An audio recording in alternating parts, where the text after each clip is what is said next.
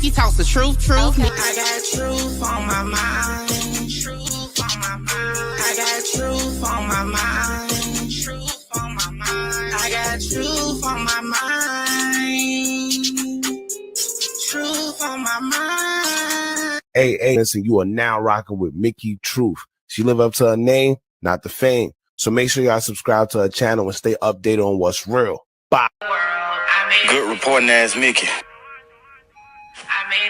We love you, Mickey.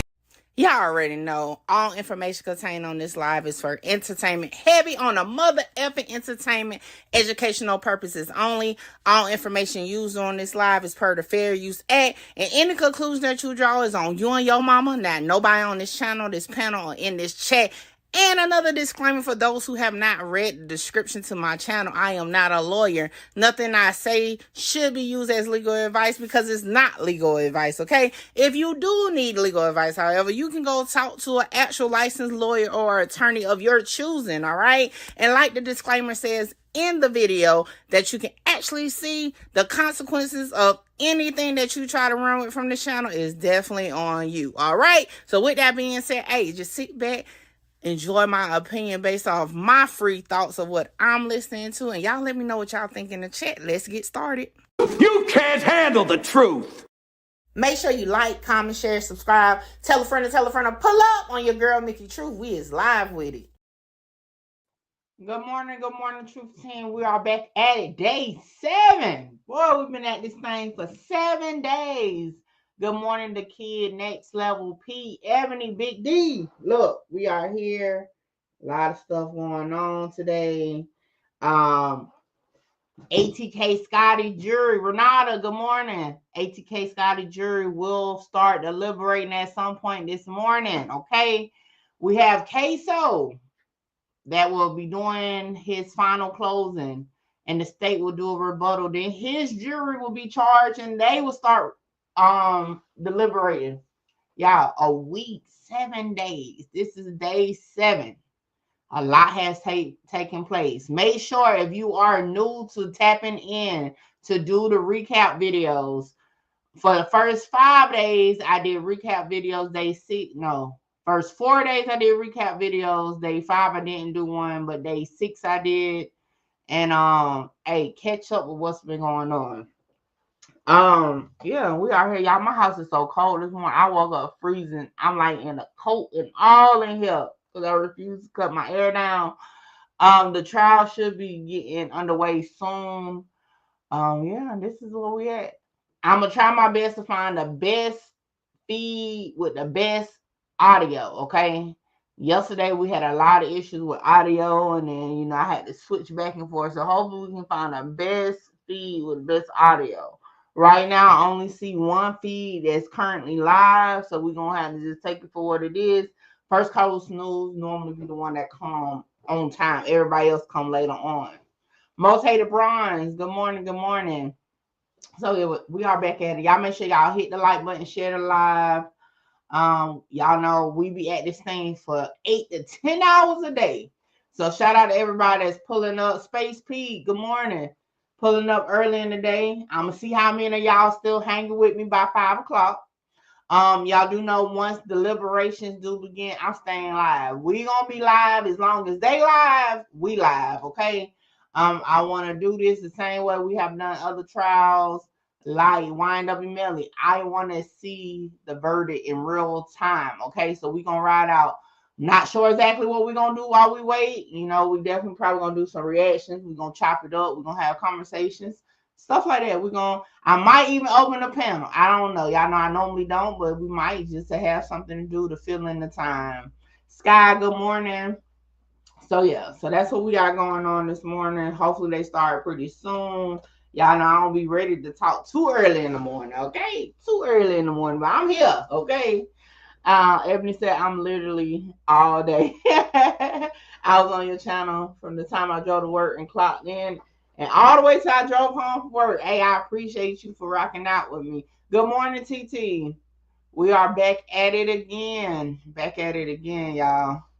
I don't know. I'm gonna put up some polls throughout the day 2. Make sure you tap in with the poll. I think I might stay in the office today because I've been going to sleep when I'm in my own room. So I might stay in the office today, but it's so cold in here. But yeah, we got a lot to go on. What was I doing just now? Okay, I remember. I hadn't got sidetracked. I'm over there trying to. What y'all eating for breakfast? Because I need to figure out something to eat. I was gonna eat my leftovers, but I don't want that now. So I don't want that.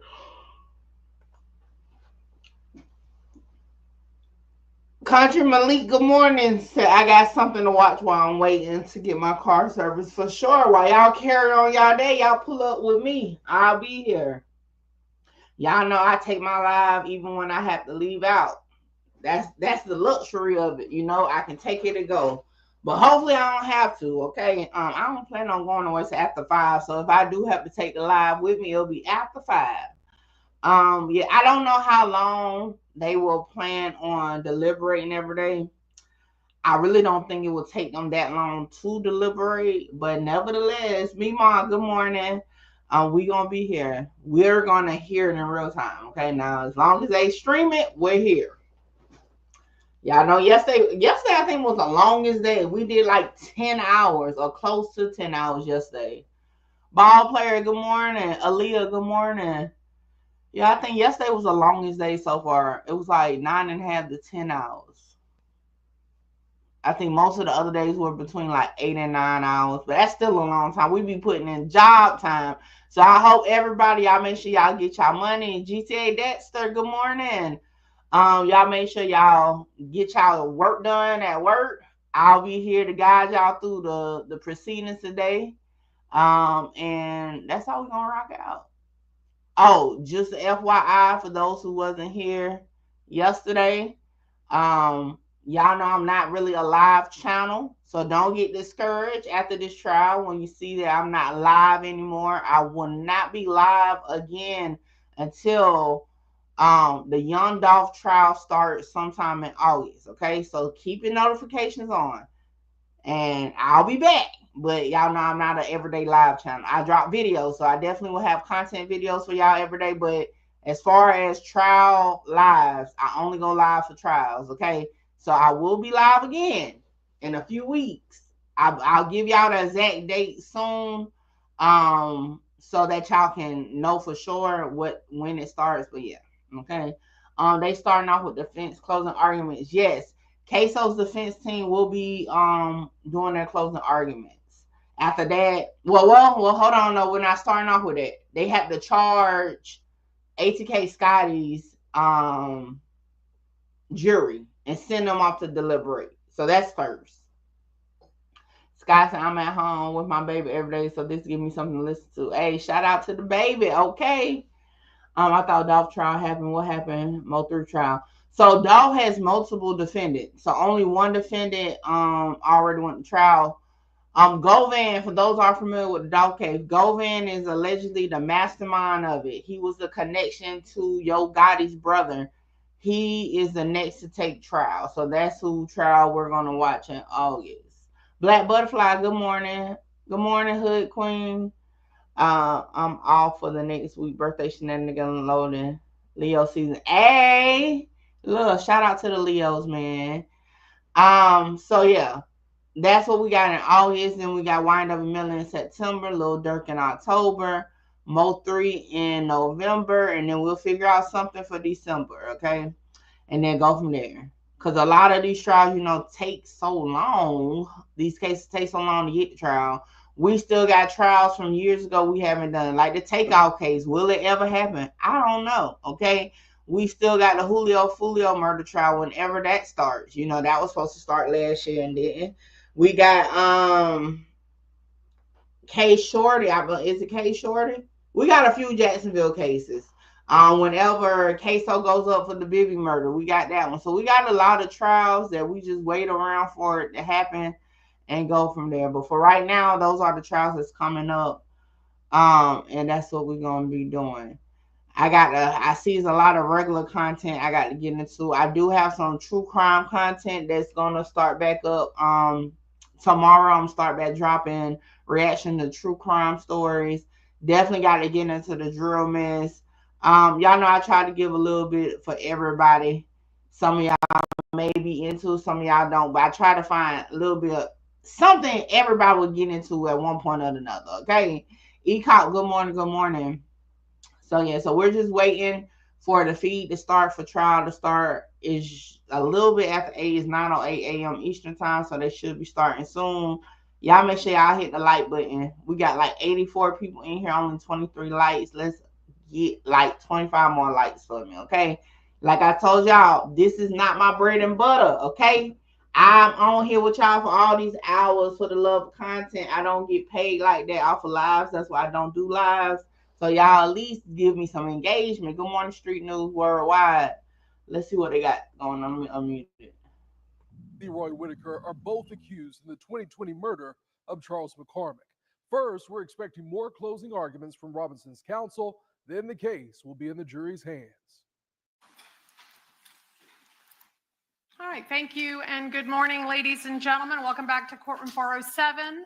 I do want to ask if during this overnight recess, leaving yesterday or arriving today, if anyone attempted to speak to you or say anything to you about this case or approach you in any way about this case. If so, please raise your hand. Okay, and for the record, I see no hands raised. Did anyone see, watch, listen to anything on television, newspaper, radio, or social media about this case? If so, please raise your hand. All right, thank you, ladies and gentlemen. So now both the state and the defense have rested their cases, and the attorneys have presented their final arguments to you. So I am now going to, I need for you to listen carefully to the instructions that I am about to give you, which I remind you, you are required to follow. For your convenience, the jury instructions are going to appear on the monitors before you, so you can easily follow along as I read them to you. And I will send in one hard copy of the instructions for your use during deliberations while you are in the jury room. So let's please be sure that the monitors are on and working. Yes? All right, very good. Let us begin. Members of the jury, let's see. I thank you for your attention during this trial. Please pay attention to the instructions I'm about to give you. Leroy Whitaker Jr. has been accused of the crimes of murder in the first degree and burglary with an assault or battery. In this case, Leroy Whitaker Jr. has been accused of first-degree murder. Murder in the first degree includes the lesser crimes of murder in the second degree and manslaughter, all of which are unlawful. I now instruct you on the circumstances that must be proved before Leroy Whitaker Jr. may be found guilty of murder in the first degree or any lesser included crime. As to count 1, to prove the crime of first-degree premeditated murder, the state must prove the following 3 elements beyond a reasonable doubt. Number 1, Charles McCormick Jr. is dead. Number 2, the death was caused by the criminal act of Leroy Whitaker Jr. or a principal. Number 3, there was a premeditated killing of Charles McCormick Jr. An act includes a series of related actions arising from and performed pursuant to a single design or purpose. Killing with premeditation is killing after consciously deciding to do so. The decision must be present in the mind at the time of the killing. The law does not fix the exact period of time that must pass between the formation of the premeditated intent to kill and the killing. The period of time must be long enough to allow reflection by the defendant. The premeditated intent to kill must be formed before the killing. The question of premeditation is a question of fact to be determined by you from the evidence. It will be sufficient proof of premeditation if the circumstances of the killing and the conduct of the accused convince you beyond a reasonable doubt of the existence of premeditation at the time of the killing. In considering the evidence, you should consider the possibility that although the evidence may not convince you that the defendant committed the main crime of which he is accused, there may be evidence that he committed other acts that would constitute a lesser included crime. Therefore, if you decide that the main accusation has not been proven beyond a reasonable doubt, you will next need to decide if the defendant is guilty of any lesser included crime. The lesser crimes indicated in the definition of first-degree murder are second-degree murder and manslaughter. As to count 1, to prove the lesser included crime of second-degree murder, the state must prove the following 3 elements beyond a reasonable doubt. Number 1, Charles McCormick Jr. is dead. Number 2, the death was caused by the criminal act of Leroy Whitaker Jr. or a principal. Number 3, there was an unlawful killing of Charles McCormick Jr. by an act imminently dangerous to another and demonstrating a depraved mind without regard for human life. An act includes a series of related actions arising from and performed pursuant to a single design or purpose. An act is imminently dangerous to another and demonstrating a depraved mind if it is an act or series of acts that, number 1, a person of ordinary judgment would know is reasonably certain to kill or do serious bodily injury to another, and number 2, is done from ill will, hatred, spite, or an evil intent, and number 3, is of such a nature that the act itself indicates an indifference to human life. In order to convict of second-degree murder, it is not necessary for the state to prove the defendant had an intent to cause death.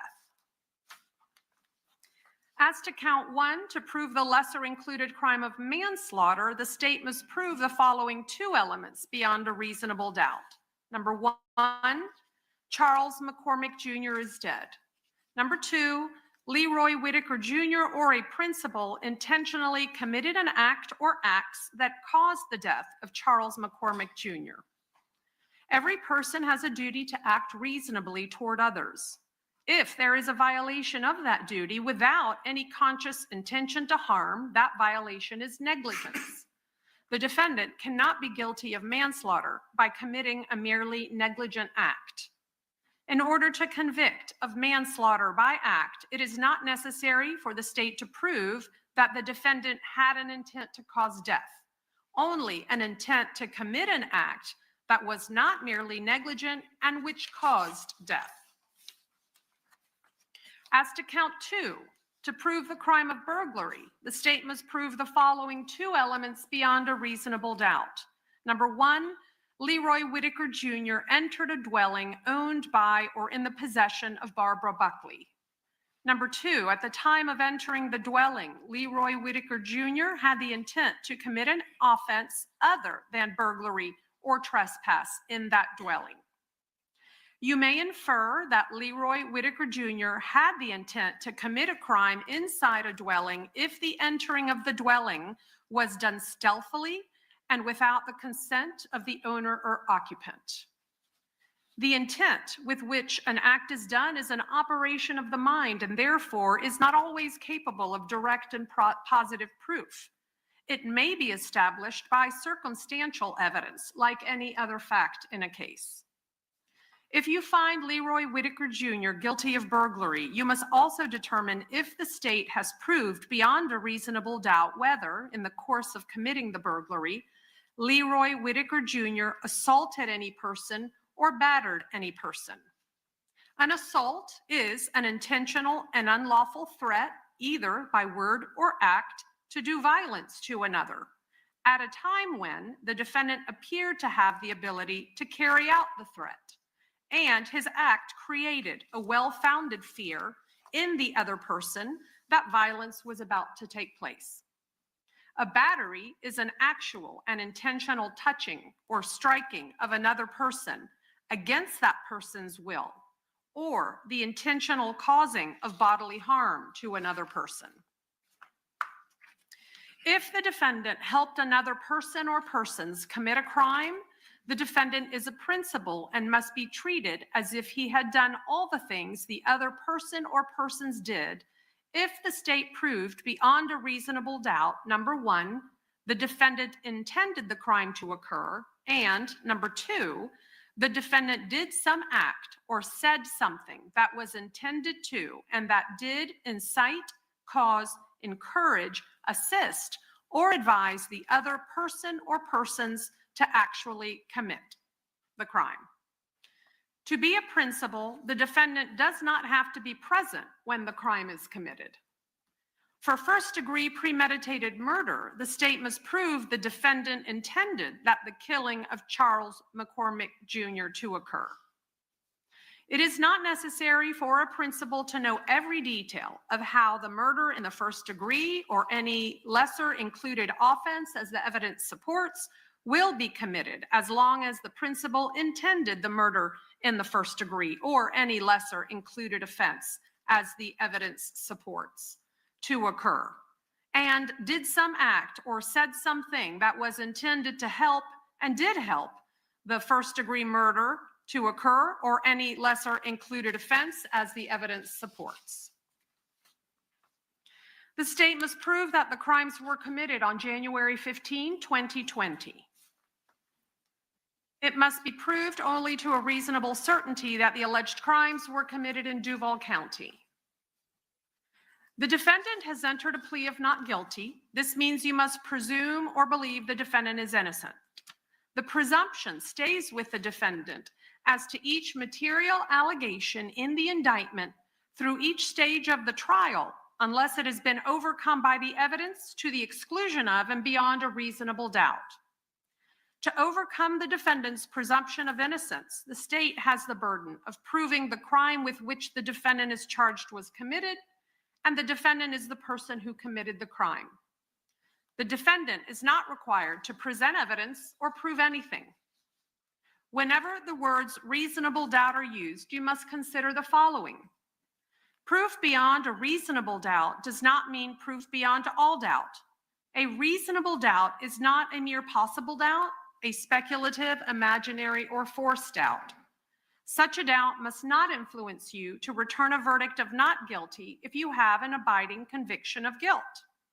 On the other hand, if after carefully considering, comparing, and weighing all the evidence, there is not an abiding conviction of guilt, or if having a conviction, it is one which is not stable but one which wavers and vacillates, then the charge is not proved beyond every reasonable doubt, and you must find the defendant not guilty because the doubt is reasonable.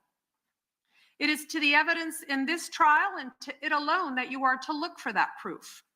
A reasonable doubt as to the guilt of the defendant may arise from the evidence, conflict in the evidence, or the lack of evidence. If you have a reasonable doubt, you should find the defendant not guilty. If you have no reasonable doubt, you should find the defendant guilty. It is up to you to decide what evidence is reliable. You should use your common sense in deciding which is the best evidence and which evidence should not be relied upon in considering your verdict. You may find some of the evidence not reliable or less reliable than other evidence. You should consider how the witnesses acted as well as what they said. Some things you should consider are, number one, did the witness seem to have an opportunity to see and know the things about which the witness testified? Number two, did the witness seem to have an accurate memory? Number three, was the witness honest and straightforward in answering the attorney's questions? Number four, did the witness have some interest in how the case should be decided? Number five, does the witness's testimony agree with the other testimony and other evidence in the case? Number six, has the witness been offered or received any money, preferred treatment, or other benefit in order to get the witness to testify? Number seven, has any pressure or threat been used against the witness that affected the truth of the witness's testimony?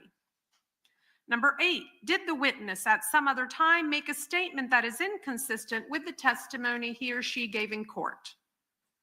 Number nine, has the witness been convicted of a felony?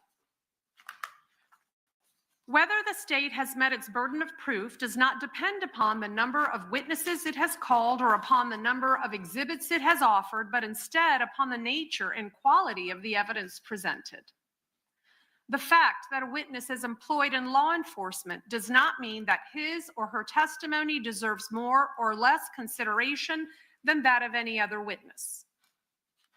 Expert witnesses are like other witnesses with one exception. The law permits an expert witness to give his or her opinion. However, an expert's opinion is reliable only when given on a subject about which you believe him or her to be an expert. Like other witnesses, you may believe or disbelieve all or any part of an expert's testimony. You must consider the testimony of some witnesses with more caution than others. For example, a witness who claims to have helped the defendant commit a crime or has been promised immunity from prosecution or hopes to gain more favorable treatment in his or her own case may have a reason to make a false statement in order to strike a good bargain with the state. This is particularly true when there is no other evidence tending to agree with what the witness says about the defendant. So while a witness of that kind may be entirely truthful when testifying, you should consider his or her testimony with more caution than the testimony of other witnesses. However, if the testimony of such witness convinces you beyond a reasonable doubt of the defendant's guilt, or the other evidence in the case does so, then you should find the defendant guilty. It is entirely proper for a lawyer to talk to a witness about what testimony the witness would give if called to the courtroom. The witness should not be discredited by talking to a lawyer about his or her testimony. You may rely upon your own conclusion about the credibility of any witness.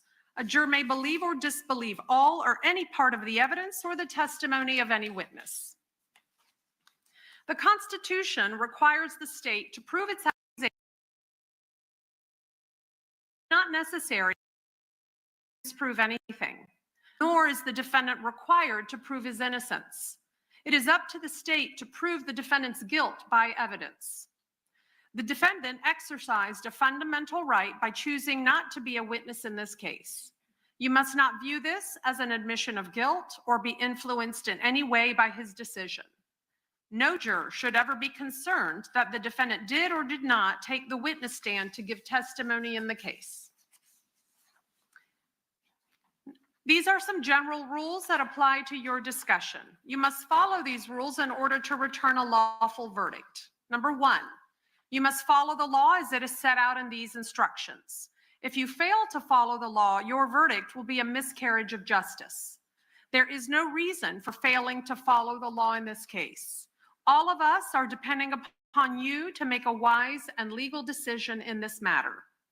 Number two, this case must be decided only upon the evidence that you have heard from the testimony of the witnesses and have seen in the form of the exhibits and evidence and these instructions. Number three, this case must not be decided for or against anyone because you feel sorry for anyone or are angry at anyone. Number four, remember the lawyers are not on trial. Your feelings about them should not influence your decision in this case. Number five, your duty is to determine if the defendant has been proven guilty or not in accord with the law. It is the judge's job to determine a proper sentence if the defendant is found guilty. Number six, whatever verdict you render must be unanimous. That is, each juror must agree to the same verdict. Number seven, your verdict should not be influenced by feelings of prejudice, bias, or sympathy. Number eight, your verdict must be based on the evidence and on the law contained in these instructions. Deciding a verdict is exclusively your job. I cannot participate in that decision in any way. Please disregard anything I may have said or done that made you think I preferred one verdict over another. Now, during this trial, I have permitted you to take notes, and you will be allowed to take those notes into the jury room during deliberations. You are instructed that your notes are a tool to aid your individual memory. You should not compare your notes with those of other jurors in determining the content of any testimony or in evaluating the importance of any evidence. Notes are for the note taker's personal use in refreshing his or her recollection of the evidence. They are not evidence. Above all, your memory should be your greatest asset in your recollection of the evidence. You may find the defendant guilty as charged in the indictment, or guilty of such lesser included crimes as the evidence may justify, or not guilty. If you return a verdict of guilty, it should be for the highest offense which has been proven beyond a reasonable doubt. If you find that no offense has been proven beyond a reasonable doubt, then of course your verdict must be not guilty. The verdict must be unanimous. That is, all of you must agree to the same verdict. Only one verdict may be returned as to each crime charged. The verdict must be in writing, and for your convenience, the necessary verdict forms have been prepared for you, and they're as follows. I am holding in my hand a one-page document styled State of Florida versus Leroy Whitaker, and it's titled Verdict Count 1. And there are 4 verdict options for your consideration. The first one reads, we, the jury, find the defendant guilty of first-degree murder as charged in the indictment. If that is your unanimous verdict, you mark that line with an X or a check. The second verdict option reads, we, the jury, find the defendant guilty of second-degree murder, a lesser included offense. If that is your unanimous verdict, you mark that line. The third option reads, we, the jury, find the defendant guilty of manslaughter, a lesser included offense. And if that is your unanimous verdict, you would mark that line. And then, we, the jury, find the defendant not guilty. If that is your unanimous verdict, you would mark that line. So say we all, done at Jacksonville, Duval County, Florida, and there's a line for the foreperson to sign and date the verdict form. Similarly, there is a verdict for count 2, and you have 2 verdict options, and they read, we, the jury, find the defendant guilty of burglary as charged in the indictment. If that's your unanimous verdict, you mark that line with an X or a check. And if that is your verdict, then you have to make one of the following 2 sub-findings, or rather select one of the 2 that are underneath that option. And those additional sub-findings are as follows. We, the jury, find the defendant committed an assault or a battery during the course of the burglary. And, or the second option is, we, the jury, further find that the defendant did not commit an assault or battery during the course of the burglary. So again, after a unanimous decision on that finding, you would mark the appropriate line with an X or a check. The second verdict option as to count 2 reads, we, the jury, find the defendant not guilty. And if that is your unanimous verdict, you would mark that line. So say we all, done at Jacksonville, Duval County, Florida, and again, a line for the foreperson to sign and date the verdict form. Now, a separate crime is charged in each count of the indictment, and although they have been tried together, each crime and the evidence applicable to it must be considered separately, and a separate verdict returned as to each. A finding of guilty or not guilty as to one crime must not affect your verdict as to the other crime charged. In just a few moments, you will be taken to the jury room by the bailiff. The first thing you should do is choose a foreperson who will preside over your deliberations. The foreperson should see to it that your discussions are carried on in an organized way and that everyone has a fair chance to be heard. It is also the foreperson's job to sign and date the verdict forms and to bring those verdict forms, let me back up, to sign and date the verdict forms when all of you have agreed on a verdict, and to bring the verdict forms back to the courtroom when you return. During deliberations, jurors must communicate about the case only with one another and only when all jurors are present in the jury room.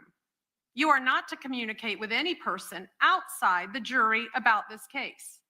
Until you have reached a verdict, you must not talk about this case in person or through the telephone, writing, or electronic communication such as blog, Twitter, email, text message, or any other means.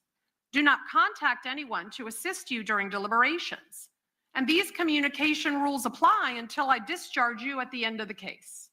If you become aware of any violation of these instructions or any other instruction I have given in this case, you must tell me by giving a note to the bailiff. If you need to communicate with me, you can send a note through the bailiff signed by the foreperson. If you have voted, do not disclose the vote in the note. If you have questions, I will speak with the attorneys before I answer, so it may take some time. You may continue your deliberation while you answer any questions, if I can, either in writing or orally here in open court. Now, during the trial, items were received into evidence as exhibits. You may examine whatever exhibits you think will help you in your deliberations. These exhibits will be sent into the jury room with you when you begin to deliberate. In closing, let me remind you that it is important that you follow the laws spelled out in these instructions in deciding your verdict. There are no other laws that apply to this case. Even if you do not like the laws that must be applied, you must use them. For 2 centuries, we have lived by the Constitution and the law, and no juror has the right to violate the rules we all share. So that will conclude the jury instructions, ladies and gentlemen. Like I said, I will send in 1 hard copy of these instructions with you. I have the 2 verdict forms here with you. You may take your notes with you, and all of you will now be excused to deliberate your verdict with the exception of juror 15. I don't want to say your name, sir, but I don't know if you were aware, you were the alternate in this case. We generally don't share that information with our jurors, but that means you won't be excused to deliberate with the rest of the panel. However, do you have any personal items in the jury room that you need to retrieve before you are excused to go? All right, I'm going to ask the rest of the jurors to remain seated. If you will go quickly with the bailiff to retrieve that item and then come right back here as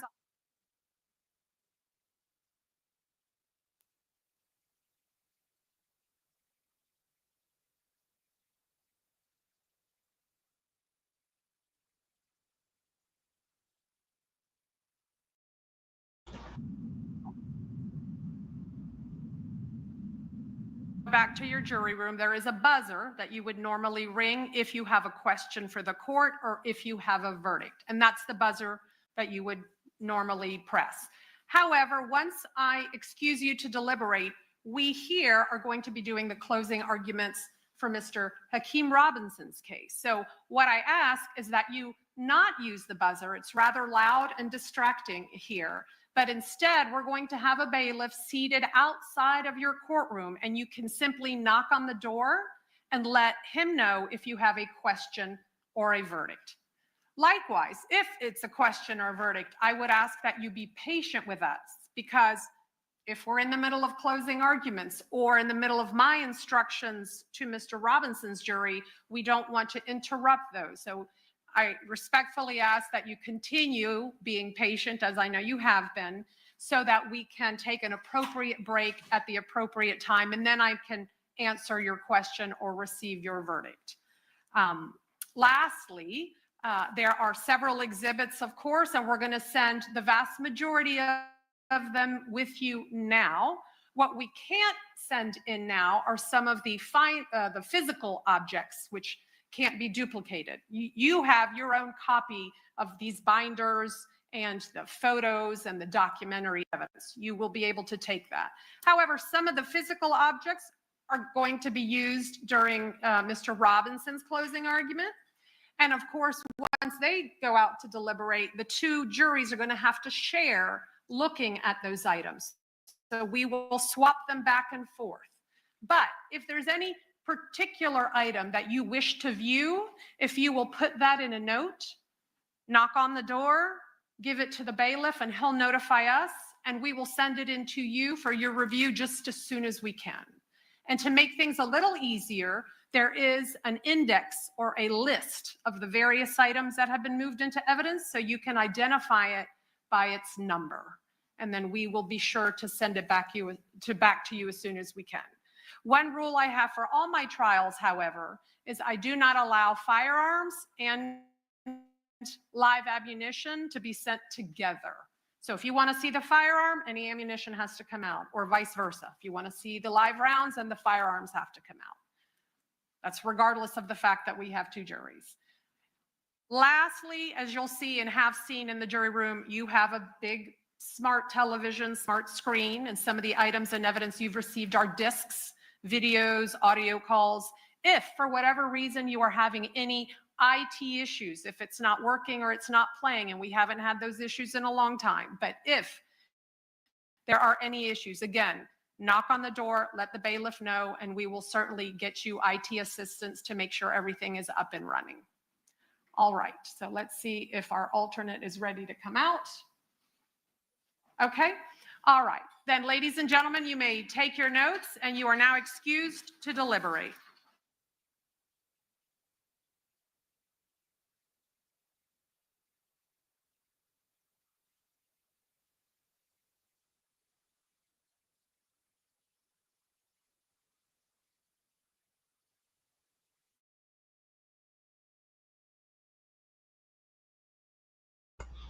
Hey, let me say this real quick. If you get muted, timed out, then you just timed out.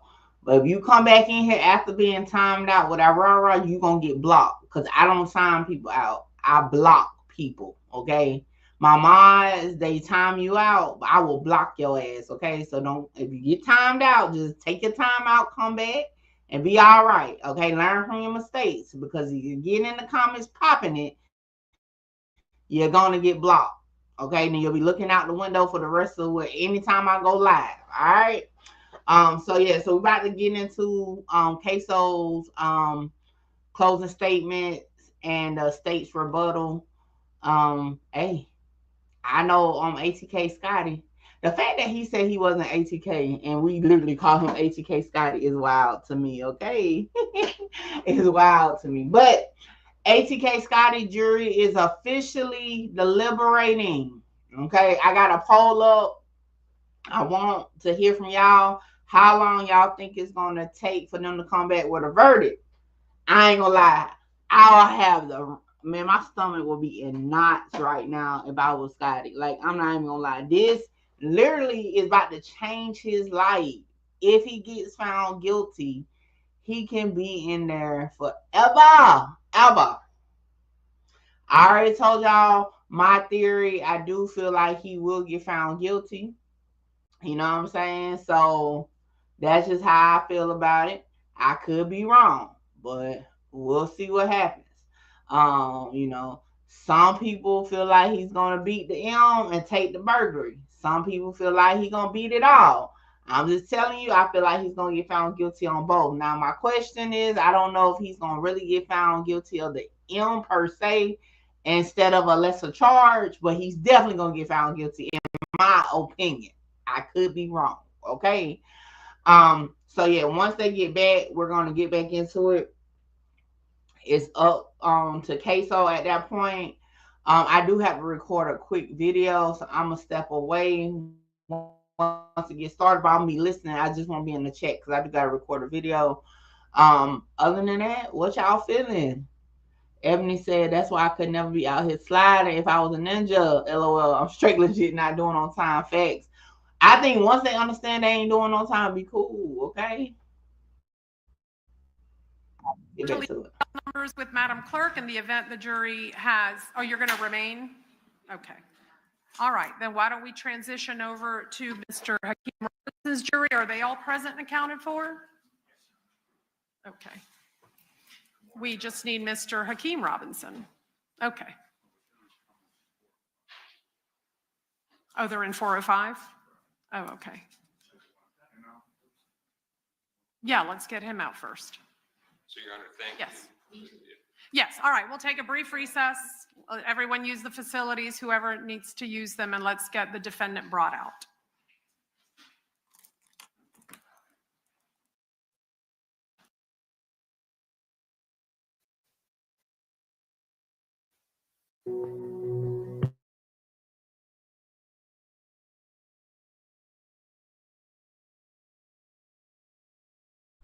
All right, I ain't gonna record my video until after they come back. I'm in the office and I'm still yawning. It's so cold in here. All right, let me see. It was some comments. Team Pretty said, "Oh, what happened, Mickey? Somebody bothering you?" Nah, I just a deranged viewer. You know, I get them from time to time. And you know what? It'd be so crazy when people get timed out and stuff. They be like, "I supported you." Like, hey, bro, at the end of the day, I don't know what you said. That's why I got mods for. And my mods a lot of the time be in the bushes. And if you doing too much wild, they're going to get you up out of here. Because me personally, if I see it, I'm going to block you. I don't time you out. So it just was a deranged viewer that just don't understand. Like, you come back.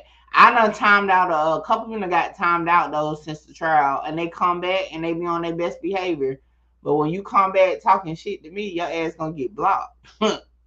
Like, for those that's new, this is my like home turf. I don't be taking all that. You come in here, say your opinion, but you start getting reckless. Because at the end of the day, I do have to protect my channel. And although y'all are not me, if y'all get too reckless with what y'all typing, that's why I tell y'all don't type curse word. That falls back on my channel. And y'all ain't cutting into my profit over here, okay? So yeah, that's it. Black Butterfly said, but Mickey, based on what evidence for the I get the robbery. Because if, again, I'm one of the ones that believe what Butter said. So if I believe what Butter said for Ksoo, I believe what he said for Scotty. That came out in the rebuttal for the state yesterday. So that's what brought me over to the other side for the Now, of course, Black Butterfly, you don't believe Butter, so you probably will vote not guilty for the murder. But yeah, that's why. I came to that conclusion yesterday after the rebuttal. Econ said we could get a verdict this afternoon on Scotty. Dang, that would be quick. If they come back today, then you know, listen. If they come back today, either the state did a great job or the defense did a great job. If they come back that quick, like on some real stuff. But yeah, that would be crazy. I ain't gonna lie, I would probably want to know soon, like waiting days and days and days for the outcome will have me stressed out. Scott said, only thing he can do now is be glad he'll have housing and 3 meals a day. Hey, I mean, that's a way to look at it. Where am I? Romance said, heavy on this moment can change his life forever. It's really the game ball in jurors court. Facts. Haitian said, Scotty better hope he didn't get hit with that M charge. Listen. Hold on, where I'm at. Nate said, good morning, True Team. I've been keeping y'all in my ear while I'm around, and thanks for busting through these shifts with me the last couple days. Hey, we appreciate you pulling up. We be in here. We are one of the few channels that will stay live the whole trial. That's what makes me stand out amongst others. Some will come in at certain times and do it. They come later. I'm here while they live all day, okay? Y'all know we be in here from the first word to the last word. So, yeah, appreciate you pulling up. Jay Quinn, good morning. Good morning. Good morning.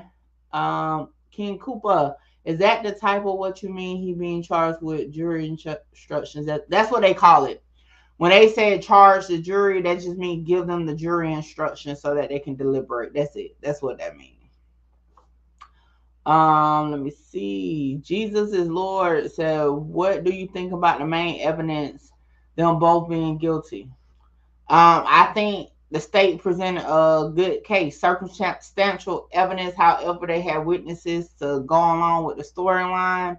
I believe the story. So, you know, it was cool to me. I do give the defense a good try at poking holes in it. The only stronghold they kind of poke is possibly maybe it was Chris Brown that did the shooting. However, that was the only part that I felt like was like good as far as Ksoo side. And really, I didn't think they had enough on Scotty until the prosecutor said what he said about if you believe Butter for Ksoo, you got to believe him for Scotty. But other than that, if he would have never said that, I would have thought I would have voted not guilty for Scotty, to be honest, if I was on there.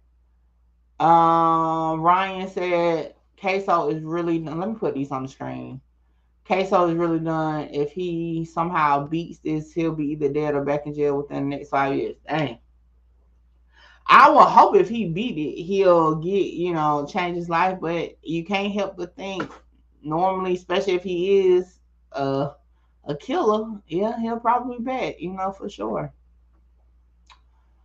Ksoo father really never said Ksoo was. Nah, he said it was Ksoo. He definitely said that. How much time y'all think Butter getting? I put 40. That was my guess was 40 years. I know some people think he's gonna get 20. I think he's gonna get the 40 for sure. But that's just how I'm looking at it. Yeah, I am so hungry. I gotta figure out what I'm gonna eat. I believe Butter too, even though I'm mad that he really premeditated the M because he the one stalked the man all morning and told when it got real. Hey, listen, they say the first one who take the deal takes the deal. Okay. 20. Y'all think 20? How many of y'all believe Butter? I should have put that as a I'm put that as a poll in a minute. Tita will be stressed out too. Listen. You think 30? All right, hold on. Let me do a poll real quick so we can see. Let me see. How many people voted? We had a good amount that voted. Most of us think that the jury is going to come back for Scotty in less than 8 hours. I'm going to put another poll up.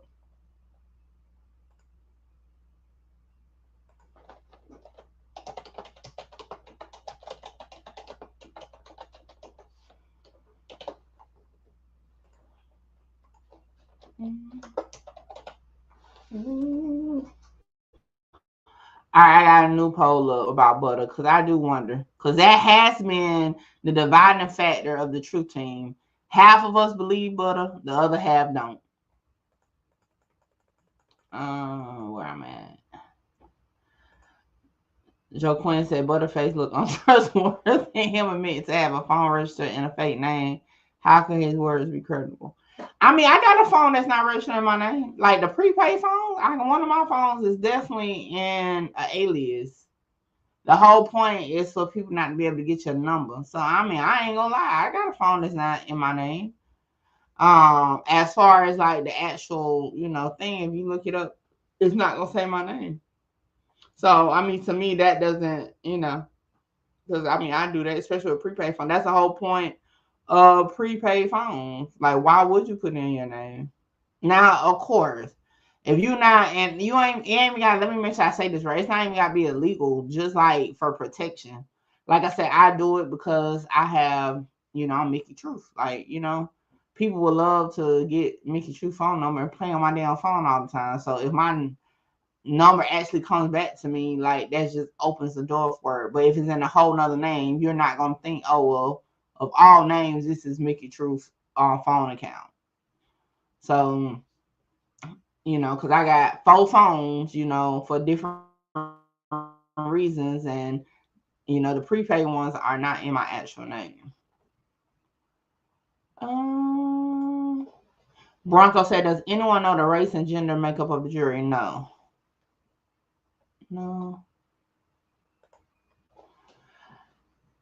Like yesterday reaction video. I appreciate the Kiki. Thank you. Where we at? 20 was the lesser charge she can get, no less. But the judge, they said, will make that decision for Butter.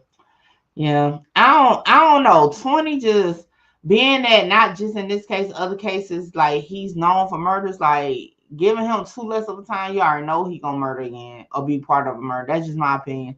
So that's why I said I will go for 40, because I think on the low end his was like 47 based off his points or whatever.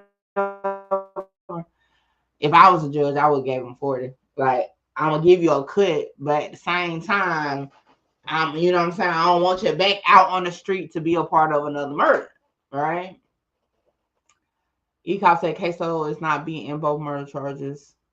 Well, he only got 1 in this case. I definitely don't see him beating it. He could, but I don't see him beating it. I told y'all in my reaction video last night, I don't see it. I got to disagree with Ace. I don't see it. Okay? I don't see it. Oh, shoot, I went too fast. I'm over here. CJ said, LOL, back in jail. Ksoo not going nowhere regardless. He got another murder trial. LOL. I mean, we talking long term. Like, we don't even know if he gonna, like, get convicted of that one. You know what I'm saying? So, like, y'all be jumping ahead. We just talking about on this case, okay? We're not talking about the Bibby murder. I know y'all I think it's a younger generation that's into the whole drill ish that's like real like excited about the BB case. And I get it, but like he ain't even like we don't even know what's that. That don't even have a date yet. You know what I'm saying? Like he could bond out. You gotta understand if he beat this case, he could request a bond on the other case. And they can use the fact that he beat this case to argue why he should get bond. Okay, because before he got hit with the BB case, he actually had bond on this case. We found out during the trial when we was doing our little 1-2. So don't jump too far ahead thinking just because he got another murder case, if he beat this case, he couldn't get out because he could get bonded out. Okay, so just want to say that that's an option. Not saying it's 100% guarantee he would get a bond, but he could because he had $1 million bond on this case. And if he wouldn't have got hit with the big case, he could have got out. So, you know, and Ace is ready to bring him home. So I'm pretty sure Ace and the record Gazettes will put their money together and get them on out. Okay. Ksoo can't get straight out of jail unless he gets, oh shoot. Kiki hadn't said what I just said. Cherie said, neither Butter nor Blue are getting the minimum. I agree. Because, I mean, they just got histories of being a part of murders. I wouldn't want, you know, walking out, okay? All right, I'm too far behind. Are you uploading a video about Vonnie's situation? Yes. When they come back, that is the video I'm going to be working on. So when they come back from this recess and start with closing arguments for Ksoo, I will be working on that video. For my people that's into the Chicago drill or the Little Dirt situation, I will be working on that video this morning. It should drop. Of course, I'll still be on live, but it should drop in a few hours, depending on how quick they come back from recess and get started.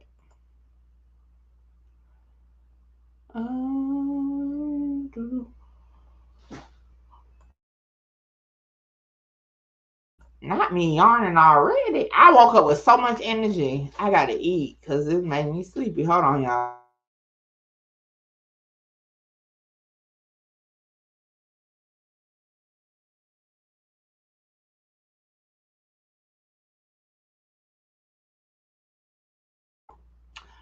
All right, where we at? Then he choked that woman. Yeah, that's one too for sure.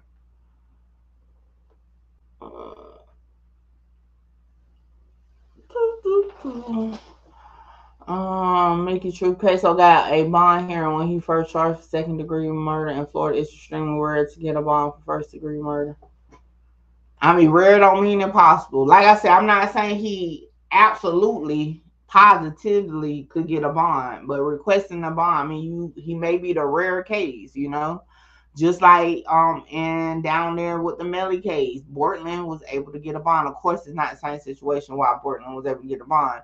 But even just because it's rare doesn't mean it couldn't happen. He may be that 1% that can get it. All I'm saying, the possibility is there. It's not the fact that, this is my thing. What I'm saying is, it's not the fact that he has another case that's going to prevent him from getting out. The fact is, if he beats this case, he could possibly get out on the other case. That's all I'm saying. The situation was different when you're facing multiple murders and they add the gang enhancement and all that. And mind you, they took the gang enhancement off. So, like, you just never know. You can't call it just like that just because whatever. And it may be first-degree murder, but again, depending on his, you know, situation, he can finesse. You just never know. You know, that's all I'm saying. Southside Shotty says Scotty might get off on the M charge, but the home invasion he might be cooked for. Okay. Music 101, good morning. Good morning, good morning. Salute Mickey in the chat. Make sure y'all smash the like button, subscribe to the channel, and donate to Mickey True Cash. I'll help her hit the target goal at the top of the chat. Yes, yes, yes. I never even knew we had a target goal. So yeah, I'm playing around with the features. Y'all make sure y'all hit the super chat, super stickers. You know, my Cash App is at the bottom of the screen. My Venmo is at the bottom of the screen. And I even have Apple Pay. Okay, just let me know. Where we at? Okay, you get what I'm saying? E-cop, like, yeah, it's just, boom. Ebony said, do they give a % off time in Florida, or they got to do whatever time, giving out 100%? Now, I think they get a % off. Oh, it's been a long time since I went through it. Give me a minute. I'll do some research. But yeah, anybody in Florida that's familiar with it, are y'all 65 or 85% down there? I don't remember. It is a % though. Street News Worldwide said, how do you send money on here? I'm trying to buy Mickey and Ebony lunch. Well, as far as Mickey, my Cash App and Venmo is at the bottom on the screen on the blue scroll at the bottom. You can send it there. You can send it there. First degree murder is life with no parole or death. They are facing death, so it's only life. 85. Okay, Bronco said 85%. Yep. 85%. 85%. All right.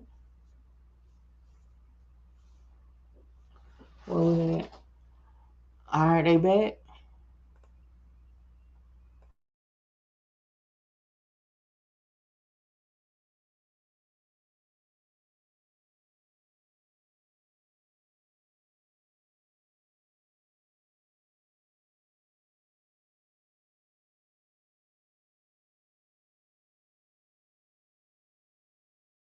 Radio, newspaper, social media regarding this case, or anything about the people or places involved in this case? If so, please raise your hand. All right, I see no hands raised. Thank you. So as you know, the state presented its closing yesterday, and at this time we'll call upon the defense for its close. Thank you, Your Honor. Government didn't build a case. It bought one. An expensive expert, desperate snitches. But you can't buy your way past the truth. And the truth is, to quote Hakeem Robinson's sister, Blue's daughter, hell no. This is not the guy in the video. Let me walk you through some maps to explain what happened that day. Mike, if you would.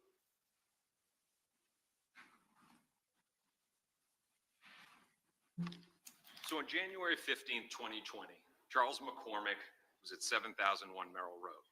Over at the Publix, you had Officer Jimmy Collins. At around 11 o'clock, Charles McCormick is shot and killed. The killers jump inside of the vehicle and they flee. Now, Officer Collins was fast enough, and you can see it in the dash cam video, that his car is parked down near that yellow line. He sprints. He doesn't run. He sprints, gets into his cruiser, and gets behind that vehicle. And then there's a pursuit. They go out into Merrill Road, turn south, go all the way down to Townsend. Now, the first mark is where the car accident happens. A car crashes, 3 people jump out. 2 of them run south to Barbara Buckley's house. The focus for us here in our argument is the one that Officer Collins says runs westbound. Now, you heard some testimony. Officer Graham took the stand and talked to you about how he was in the area of Carlotta, saw somebody running westbound. Then you also heard from Renata Boston, who lived at 7201 Arlington Expressway. That was also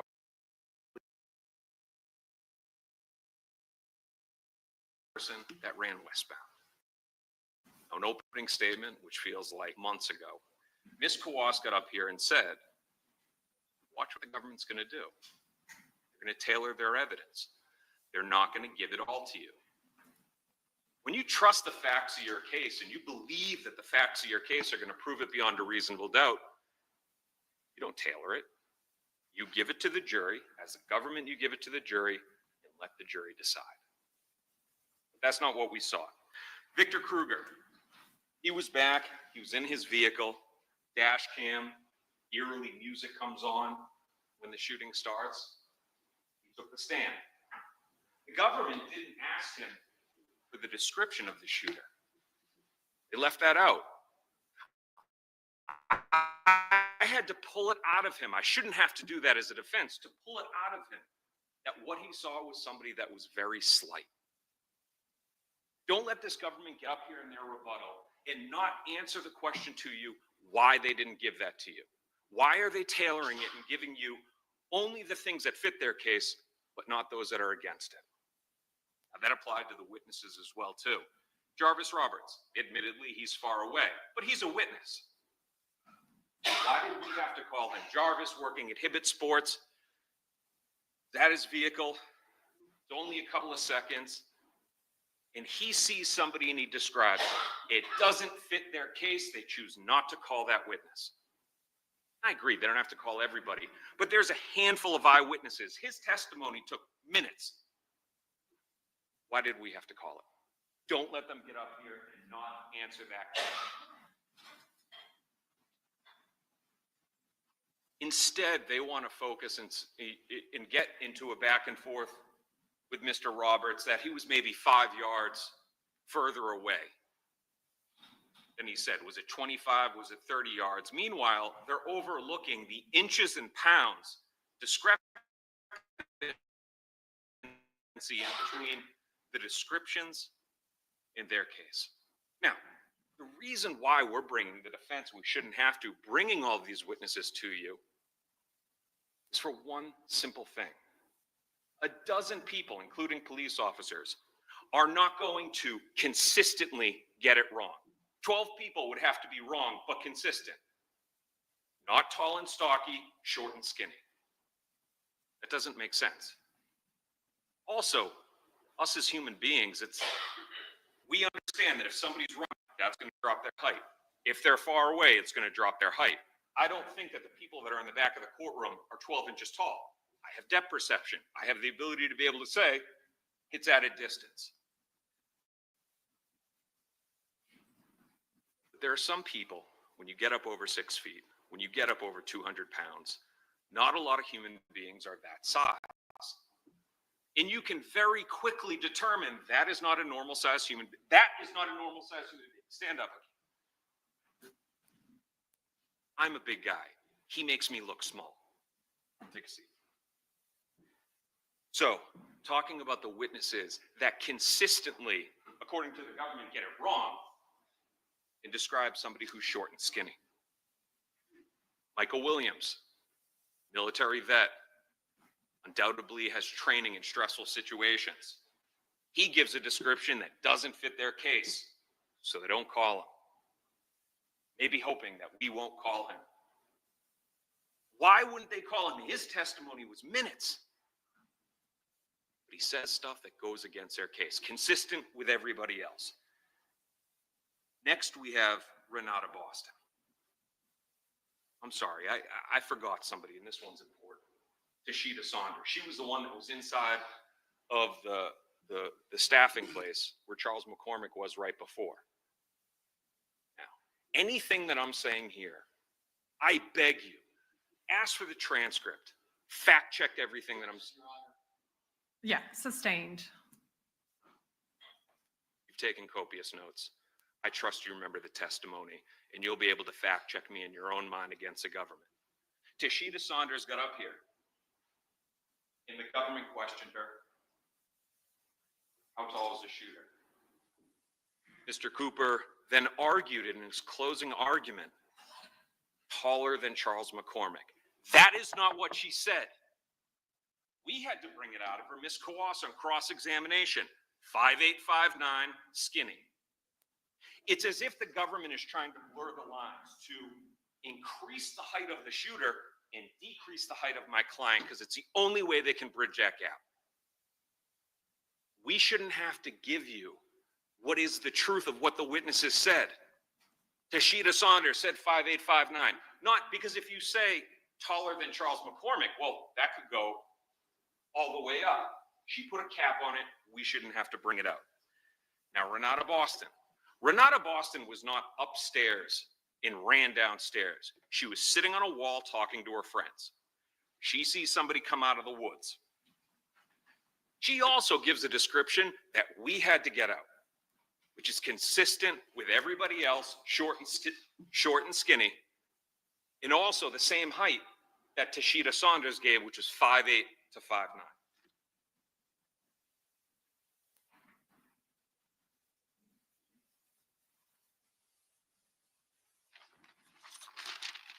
We shouldn't have to pull this information out. Your government should give you the objective facts and let you as the people decide. By tailoring it, they're not doing their job. Now let's talk about law enforcement. So let's talk about then Detective Collins. And let's contrast that with reasonable witnesses, objective witnesses. You remember earlier in the trial, there was a couple of crime scene techs, the DNA people, the fingerprint people. That is objective evidence. Objective witnesses, when they testify, they answer the question straight. They're not trying to, find the answer. Contrast that with Officer Collins and also Officer Smith. Now, on Collins, we know, and we have the CAD notes. 5686, on his direct examination, the government got that out, that's his badge number. I'll zoom in here for you. He gives a description of 5'5" to 5'9". I don't buy it for a second that, I'm not sure. He could have just said, black male with this type sweatshirt running, unknown height. But he gave a description. Because the reason why you wouldn't do that, then if there's anybody tall, that's not the guy we're looking for. He gave the description that he had in that moment. He tried to be cagey. Compare him to how the texts were. We asked a question, the DNA expert. It could have gotten on there because of the t-shirt. Yes. Instead, him, from the very beginning of the cross-examination, he showed that he was motivated. When I asked him and I go, you ran track and field, he paused because he knew that was going to be bad for his testimony. I then asked him, you have to think about whether you ran track and field? And then he goes, well, that was years ago. I'm not saying he's as fast as he was. I'm just saying that he's faster than this guy. 6'4", long legs, former runner, fit as anything as he took the stand. He wasn't given straight answers. Most importantly, we heard from Detective Smith, body cams. Where is Officer Collins' body cam that would have shown who he was chasing?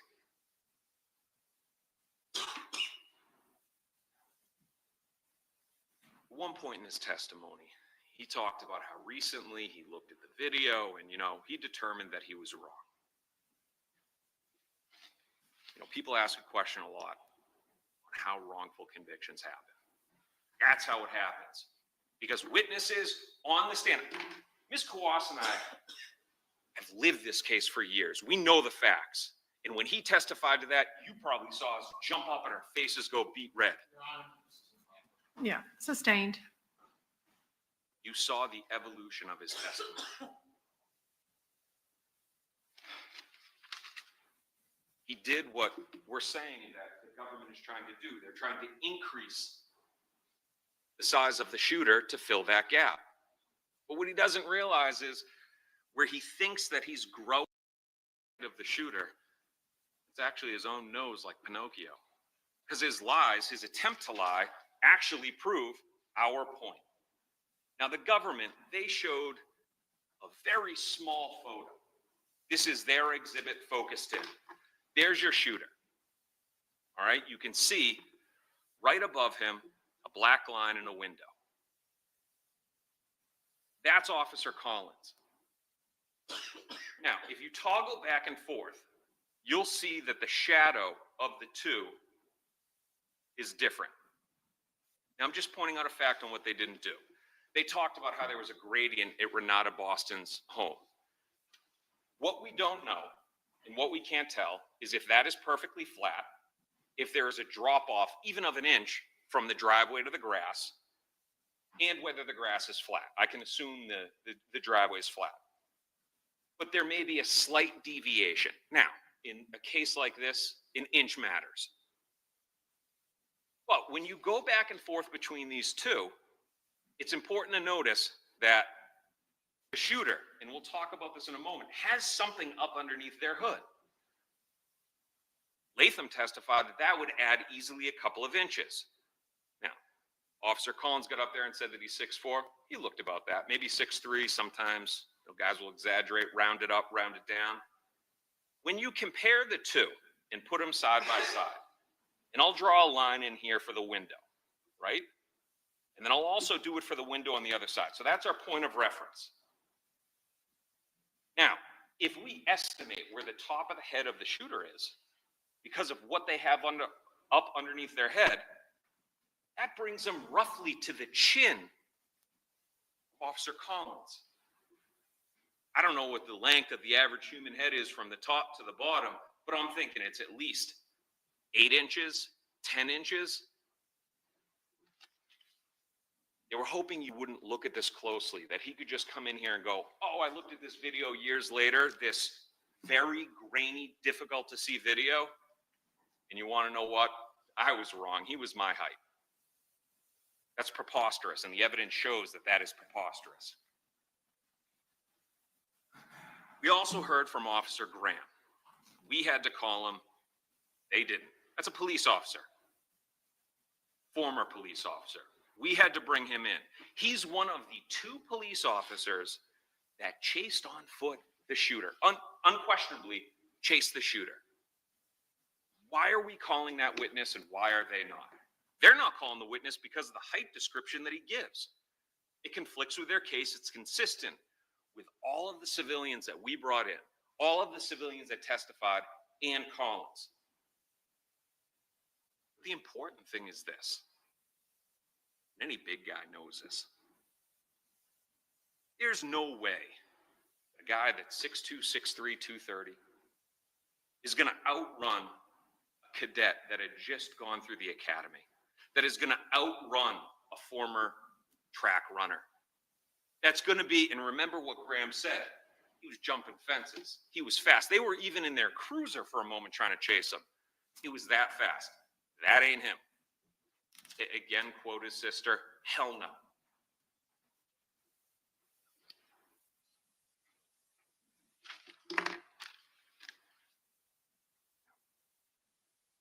What was Hakeem Robinson like that? The government wants you to, say, well, photos didn't need to be taken. Remember, we're the ones that brought in the photographs the day before. We're the ones that had to bring that in, and we also brought in Howell. But if we look, this is when the scan was done, the big piece of the government's evidence. You see the build on Hakeem Robinson. Now, there's little point of reference here. If you put him up to, next to Miss Quas, a normal-sized human being, he's huge. But even in this, you can tell he's got a belly. He is out of shape. He is not toned. And, Your Honor, I hope that I can quote what I did the other day when I said the shooter ain't got no ass. He does.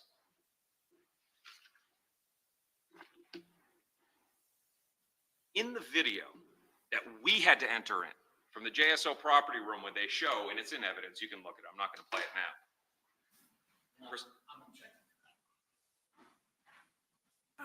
I'm sorry, I missed what you said. Entered into evidence is Defense Exhibit 3. Okay, I'm going to sustain the objection. You can review Defense Exhibit 3, our exhibit.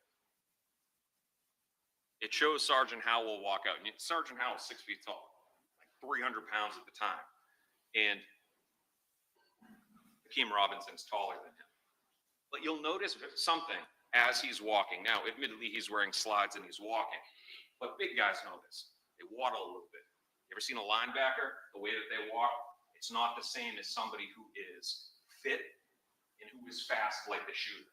And you can see it. He has sort of a duck waddle in the way that he walks. It's a product of having big legs and being a big guy.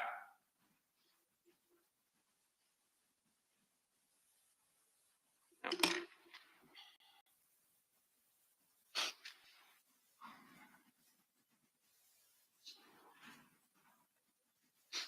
so in our exhibit we brought forward, now the government had an issue. Because Renata Boston says the person that walked out of the woods had shoulder-length dreads. Now, the government, they showed you an exhibit when my client was getting a pedicure, not a couple days later. It was almost a week later, 5 days later, and they showed from an angle up down where the hair, and one could think that looks like hair that's down to the chin because of the perspective of it. Our exhibit, our videos, shows what his hair was like 18 hours before this crime that he's accused of. He had short hair. He did not have shoulder-length dreads. There's no question. He did not have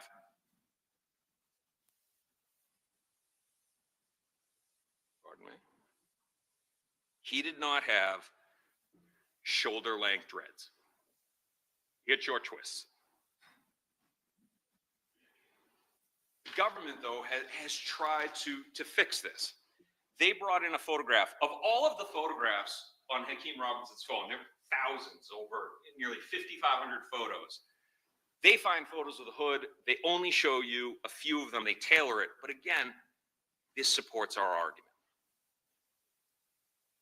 Now, first, before I get into this, you look at the music videos. You notice, your times out in public before. He's not the only one with hair. If you look at the different type hairstyles in Charles McCormick's music video, in Hakeem Robinson's music video, there's a lot of people that have long hair. But this proves a point if we jump into the details. You notice how Hakeem Robinson, because he has sort of a uniform hairstyle, that the back of the hood looks as if it's empty. Now, obviously, it's lifted up off his head, but the back, it's got just fabric. You compare that over to the shooter, that is a different head. That is a full hood. That is hair. That is something up underneath there. Not that hair. Those are not, I'll go back and forth, those are not the same heads.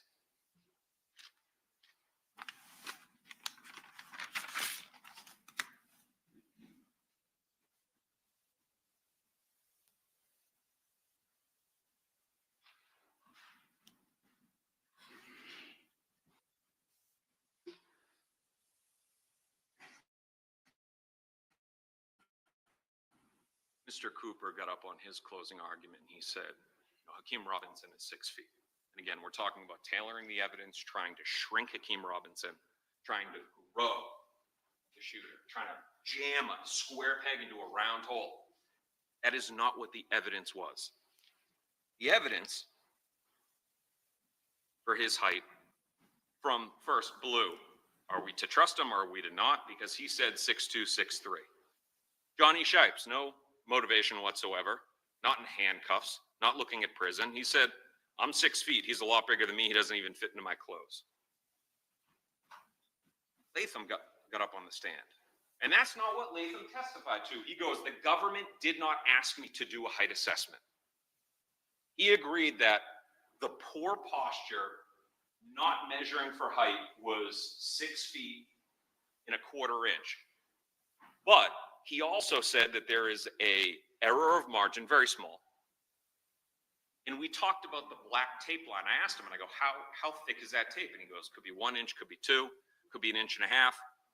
Again, I wasn't asked to do a height assessment. And you can clearly see that Hakeem Robinson is taller than that. And then anybody knows you get your height measured. When you go to the doctor's office, that little square is so small, so it forces you to put your feet together. Get an accurate weight, can get an accurate height. Again, they are trying to shrink Hakeem Robinson to fit. Stand up. You don't have to go based on that. You can look at him in this courtroom and make your own determination on the size of this man. Sorry, coming back up. And also the size of his feet. You can make that determination on your own. And when you do that, you can take a seat. Go back and look at the tiny little feet on the shooter. Latham said he would have the ability to be able to figure out the length of things. He spent nearly $100K on that guy to get up here and say, yeah, maybe.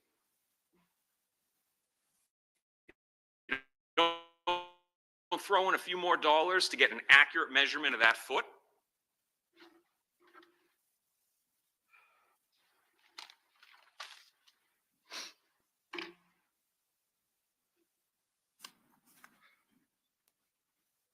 go now to Sergeant Smith. February 5th, he's already committed on who it is. That's not an investigation. Literally days later, he sees an Instagram post. Now, what he says is, I screen recorded the Instagram post. We don't have the other Instagram stories to know what other things were out there. He just found one and he's like, this is enough. And he then commits to subpoena the meta records of my client. He had a print before that. We embrace that. That print was on that gun. It doesn't mean that he was ever inside of the car. And you know that he was in a music video holding all his buddies' guns. He was committed at that point in time. Print, post, he was done. His job was done. That's my case, but it wasn't enough. We got to build it a little bit more. Now let's compare this over to the other people that we know were involved. Varner, Butter, Blue, Abdul Sr., Abdul Jr., Torgon Williams, Natalie Bryan, Chris Brown. None of them posted anything.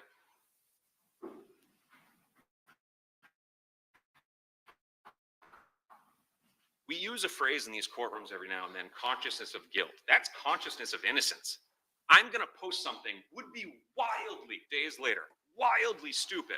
The only person that's going to do that is somebody who is confident in their innocence. I am using this because this, unfortunately, and I don't condone it. I'm not a drill rap fan. It sells records. It gets followers. Him co-opting a lifestyle of people that grew up around him as an artist doesn't mean that he's the one that committed it. I mean, look, country music stars talk about, murder. And look, I understand somebody actually died here. Rock stars will scream about murder. Other rappers will do it. We don't say that's a confession, but when it's a 21-year-old black kid from Jacksonville, it is.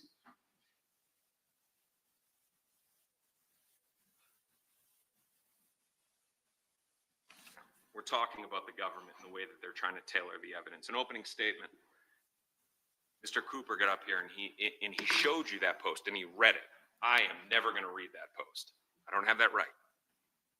First, they're assuming that's what it means, right? Somebody could have a good day in court, post online, I killed it today. All right, so they want you to speculate that's what it means. But let's assume arguendo, that's what it means. So the government gets up here and they go a couple days later. A couple is 2, not 5.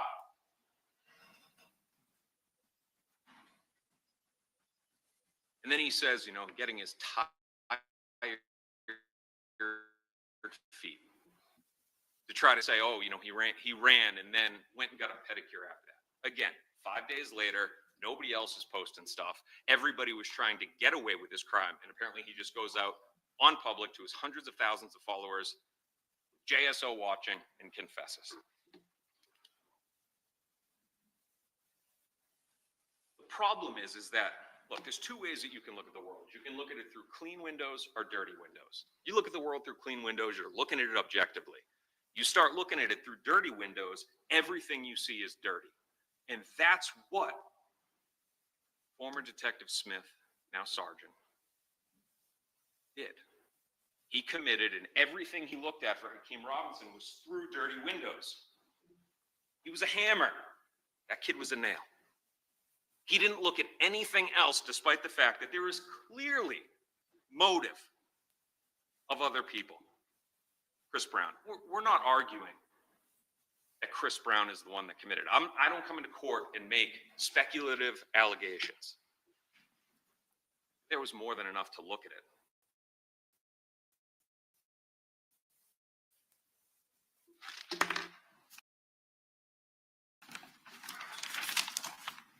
So, Chris Brown. Renata Boston says that the guy that comes out of the woods has shoulder-length dreads. Natalie Gant gave us that little tidbit as well, too. Oh, yeah, shoulder-length dreads. Didn't have shoulder-length dreads, not even close. Butter pecan skin.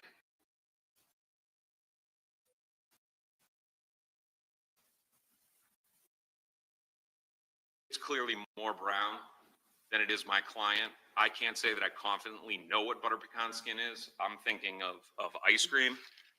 but I'm thinking that it's more close to this guy.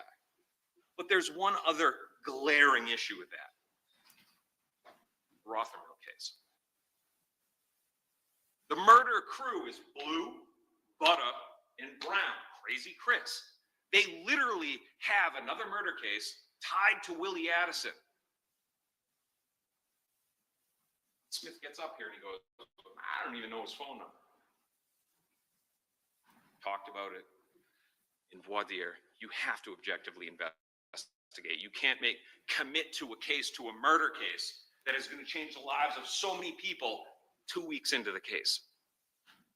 If he were looking at this case objectively, he would have looked into Brown. Oh, and don't forget, and I almost forgot this, Barner said Brown was involved. Now, someone would ask, well, why would Barner do that? I'm not asking you to understand the motives of a reliable hitman. I can't get inside of that guy's mind. I don't think any of us can. But is it crazy to think that in his mind, he's thinking, first, I got to go with their narrative. But also, the more people I give them, the better my deal is going to be. Yeah, Chris Brown on 2 cases. It's not going to do much. But if you get more people, you can say, I gave you all of these people.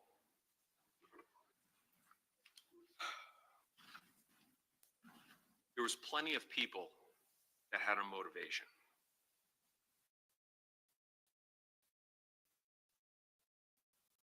Came people that would have been upset with what Charles McCormick did. None of them were looked at. None of them were evaluated. Instead, they spent $100 grand to say that it wasn't 2 other people that we were never arguing that it was.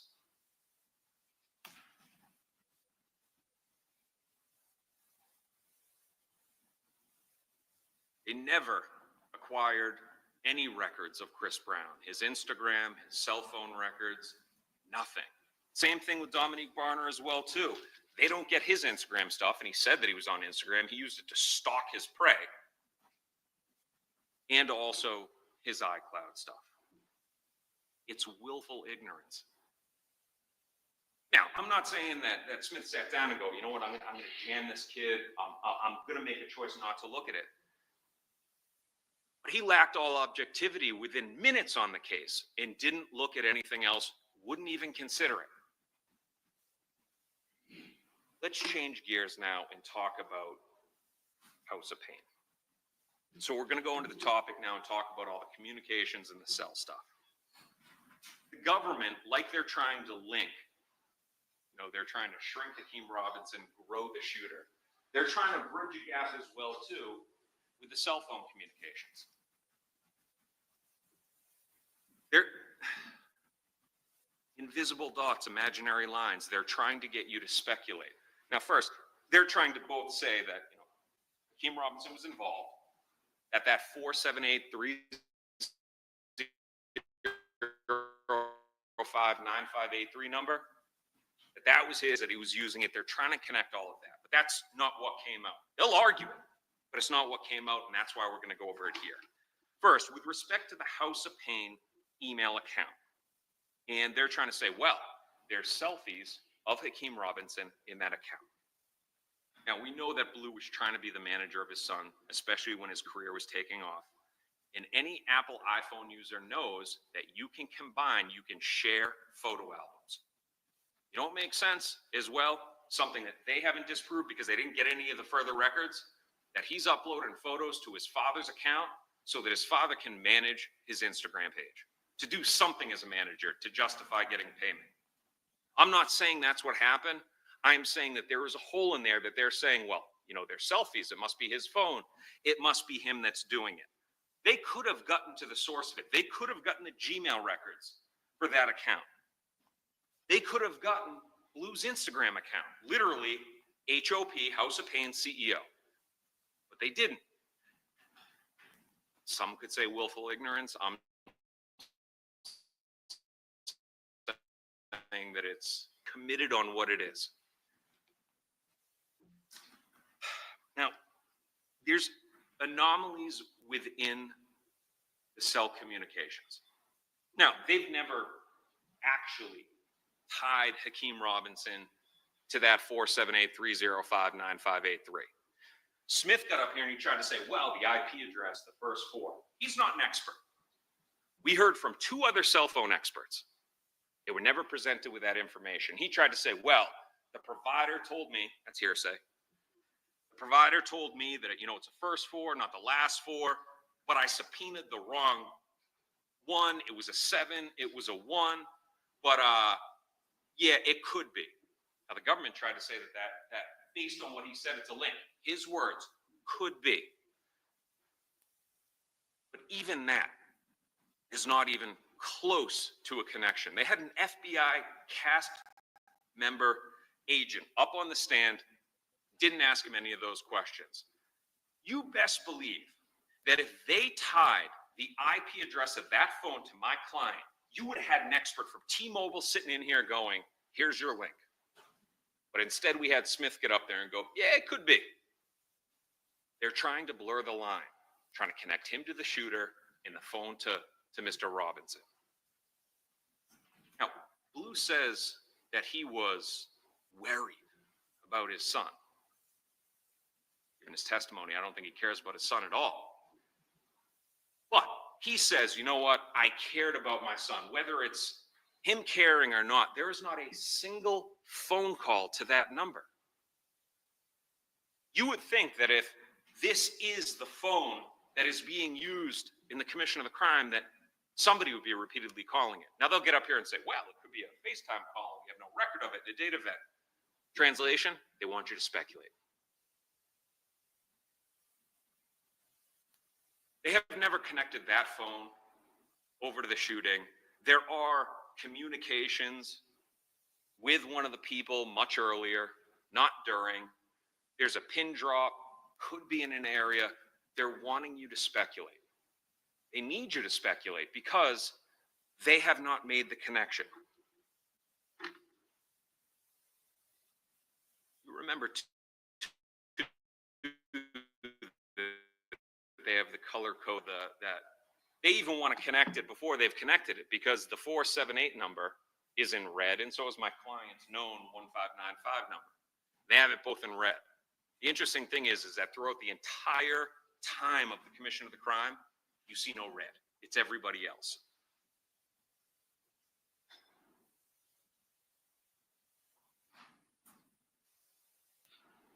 Now,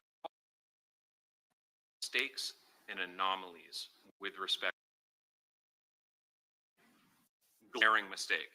The cast agent 7259, 7529, they admit it was a mistake. It wasn't entered incorrectly. Look, you know, in other lines of work, could it be a scrivener's error? Oh, I thought you wanted it medium rare, not well done. In a murder trial, when you're trying to explain, to have a jury make a decision beyond a reasonable doubt, there's no mistakes. That was a mistake. And then we also have the anomalies with AT&T. And he said it. He goes, look, you know, we can't 95, I forget what the exact percentage was, but he's like, we don't use it because of the anomalies. But they still want you to trust some of the AT&T records.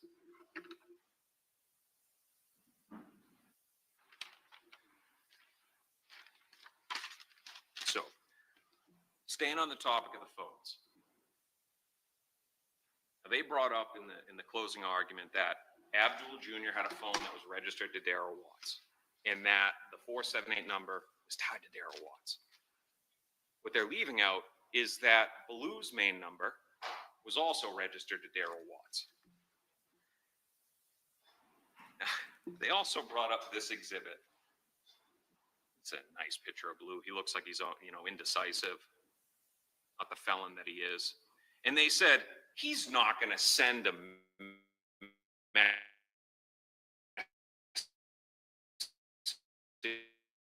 to himself. Not going to see it. His number, 2370, which is under Darrell Watts, sending it to 9583 and Abdul Robinson 71 at Gmail.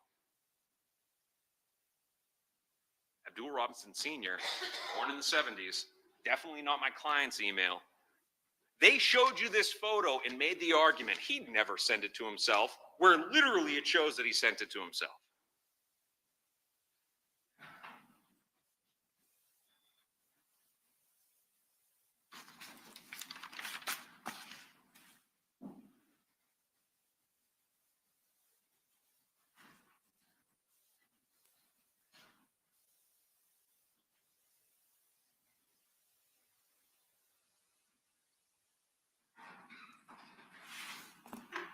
talk about the DNA and the fingerprints.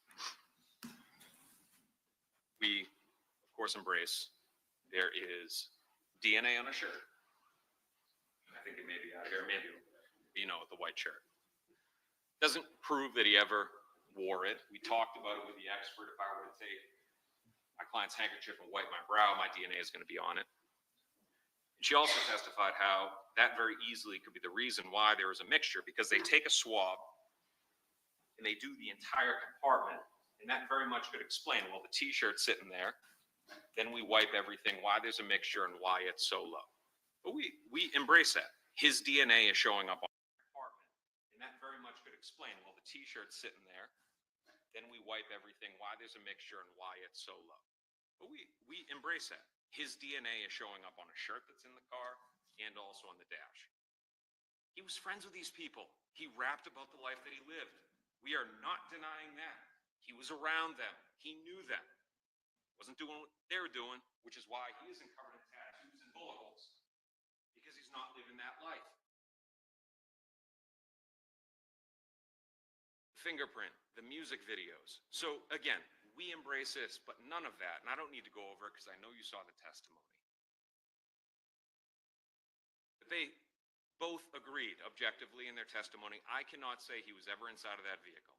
What we know is that his fingerprints are not in the vehicle, and there is not a 700 billion DNA reading of inside of the vehicle. There's a small mixture. The DNA expert got up there and said, yeah, it easily could have been transferred by the t-shirt. The reason why the government's probably arguing it is because they know jurors like DNA and fingerprints. It's like that silver bullet, but not here. This means all it proves is that he knows people that we already agree he knows. The other evidence shows that. So don't let them sway you with the idea of DNA and fingerprints.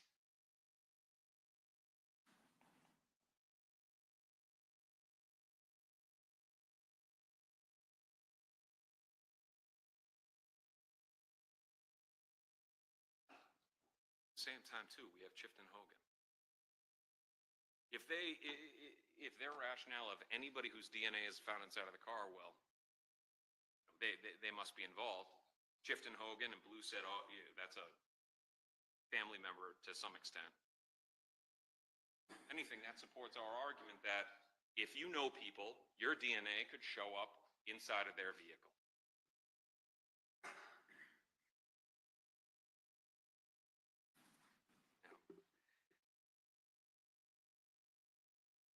Talk about witnesses in this case.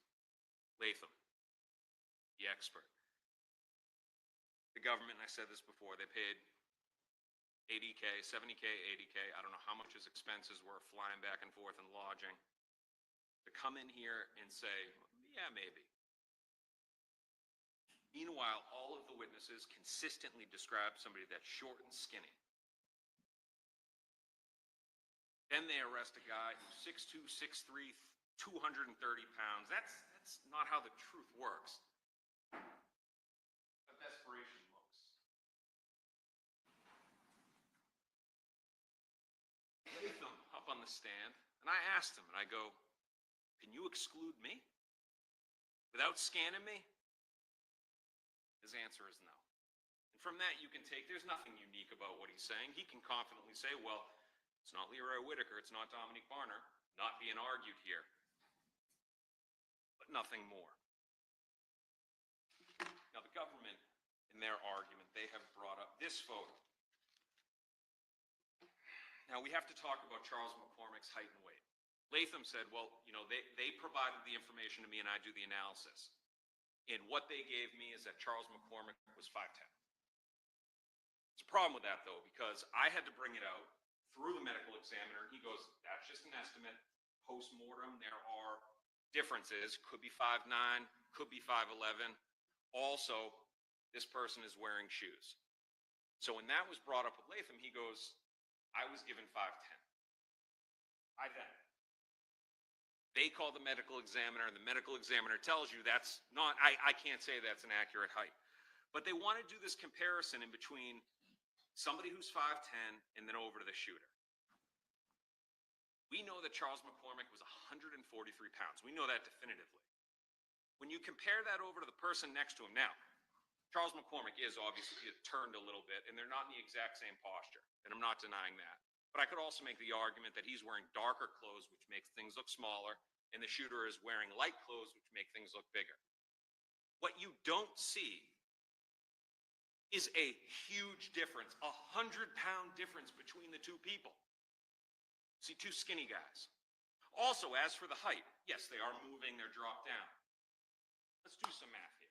Hakeem Robinson, let's give him an inch, we'll say 6'2". Shoes, that's another inch. So he's at 6'3". Add then 3 inches on top of the head under that hood. That person's pushing 6'5", 6'6". If that were Hakeem Robinson next to Charles McCormick, 5'9", whatever it is, he would be way taller. He's not. Again, the government's trying to shrink it. They're glossing over the 3 inches that Latham said, yeah, that could easily be 3 inches on top of his head. I submit to you it could be more. If Hakeem Robinson, little tiny feet, there's no escaping those little tiny feet. You add an inch onto him, 6'2", 6'3", then whatever's underneath the head, that person is going to be a giant. You are not going to mistake that person for short and skinny, not a dozen times in a row.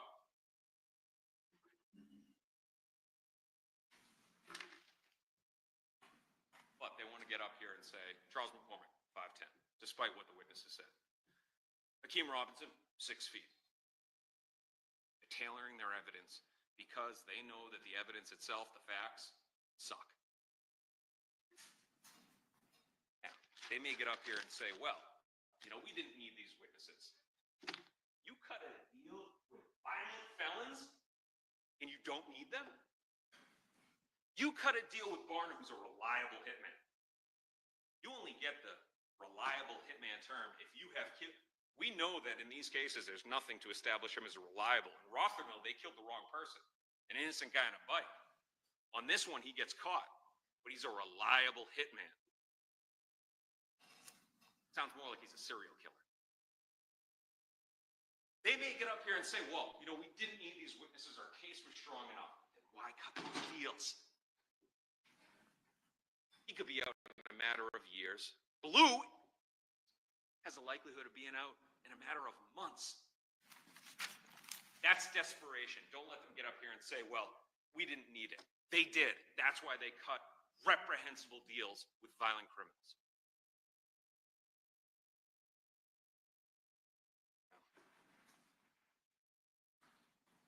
There's an internal conflict with their testimony.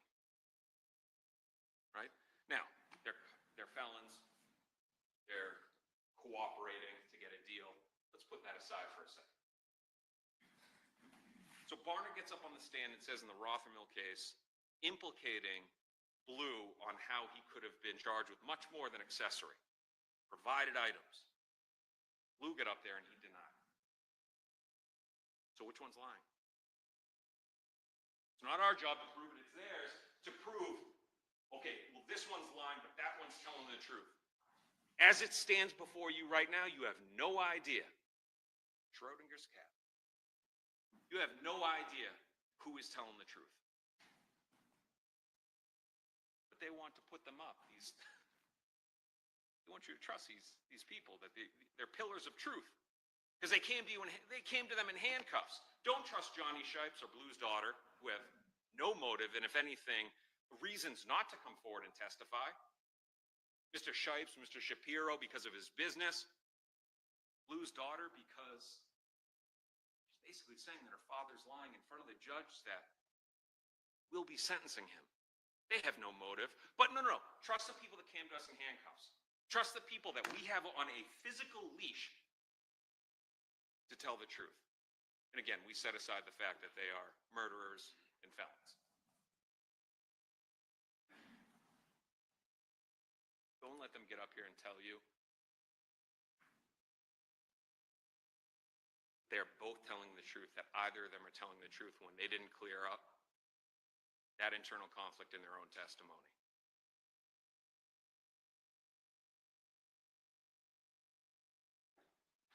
Now, Natalie Gann.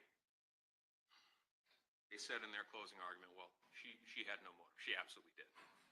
You could see it on cross-examination. I could feel the breeze from her lashes fluttering at the counsel table as she was getting cross-examined about the motive that she has. Now, it's not about what this government thinks. They sit there and smirk at you. It's not about what they think. It's about what that witness thinks when she's sitting on the stand.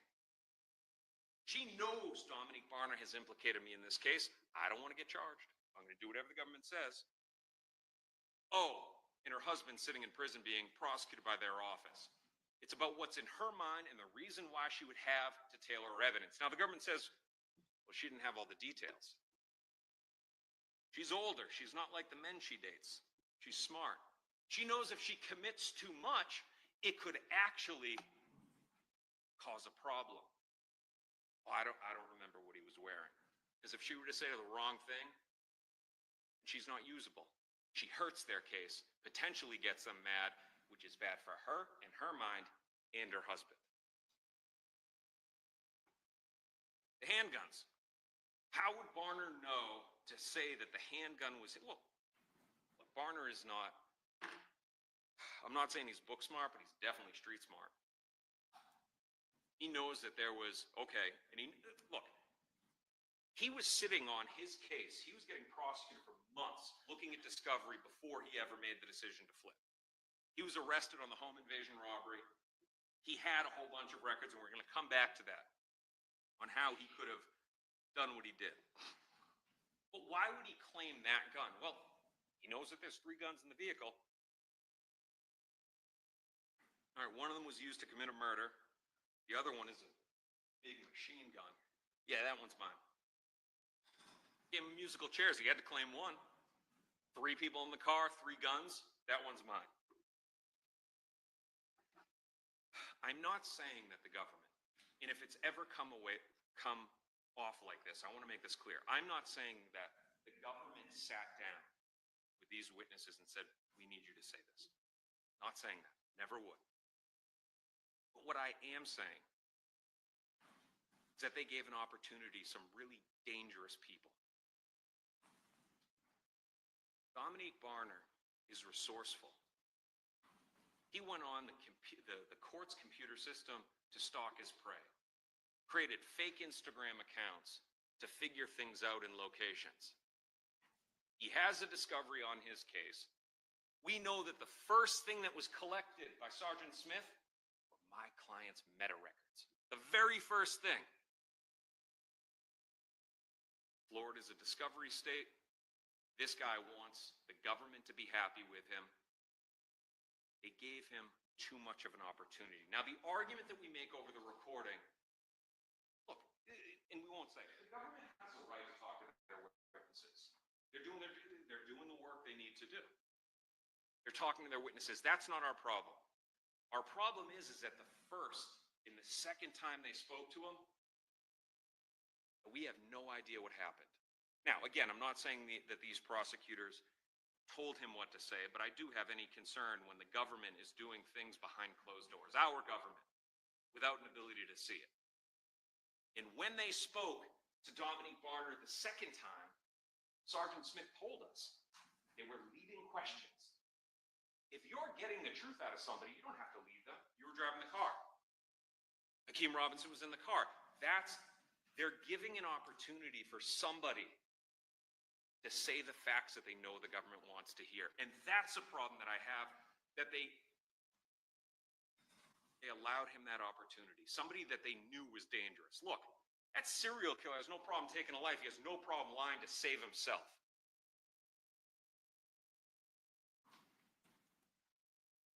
Sadly, we have no recording of the initial meeting. We don't know how he was able to get his facts straight, but I do know meta records are in the possession of law enforcement months before he cooperates. Florida is a discovery state. And he gets up there in another one of those times where we get new testimony. Oh yeah, he called Raekwon. You can clearly see that in the records. But what the government won't embrace is that my client's regularly talking to Raekwon. Somebody that he's supposedly supposed to have a problem with. What that proves is he doesn't have a problem with these people. why he doesn't have bullet holes in him, that he's not living that life, that he's not tatted up. And we also know it because after that, Raekwon Howard tried to kill people that we know were involved.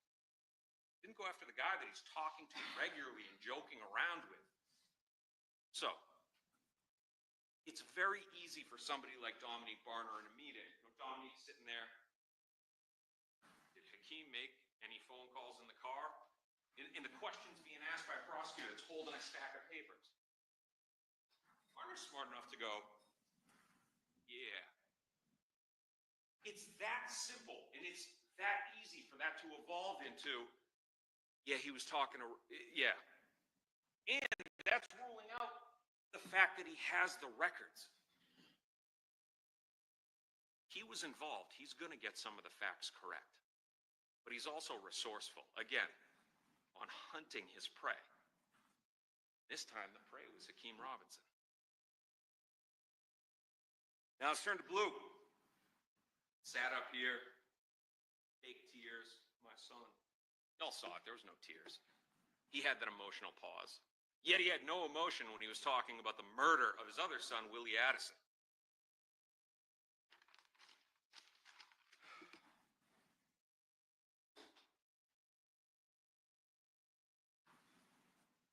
Duval Robinson's daughter, no motive. If anything, reasons not to. I mean, of course, she doesn't want her brother wrongfully convicted. But she has reasons not to testify as well, too. Jonathan Shapiro, Johnny Shipes, no benefit, risk. Both of them gave a description of the height and the weight of Hakeem Robinson around that time. And it's inconsistent with what the government's saying.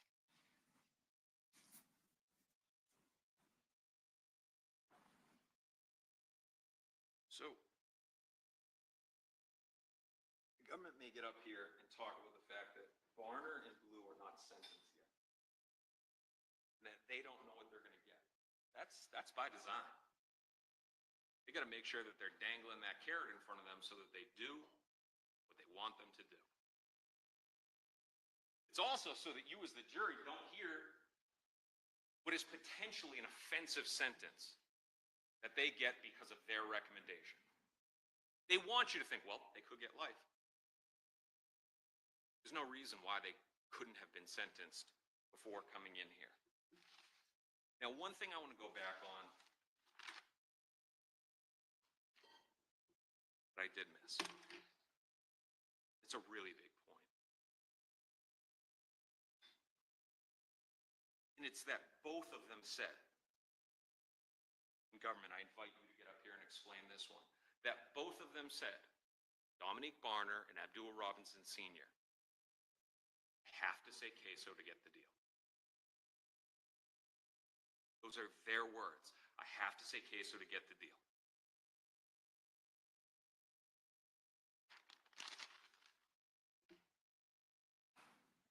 Let's talk about the jury instructions for a minute. I'm almost done here.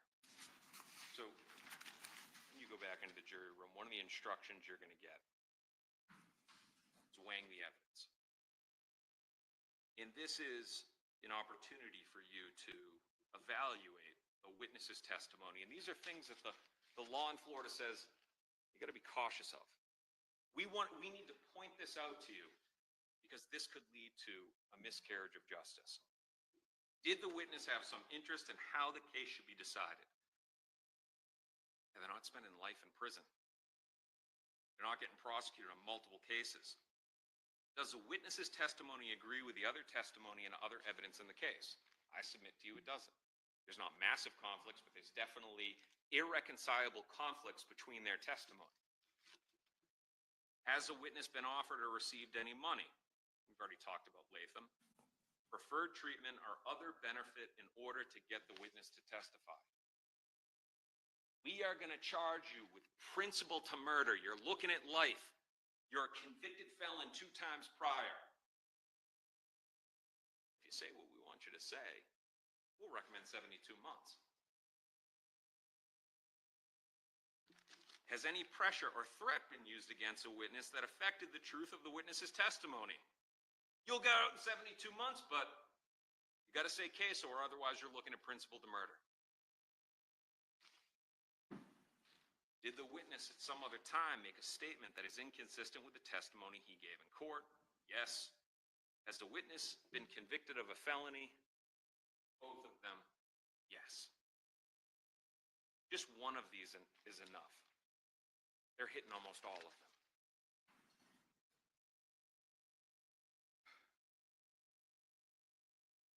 They're not just felons. They're not just convicted felons. They're felons who traded a story for a deal to save themselves. They sat down with the state and told them what they wanted to hear, not because it was the truth, but because it was the price of their freedom. It's not justice. Bargaining with guilt. The government wants you to trust them over all of the other objective, unbiased, unmotivated witnesses. That's scary. You know, the government, they may get up here and talk to you about reasonable doubt and say, you know, look, my job is I got to get you in a boat across this river. There could be holes in the boat, but I've got to get you across the river. Now, I want to change and use that example, instead talk about waiver and vacillate, because that's what reasonable doubt is.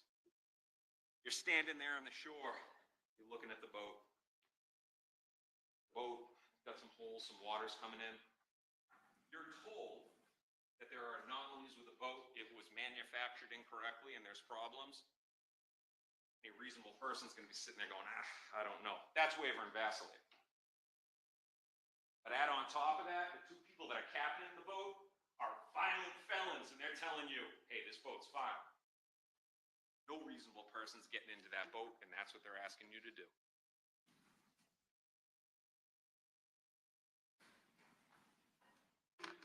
Let's talk about their burden. Their burden of proof. I'm not going to go through this or spend much time on it, but just for the illustration of what we're talking about beyond a reasonable doubt. Everything else below that, strong belief, guilt likely, probably guilty, possibly guilty, none of that is enough for them to carry their burden. They have got to be able to rule out every other possibility. But the case that they presented to you, there's a whole bunch of other reasonable ones. All right. The jury will listen to the instructions as I provide them to you, but you may proceed with argument. They can't carry that burden. They have too many holes in their case, which is why they're not embracing the actual facts of the case and instead trying to mislead you. Now, whomever from the government gets up here and does the rebuttal may try to sway you with emotion, show you photos of Charles McCormick, talk about the tragedy. So let me save them that time and do it here for you. What happened to Charles McCormick, what happened to his family was tragic. No parent should have to bury a child. It's horrible. Convicting the wrong person doesn't fix that. It makes sure that the person that actually committed it, or other persons, go free. It doesn't protect us here in Duval County. Hakeem Robinson deserves better. The people of Duval County deserve better than Detective Smith getting up there going, yeah, that post is enough. The McCormick family deserves better than that. The emotion of this, the understandable emotion of this case, though, there's no place here. That's an attempt potentially to sway you into a verdict because the facts aren't enough to do it. So I'll save them that time of making that argument. A short amount of time, you're going to be back in the jury room, you're going to be deliberating. You're going to be asked to make a determination whether Hakeem Robinson is guilty or not. Again, to quote his daughter, hell no. Thank you. All right, ladies and gentlemen, I'm going to give you a short bio break since we've been going for over an hour. So I'd ask that you leave your notepads behind, have a step into your jury room, and then we will return with the state's rebuttal and the court's instructions on the law. Thank you very much.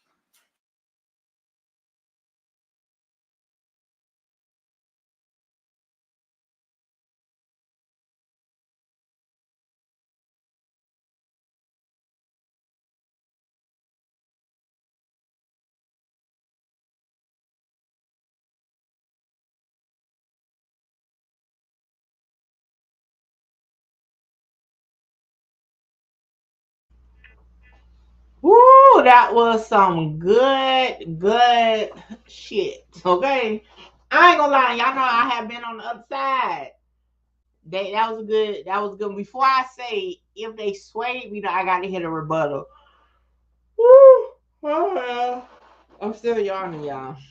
But I ain't gonna lie, that was a good one. It does make you think, because one thing that stood out to me was that is the point. Why does now, of course, if I think about what I know outside, then that's different. If I'm just thinking about what was provided in this trial, why did Ksoo and Raekwon Howard talk so much? Like on real stuff. It made me think, like in this closing, it made me think like that is a good point. Why did they talk so much? Why didn't Raekwon Howard attempt to unalive Ksoo instead of just, again, they never told us why he attempted to unalive Tegan Williams and his girlfriend. But I mean, they left it so open, it does make you think like, was it because he knew they had something to do with it? But if Ksoo called him and told him that he was about to do something, you would think he had tried to unalive Ksoo. I mean, I ain't gonna lie, it make you wonder, because all this stuff, was brought up in trial. Quee said that's op culture. However, they never brought op culture to the trial. Like I said, if I go off of what I know just outside, then yeah. But they never, the state now, y'all correct me if I'm wrong, at no point in the trial did they say, well, the ops are known to talk to each other. You know what I'm saying? So if they would have said that, would have cleaned it up. But why y'all talking about the Lil Durk case? How many more court days is it? Nah, this it. They Scotty's jury is deliberating. Ksoo jury will deliberate by the afternoon. Hold on, y'all.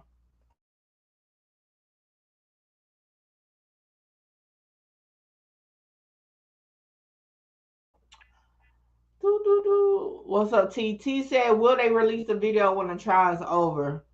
Possibly, probably not, just because the lawyers probably will put some type of order in place since it actually shows a murder, but it's possible. I'm not even gonna lie, it's possible. Quay said, I gotta find a video and listen to all the history. This case is deep.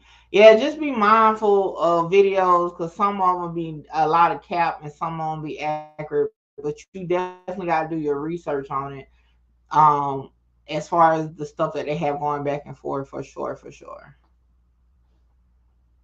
Where we at? So today's the end. It's not an end until we actually get a verdict. So whenever they come back with a verdict.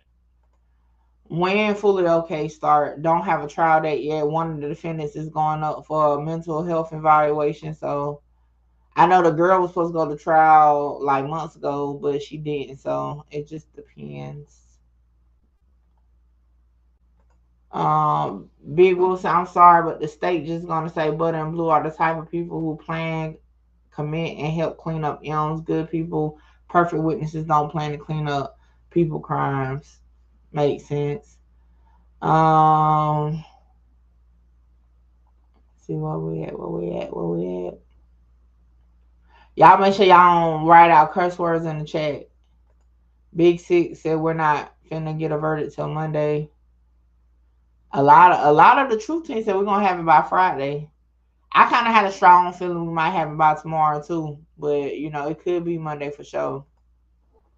Blue Oak said, I'm surprised that Ksoo case got so much coverage all over YouTube. It's not like he's Polo G. On case, y'all gotta understand when it comes. This is why I'm gonna be honest. Drill cases and stories grew me as a blogger. Although to the outside universe, it may not be that big of a deal, but on YouTube, drill culture is definitely popular. It's a lot of people are invested in the history, the knowledge of it. So yeah, to be honest, I knew it was gonna be massive for me. Like I knew doing the trial was gonna work for me. I'll be honest, because I cover drill content. So yeah, it's definitely a market for it, just like it's a market for the Chicago drill. So I mean, it's a market for it for sure. I'm surprised that Law and Crime was covering it though, but like the local news for sure, I knew they was gonna cover. They covering it for 5 years. The Elf is Fulio enlighten me, Mickey. Is that another case? Fulio is another Jacksonville rapper that was gunned down in Tampa. Was it last year or the year before? 4 people. Hold on, 4 people is on trial for that. Allegedly, they're ATK affiliates also.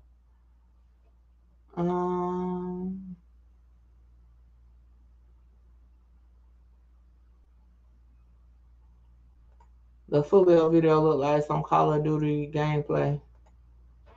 Yeah, that was crazy. That was definitely one for sure. But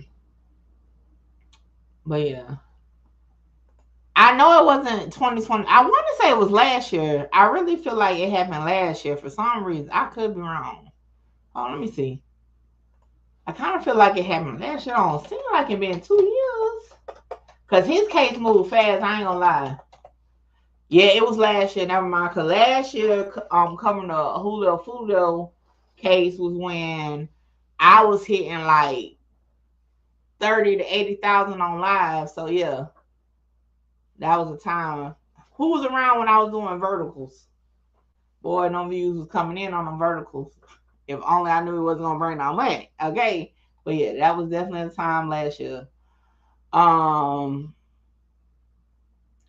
It's 4. It's 3 men and 1. Hold on. No, it's 5. You right, it's 5. It's 5.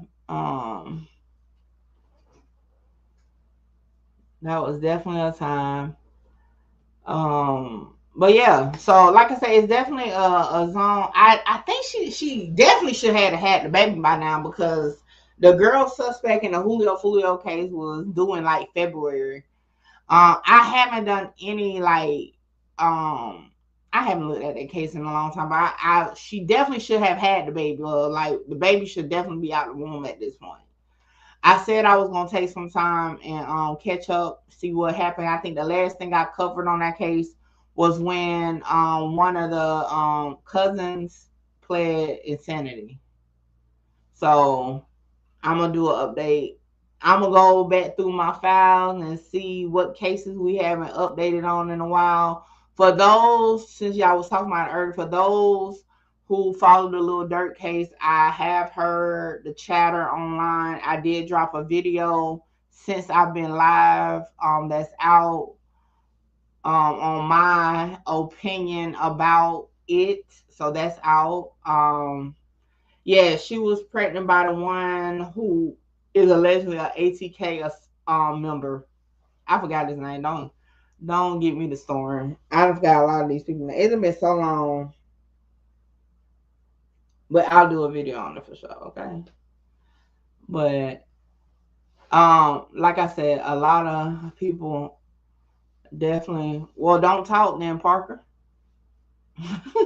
Like, Parker, I've been trying to look. I've been really coming into, since I came back to doing content full time, really be trying to find patience with y'all. But y'all gonna make me go back to the old me and just start blocking, okay? Because y'all be doing too much.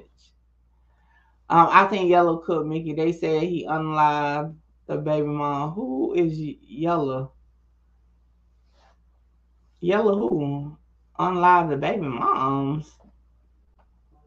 I ain't never heard of a Yellow that unalived his baby mom.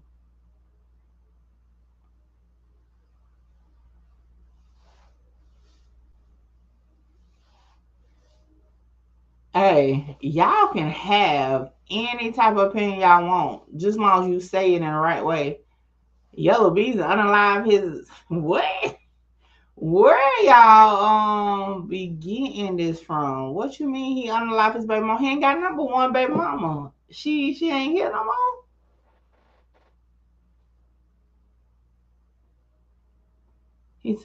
But when did Yellow Beezy unalive his baby mama? Oh, I gotta get into that because I ain't hear that one.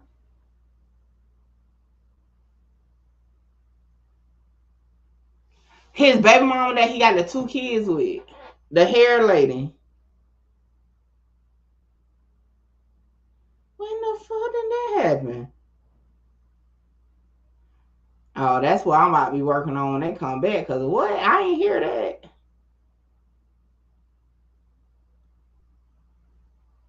Now, did somebody just make it like a YouTube video? Or like it's actual like news stuff and stuff out about it?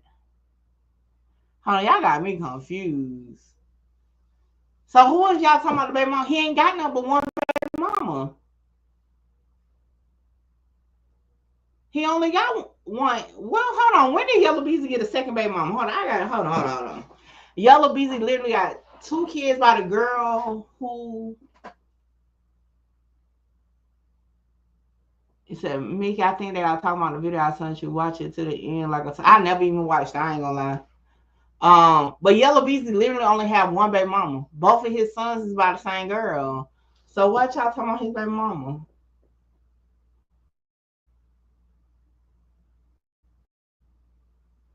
I'm gonna check it out.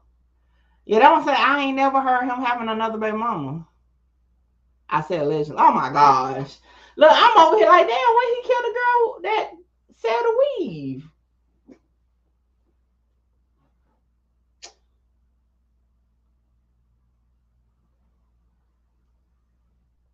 It's another named Lyric passed away sent in her card. That's not his baby mama though. I check it out because somebody had sent it to me a while ago. I just didn't watch it, but I'm gonna check it out. Ladies and gentlemen of the jury, Can you resend it to me, Black Butterfly? I'm going to show you the last photograph taken of Charles McCormick. I am showing you this photograph because that's what this trial is all about. About seeking justice for those brutally murdered. I show you this picture not to inflame your passions and make it so you find somebody guilty. I do it to specifically rebut a comment before we go into that offensive comment. I want to say this. Objection to integration of counsel. Overruled.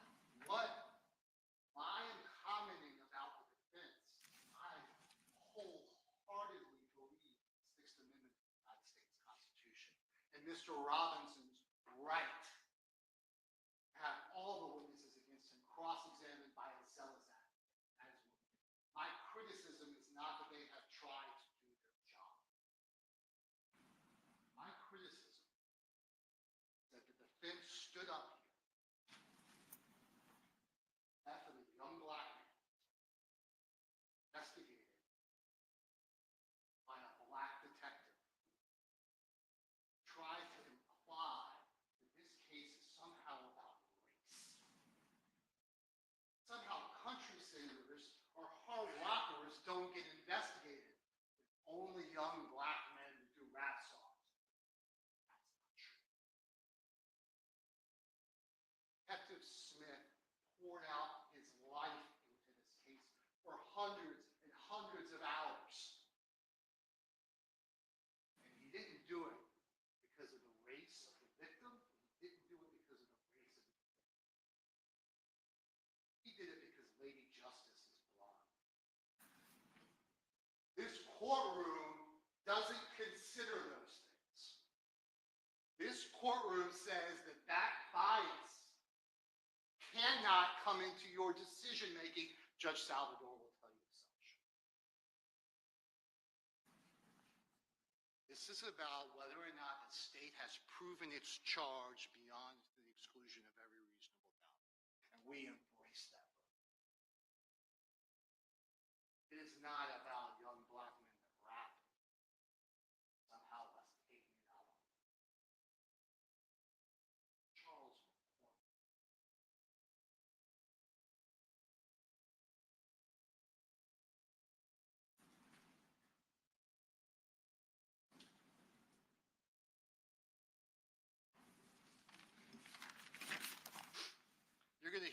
common theme throughout my rebuttal argument. Hakeem Robinson is either the unluckiest man who has ever lived on the face of the earth, or he's just plain guilty.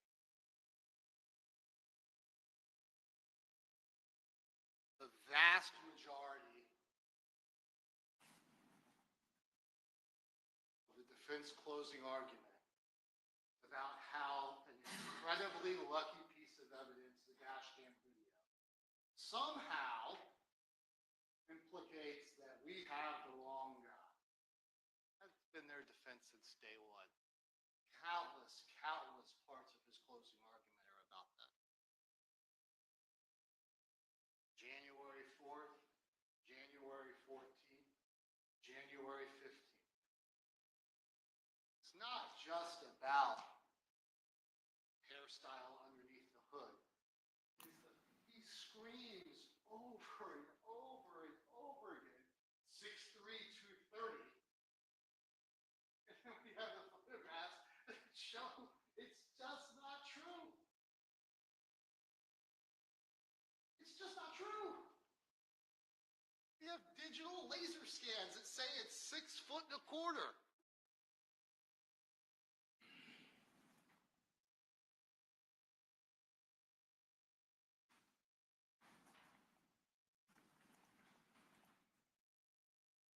One of the reasons I'm showing you the two different views from Defense Exhibit 3 is to show how the light can affect how the sweatshirt looks.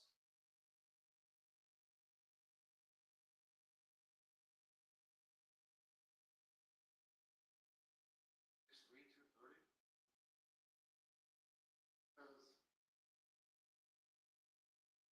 Because Hakeem Robinson, months before, a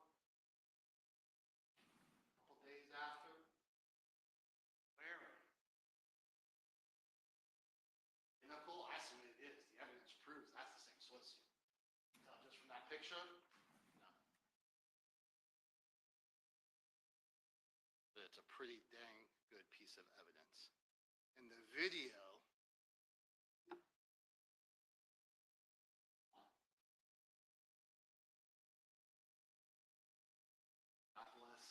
dash cams, surveillance videos, DNA. I've been doing this long enough that I remember when we didn't have all those things. And it's made our job a heck of a lot easier. And more importantly, it's made your job a heck of a lot easier.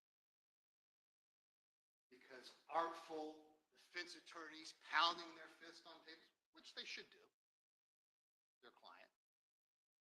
All of that doesn't change that a picture can tell us 1,000 words. In this case, it tells us one. You're talking about slender, these poor witnesses.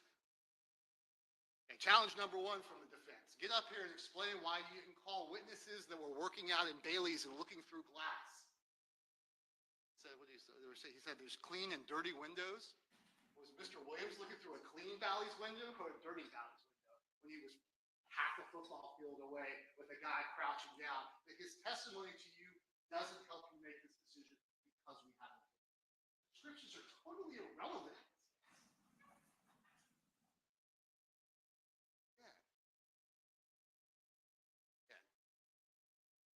They stand up here and argue.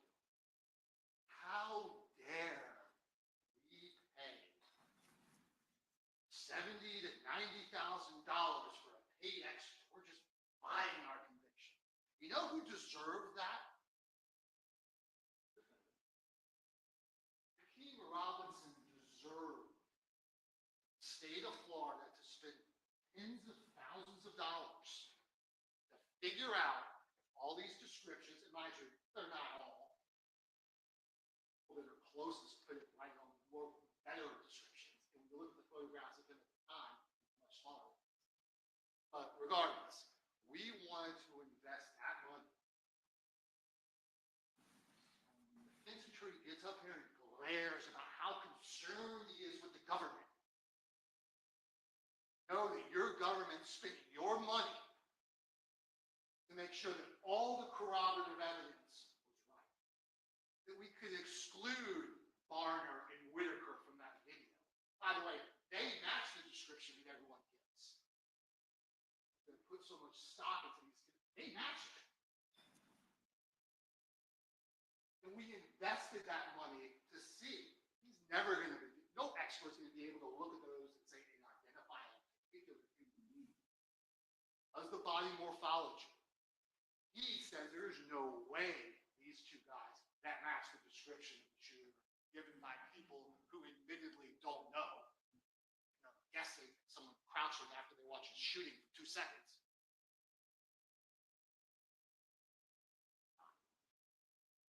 Deserved that money. Deserved every penny.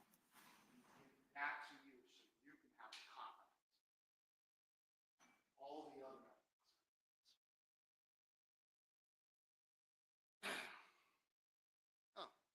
little something.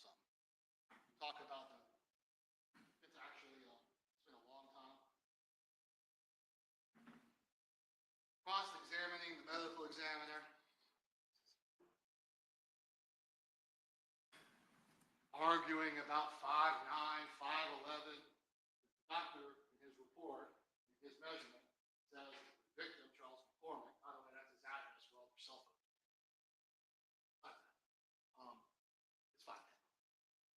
Driver's license says it, medical officer says it, and the video shows that the shooter was bigger, wider, and taller.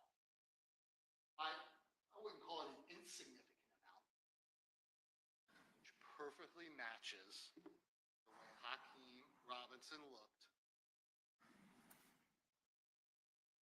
day before, weeks before. Remember, this is the defendant next to Leroy Whitaker. You've had the opportunity to see them. Not a huge difference, is there? We know that Leroy Whitaker is smaller than the victim. 3 minutes or so, we heard about it. The video proves our case. Now, of course, no one's asking you to look at that video and find the defendant guilty beyond a reasonable doubt. We're giving you so much more. A couple rules that Mr. Robinson or any aspiring young rapper should live by. If you're gonna brag or post about killing somebody, you probably shouldn't have DNA in the murder car or a fingerprint on a gun left behind in the murder car. If you're gonna post hoodie pictures of yourself singing and rapping in the weeks and months before and after, you probably shouldn't wear the black and tan hoodie to commit the murder. If you're gonna have a burner phone, you probably shouldn't take selfies on it. If you're gonna stake out a victim, you probably shouldn't get distracted and let him leave his apartment complex, so you have to follow him to a Merrill Road strip center where police officers are hanging out. And if you're going to pick co-defendants to do the case with, you probably should have done it alone. If you're going to get picked up by the girlfriend of one of your buddies, you probably should hope that she's ride or die. She's not going to come to this court with no intimidation, with no cases hanging over her at the time she gave her sworn statement and here today. Say, that's who I picked up. And just for a second, before you think, well, maybe Hakeem Robinson, he's too smart to do that. Whoever did this killing, it includes Whitaker and Barner, they decided to go in broad daylight in a neighborhood, jump out and run through a strip mall, execute a human being for the whole world to see. The actions of a 21-year-old that gets excited, angry, because he sees a person Ksoo disrespected his brother.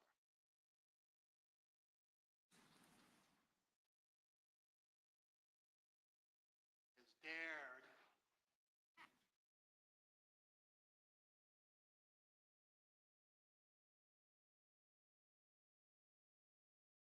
utter these words.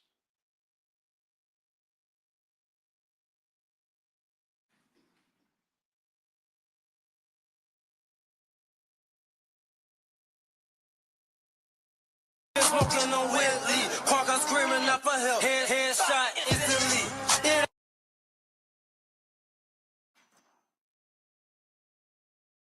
Within your blood, should we be smoking on with it?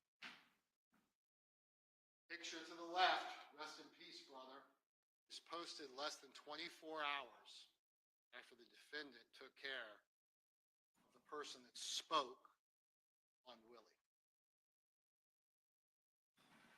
There are very few people in the world, not exclusively this defendant. We've arrested a lot of them. A lot of them are charged, not all. A lot of them are charged. And there are others out there, but there aren't that many in ATK that had a motive to kill 6-block Lil Buck. Greatest motive was Abdul Jr.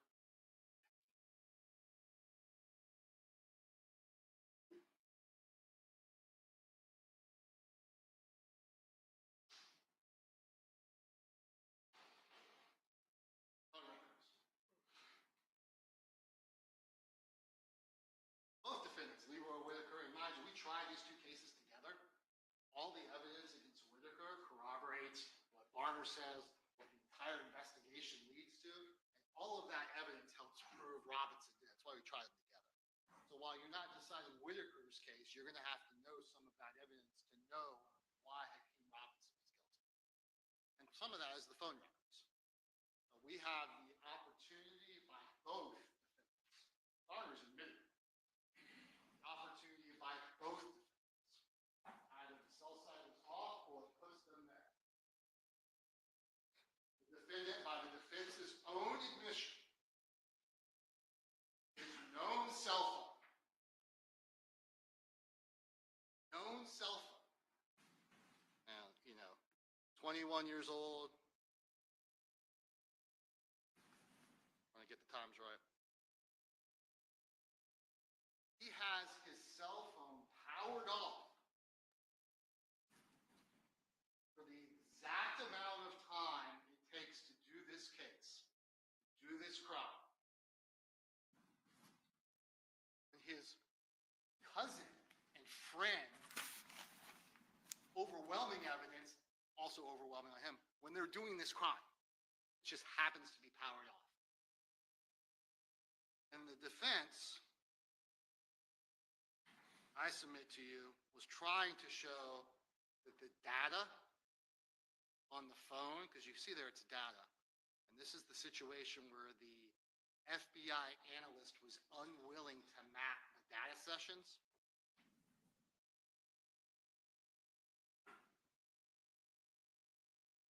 Between those two times, nothing going on while his phone's turned up. Remember the cross-examination of the expert over and over again? He was on a boat. He was, no, your smartphone is on.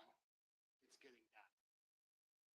Even if it's not connecting to a tower, it'll show data usage. So they kind of follow it. But when we plotted the data usage, which the FBI was unwilling to do on their own because of the errors, 95% accurate, I think 95 to 98% accurate. You know what that data usage said? This is when we did the Google Maps stuff. We put in coordinates. We did that. His known phone, his admitted phone, was in two really important places before it got powered down. Remember those Google Earth pictures? It was one picking up Barner off of University, Spring Park. We saw that map. Then it was off Atlantic Boulevard, which is exactly where Dominique Barner said they went to pick up the Impala. Excuse me, the Nissan, to commit this crime. Apartment complex off Atlantic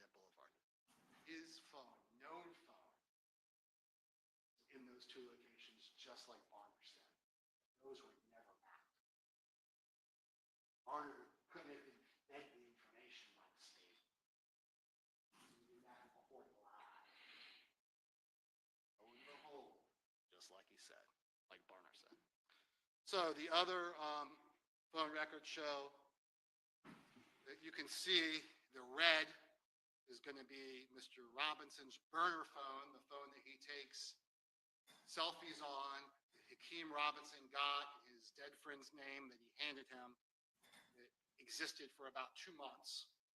On this particular occasion, Mr. Robinson thought that burner phone would never be tied to him because his real phone was turned off. And by the way, the whole selfie thing, and he never said, dads don't call their sons on their burner phones. Dads call their sons on their real phones. The burner phone is when you do dirt. So, he's hitting off the Merrill Road Tower shortly before the crime. The arrow points that he is going in the vicinity of Townsend Boulevard. This is you see the arrows, the red arrows, and then the 7201 Arlington. And the defendant's burner phone is going in those directions, and you can see the data usage in the green box to the right of all the little arrows. He is going in the direction of where he is picked up. This is his burner phone. His real phone is turned off. And then we find that it's going in the right direction. We find the cache. He deleted all this, by the way. This was found in the cache. You didn't know about it. Off the burner phone cloud, the phone was gone. On the burner phone cloud, we find a pin drop in the location of the nature preserve. You can kind of see it cut off, the nature preserve, the tree hill on the right side. That is just, I don't know, maybe 100 yards, Lillian Road, Lone Star. That's just a little bit north of where he was picked up by Natalie Gann. Not the exact location, it's just a little bit north. We have the path he came through the tree hill. A nature preserve, where we're not at Boston, identified a person in a black and tan sweatsuit. Just the unluckiest man on the face of the earth. Identifies a black and tan sweatsuit coming out of the woods. He's a nature lover. And then Natalie Gann picks him up. Says a white girl carrying a phone. Mentioned the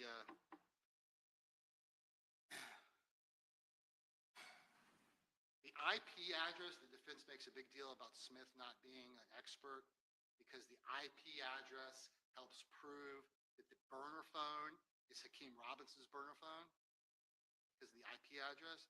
The T-Mobile records, some of which you'll have in there, if you care to look at it, actually in some of the instructions, not all, but some of the instructions in the records, the top line says the IP address, only the first four numbers should be considered. Now, the records that we have here introduced in this case tell you it's just the first four, not just Smith.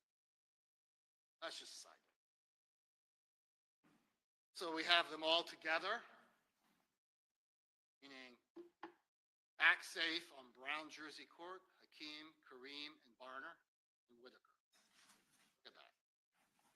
And this is, magically, the defendant's real phone turns back on. And they're safe. Objective known truths. We know that Nissan is the murder car. We know the shooter fled with the murder weapon. It's described perfectly. There is no murder weapon in the car. The murderer fled with the murder weapon. We know this as an absolute fact. Robinson is linked to the murder car in 3 different ways. Shirt, the driver's compartment swab, and the print on the firearm. Here's where the defendant, mind you, they spent 2 minutes talking about the DNA because it's not good for their case. I get it. But here's where their argument about transfer fails. Look at the way that shirt is. Hold on. Think back to what the DNA analysis.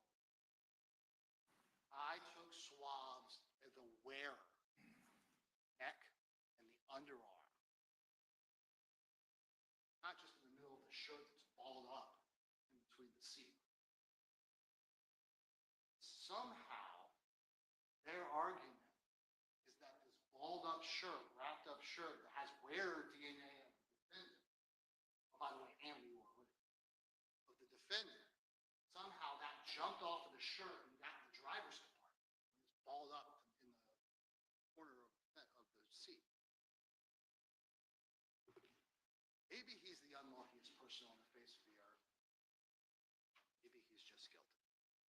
Oh, and there's prints on the slide of the firearm.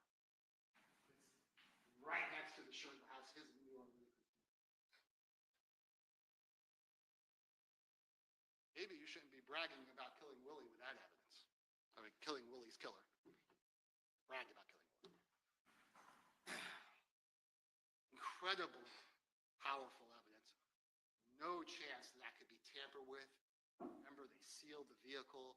It's the way it was when all three of them jumped out because they decided to commit a murder right in front of the police. We were able to catch them. Whitaker's in the car 2 ways. He's on both shirts. You have those shirts. Robinson possessed a similar and unique firearm before the crime. This was kind of just glossed over. But we did pay a lot of money. And in addition, this defendant deserving that. Digital expert Latham provided another service. Firearm in this defendant's hand. Just a few weeks before this murder. And he is celebrating it on the Bang It Up music video. Is the same type of firearm. And according to Barner's testimony, is the same firearm.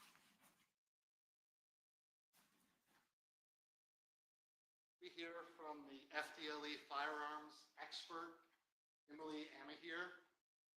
Right? The first FDLE person called. Manufacturer of that firearm discontinued. And although there are other models like it, aren't that many. This isn't a Glock 9mm. This is some common firearm that everyone in the world has. This is a relatively, I don't want to oversell it. I'm sure there's guns out there. This is a relatively unique firearm. Objection, Your Honor, mischaracterization of testimony. Overruled. We rely upon what the expert on the stand said. No longer manufacture that kind of gun. Companies buy it. Go out of business is usually because you don't sell a lot of the gun. Sell a lot of the gun, you usually keep making them. Right? AR-15 is real popular. Keep selling them. Okay. Enough on that. Barner and Whitaker were so desperate to get away that they assaulted Miss Buckley and left their DNA on her pajamas. Again, it shows that they were all in for a penny and for a dollar. And that proof corroborates Barner, corroborates Blue, who picked up these two guys after they assaulted Miss Buckley. And you heard all that testimony. And with the buttons here and not here. Whitaker and Barner got picked up by Blue. We know that that's a fact. And they pled. These are objective truths. You don't need to assess credibility. Robinson is right-handed. Fact. Shooter was, guess what? Right-handed. Not prove he did it? No. It's a nice fact to know. He was worn, and he has worn a black and gray hoodie just like the shooter. When you combine all of these things, you are narrowing the scope beyond the exclusion. We are not eliminating every conceivable possibility. We are not eliminating all doubt. I said it to you. Proof is beyond to the exclusion of every logical, well-founded, reasonable doubt that any logical person could have about whether we got the right guy. Robinson is real happy.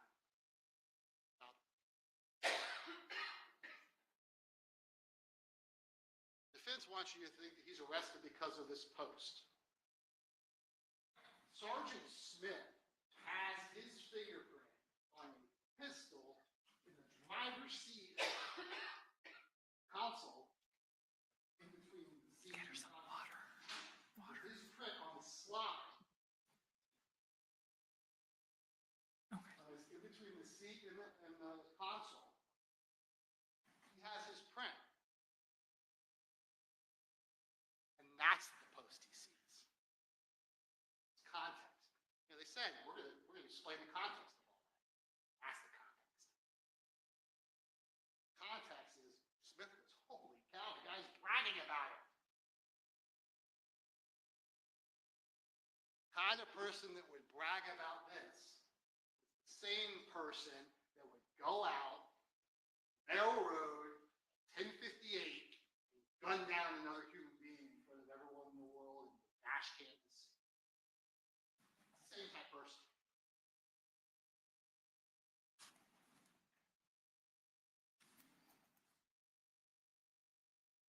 The video proves the descriptions were wrong. Proves it. We called the witnesses that were able to provide meaningful testimony, not the witnesses that were working out on the elliptical looking through glass.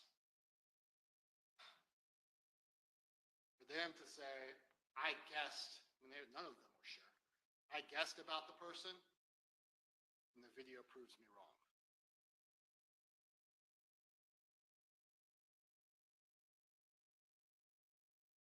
Spent a little bit of time talking about Barner. He is a murderer. I don't like him. Vince has a good time.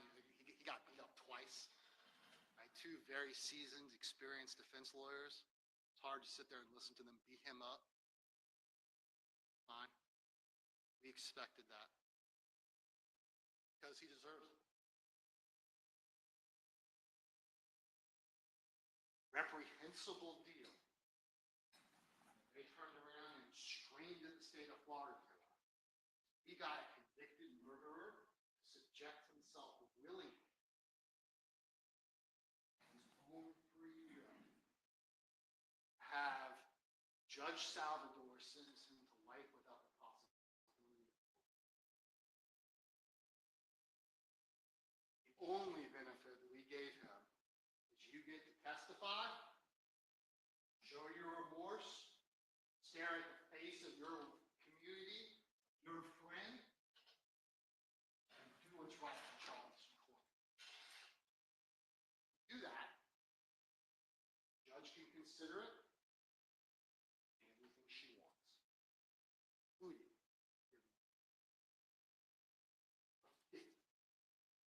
45 years.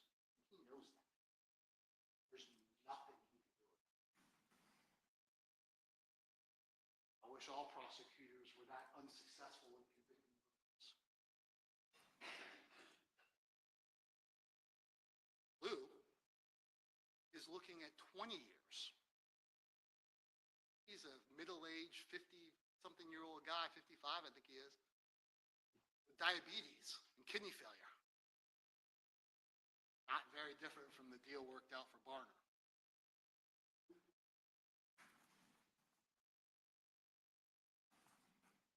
All witnesses meet.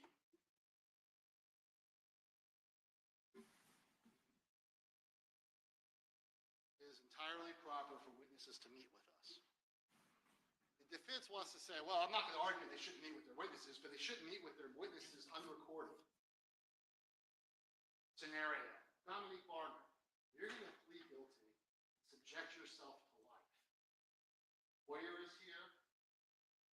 You need to make sure this is something that you really want to do. Because once you give this sworn statement, there's no going back. We're going to sit down and make sure that this is something that you're going to be willing to do before we go on the run. You're staring at your friends, your community, your family, and you're turning into the one thing that you swore you would never be. Snitch. Are you sure you want to do this? Yeah? Yeah? All right, we're on the record and we're putting you under oath. Oh, how dare the government do this? A pre-meeting is somehow evil? This is what they're arguing.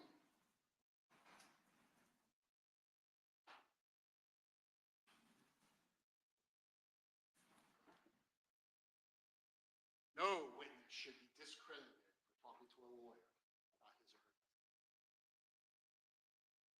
Arner wants the absolute best deal for himself. No doubt about that. He said it over and over. So his plan, according to the defense, is to lie to the people who will recommend a sentence to the judge and lie in front of the judge that's going to sentence him. What if over years and years we find out that he's lying to us about the facts of the case? Remember the DNA evidence didn't come back? It was until mid-2022. All that cell phone, all that Instagram, that stuff's just pouring in. And we're going through it up until shortly before trial, we're pouring through. And somehow he's going to make the decision, I'm going to subject myself to life, knowing she can give me life, knowing the state will make a recommendation. I'm going to lie to these people about who's with me? Defense challenged me to say, why on earth did they say that part of the deal was I had to implicate my son or my good friend? And they said, yeah, if I say it's anybody else, the deal's not there. Because it's the truth. And if they say somebody else besides the person that did it, then of course there's no deal. Because they're committing perjury. Evidence doesn't show anybody else. The one little piece of evidence that shows somebody else, sort of, is this Chris guy whose hair, not skin cells or blood or anything like that, whose hair, which is much more easily transferable, and he lived and hung out with the people living in that Brown Jersey courthouse. I mean, he lived there, but he certainly was there. The testimony from Duval Robinson was he was there all the time, and his baby mama lived there. But he was there all the time, and that little piece of hair was there. So what did the detective do? Pull his cell phone records. Let's see where this guy is, even though there's no implication he's an ATK or any of that stuff, or has any motive to do any of this. But they go pull it, he's across it.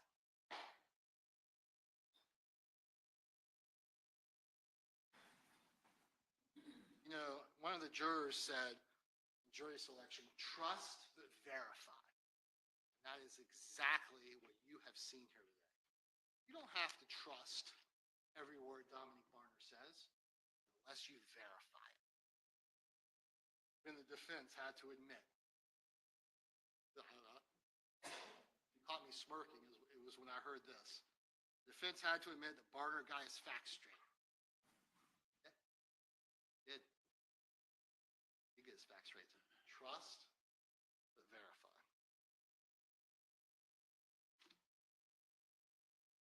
Barner had no idea the person he said he picked him up was going to testify and agree to that. He didn't know that. He gave a sworn statement. How was he supposed to know that? Barner doesn't know that Natalie Gowton and Nada Boston were here to testify. I need to reset here because the video evidence that we had in our first slide shows how the defendant looked leading up to this crime, combined with him wearing the sweatsuit and then a picture of the shooter. That piece of evidence combined with Nada Boston and Natalie, you don't need DNA, you don't need Barner. That evidence in and of itself is enough to convince any reasonable jury that so when you combine all the pieces of evidence, you have a guy, black and tan, hoodie, murdering Charles McCormick, running into the murder car, jumping out of the murder car with the same gun, running and jumping fences. And by the way, thanks for the video. I'll talk about that much more. I appreciate it. We did it. We did it. It seems like the police officers are a little bit taller. Anyway, jumping fences, doing all those things. One more thing, got the sprinting. You see the video. We played a little bit of it. The guy blessed police officers to chase after gunfire. Have to put on the bulletproof vest to go to work. He was coming out of Publix off duty. Full body cam. He's not prepared to work that. He's off duty. He may have a body cam. The testimony, he was on duty. Overruled.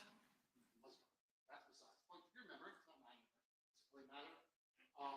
That he was so cautious looking for me to walk by that car. I think he sprinted by the car. Officer Collins walked kind of slowly, looking around because he knows, he said, someone could be sitting there ready to ambush him. He saw that guy on the right. He wasn't chasing after him full board. That's idiotic. That's how he got away. Out of Boston says, after I get a text alert, it takes a long time to get where the defendant got all the way through that woods to get rid of the burner phone and the rifle. Get rid of those. He comes out of the woods wearing a hoodie by himself. She goes, I'm getting out of here. I did notice a girl, white girl with a phone. Let's be very, very clear about this. Natalie Gann, amen, sworn statement. She was a free woman, the one she loved and cared for. Her husband getting arrested subsequently is irrelevant. She'd already given her sworn statement. These are not people, as the defense characterizes, coming in chains by the state's leash. All the eyelash comments the defense can make about her doesn't change the fact that she was a rock in my boots. She said, I used to date Torgon. I know all these guys. They weren't involved there. They told me, the white girl, pick up this guy. If we're trying to strong arm her to testify, why doesn't she say he was wearing a black and tan hood? As opposed to the truth, which is, I don't remember what he was wearing. He was a king. That's what the out of Boston combination with Natalie Gann is proof beyond reasonable doubt. That's the identity of the person execution. Forget the DNA, forget the prints, forget the brand, forget Barney, forget Blue. Combine it all. That's where you get beyond the reasonable doubt. You have that abiding conviction of guilt. You can be confident in your word. That's where we get beyond all possible. Dominic Barner may be a liar. He's not lying. Couldn't know the digital expert Latham was going to analyze the body morphology and conclude the defendant could be the person behind the mask. Now, how did he know that? No idea. And by the way, you have to combine that with the knowledge Dominic Barner has given his life over to Judge Salvador in the state of Florida as an defense attorney. He's given his life over this. He better be right when he tells us he did this. Because the body morphology will prove it. Fine. He won. Barner had no idea that we would be able to link Whitaker's phone on Instagram. Instagram for Whitaker is the verification number on his Instagram records. And when he on Instagram says, this is my phone number, ding, ding, ding, we were able to link it to Whitaker. You know, it's not registered to him, but he says, this is my number on Instagram. And it proves, that phone proves the location every single step of the way that Whitaker is at with Barner, step in for a penny, in for a pound. And Barner had no idea that the cloud would capture proof of Robinson's burner phone. It's his, and they can link it to him. He had no idea of he couldn't fabricate DNA and print evidence.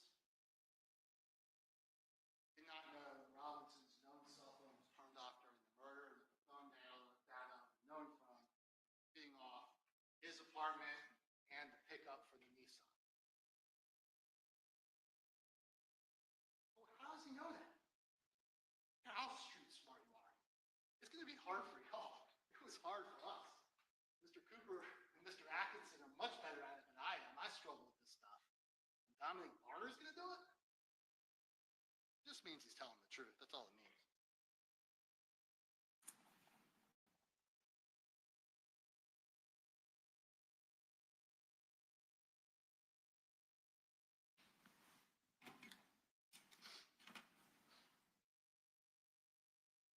The defense challenged the state on a number of different things, and each and every one of those we have easily rebutted. Out of Boston never said shoulder length dreads. She said dreads to the chin. Sticking out of a hoodie, that's about where it is.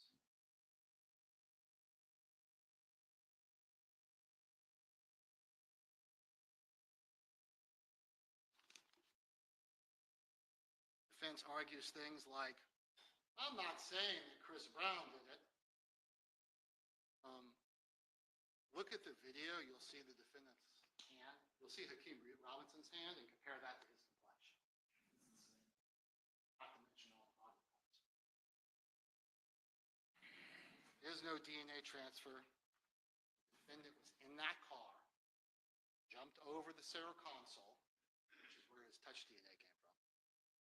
Shirts and the guns that he'd already handled. Jumped out, was so excited, he didn't wait for his backup.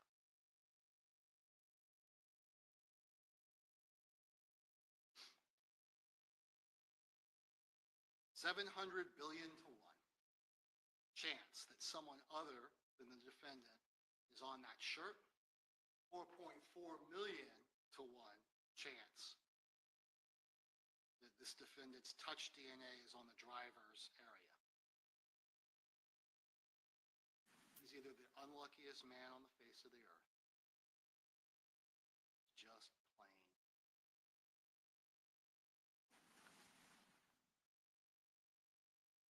No matter how many times you pound on the table,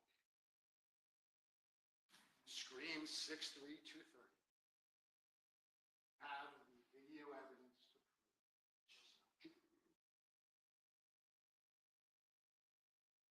Then, once you know you have that abiding conviction of guilt, the job is yours to find the truth in this case.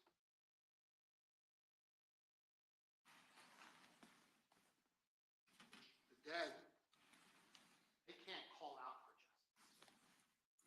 It's up to us, the living, to seek it on their behalf. Nothing that we do here change the lives of that poor family. He will be dead forever. The last known photograph of him will be on the slab the medical examiner's office. But what your verdict can do is forever define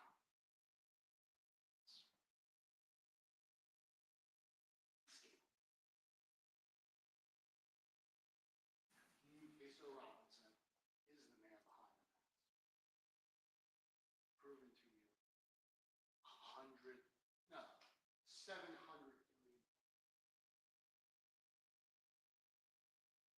trust that you'll uphold your duty to find this defendant.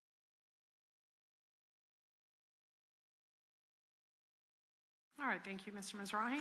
All right, members of the jury, you have now heard and seen all the evidence which will be introduced in this case, and you have now listened carefully to the arguments of the attorneys.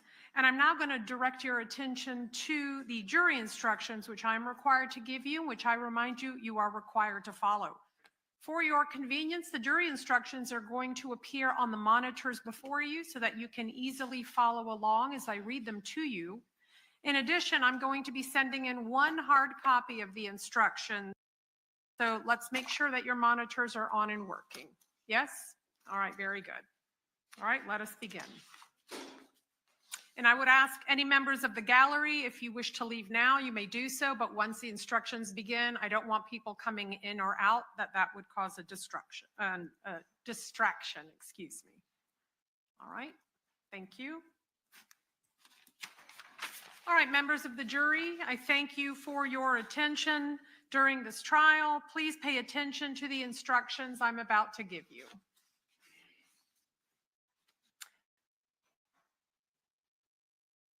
Hakeem Robinson has been accused of the crime of murder in the first degree.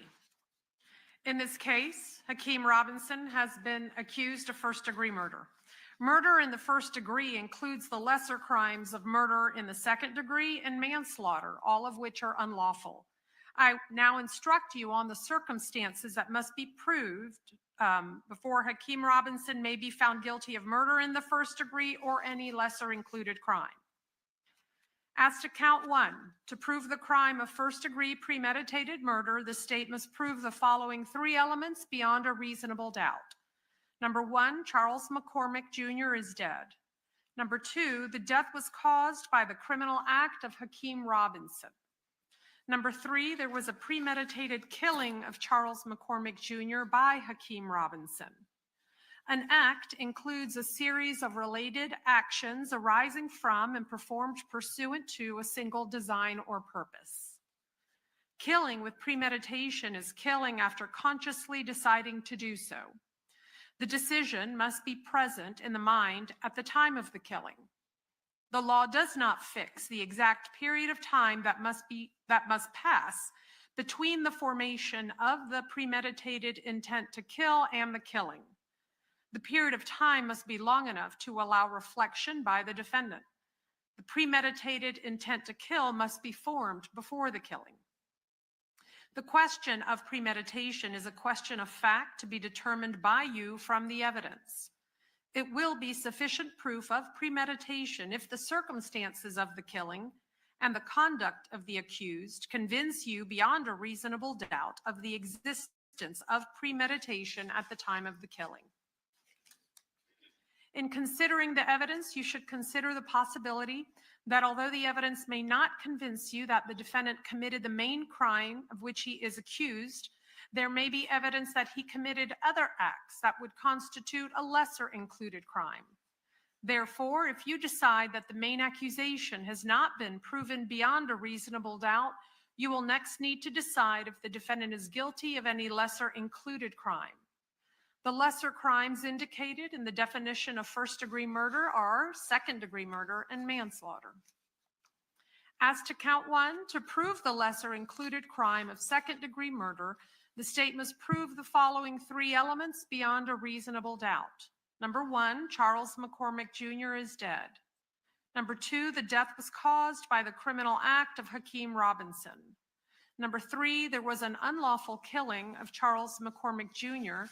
by an act imminently dangerous to another and demonstrating a depraved mind without regard for human life. An act includes a series of related actions arising from and performed pursuant to a single design or purpose.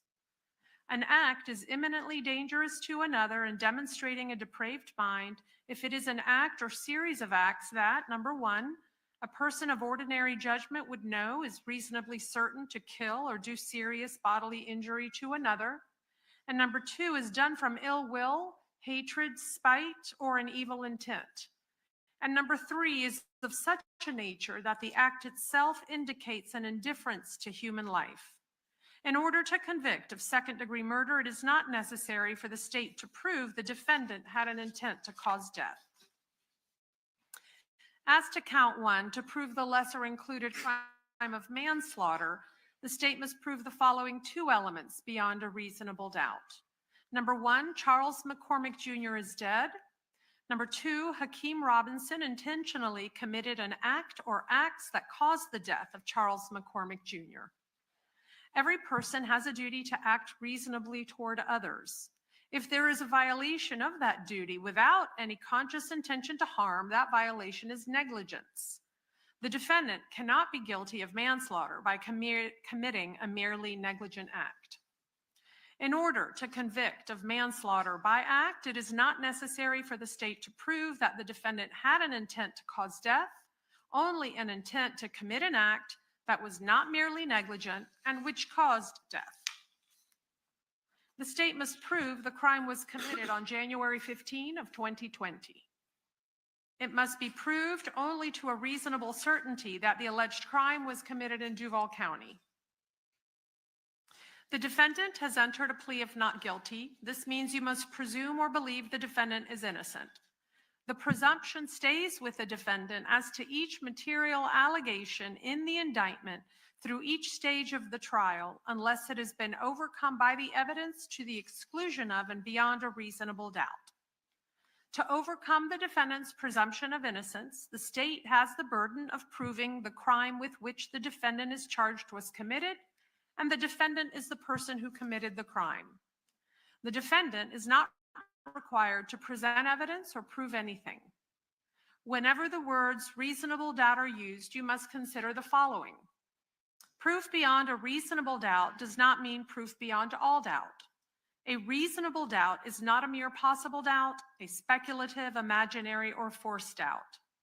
Such a doubt must not influence you to return a verdict of not guilty if you have an abiding conviction of guilt.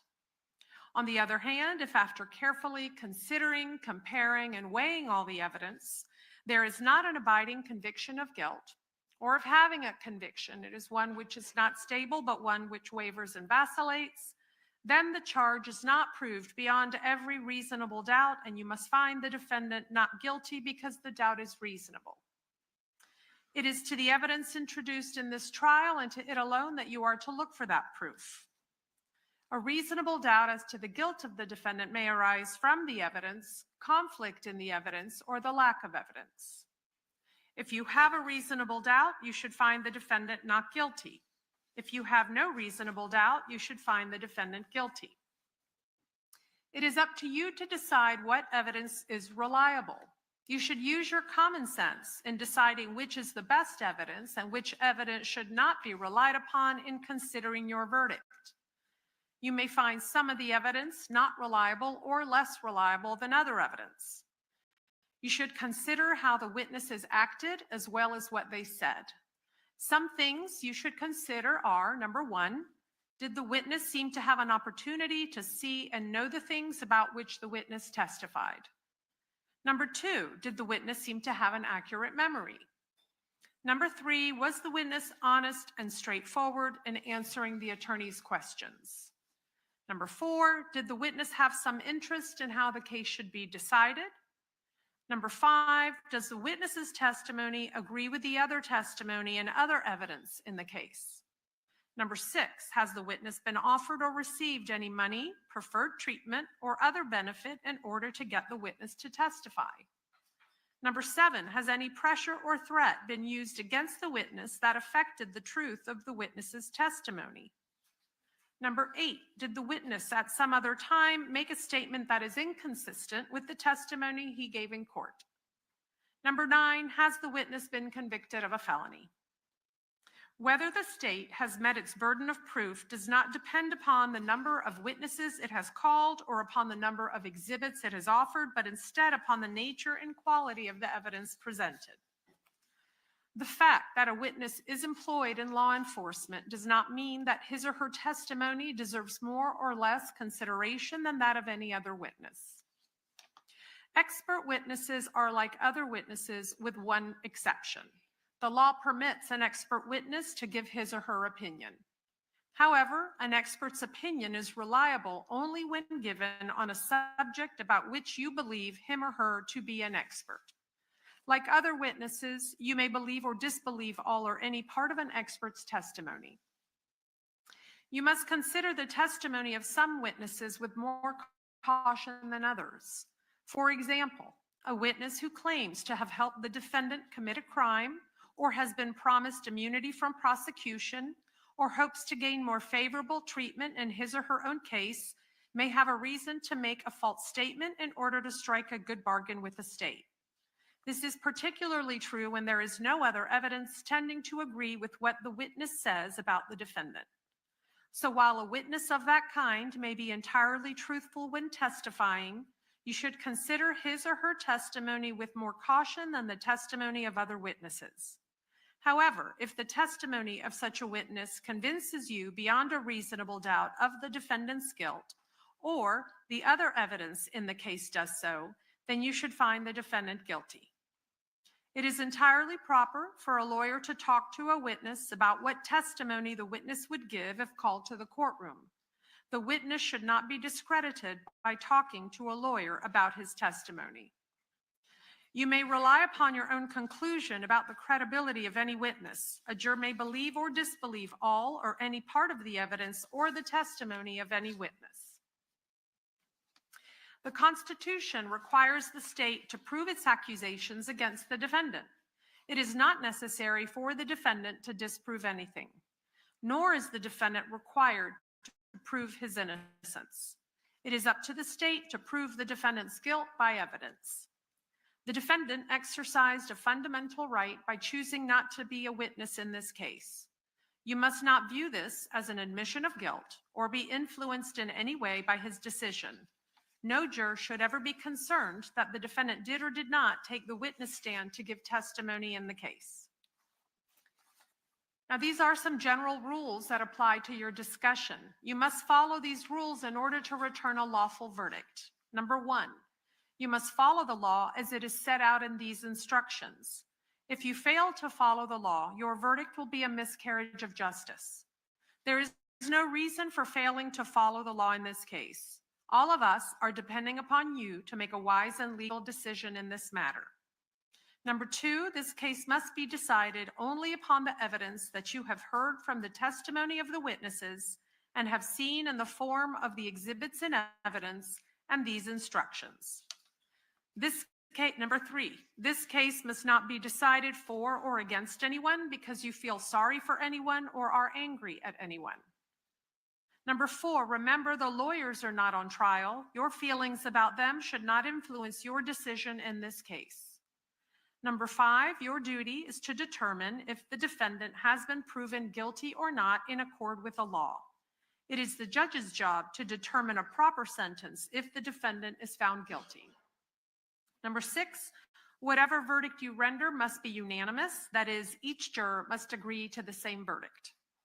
Number seven, your verdict should not be influenced by feelings of prejudice, bias, or sympathy. Number eight, your verdict must be based on the evidence and on the law contained in these instructions. Deciding a verdict is exclusively your job. I cannot participate in that decision in any way. Please disregard anything I may have said or done that made you think I preferred one verdict over another. Now, during this trial, I have permitted you to take notes. You will be allowed to take those notes into the jury room during deliberations. You are instructed that your notes are a tool to aid your individual memory. You should not compare your notes with the notes of other jurors in determining the content of any testimony or in evaluating the importance of any evidence. Notes are for the note taker's personal use in refreshing his or her recollection of the evidence. They are not evidence. Be your greatest asset in your recollection of the evidence. You may find the defendant guilty as charged in the indictment or guilty of such lesser included crime as the evidence may justify, or not guilty. If you return a verdict of guilty, it should be for the highest offense which has been proven beyond a reasonable doubt. If you find that no offense has been proven beyond a reasonable doubt, then of course your verdict must be not guilty. The verdict must be unanimous. That is, all of you must agree to the same verdict. Only one verdict may be returned as to the crime charged. The verdict must be in writing, and for your convenience, the necessary verdict form has been prepared for you.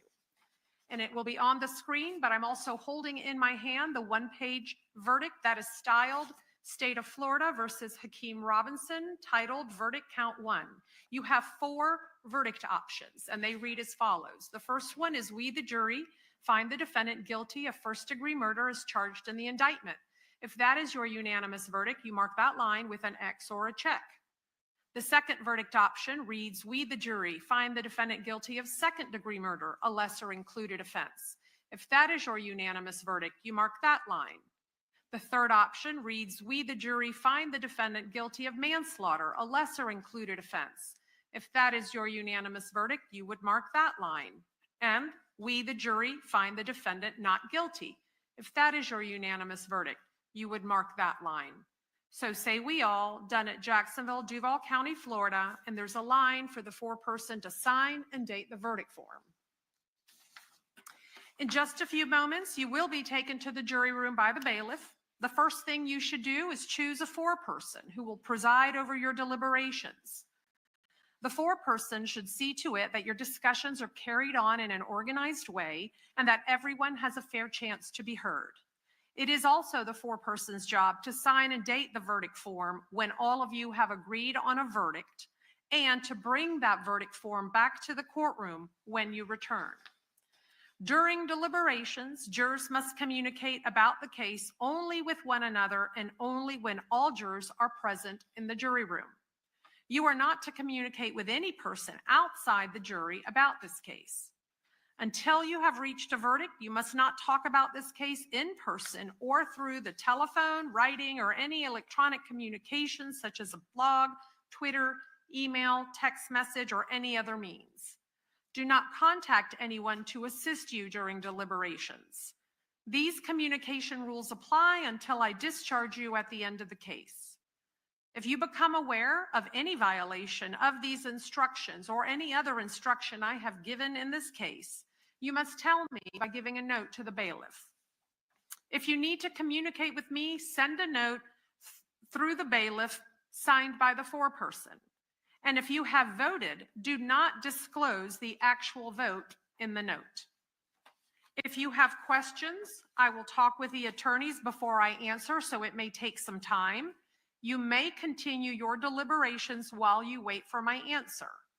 I will answer any questions, if I can, either in writing or orally here in open court. Now, during the trial, items were received into evidence as exhibits. You may examine whatever exhibits you think will help you in your deliberations.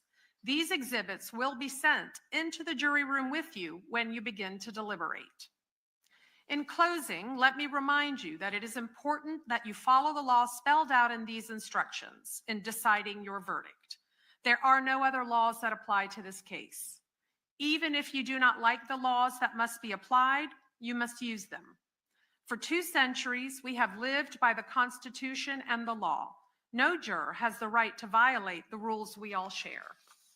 So, ladies and gentlemen, that will conclude the instructions.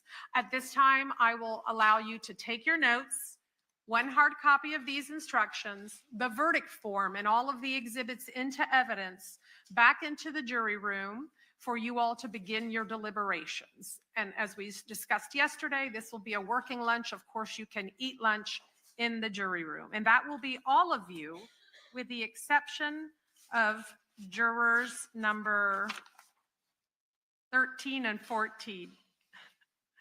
I don't know, ladies, if you all knew that you were the alternates in this case. We generally don't share that information with our jurors prior to this point, but that means you will not be deliberating with the rest of the jurors in this matter. Now, before I excuse you, do you have any personal items that you need to retrieve from the jury room? Okay, if you both could quickly go with the bailiff to retrieve those things, come back out here as I'll have some final parting instructions for you. And the rest of you, ladies and gentlemen, if you don't mind just patiently waiting until they return. You may go now. Kim, will you staple that for me?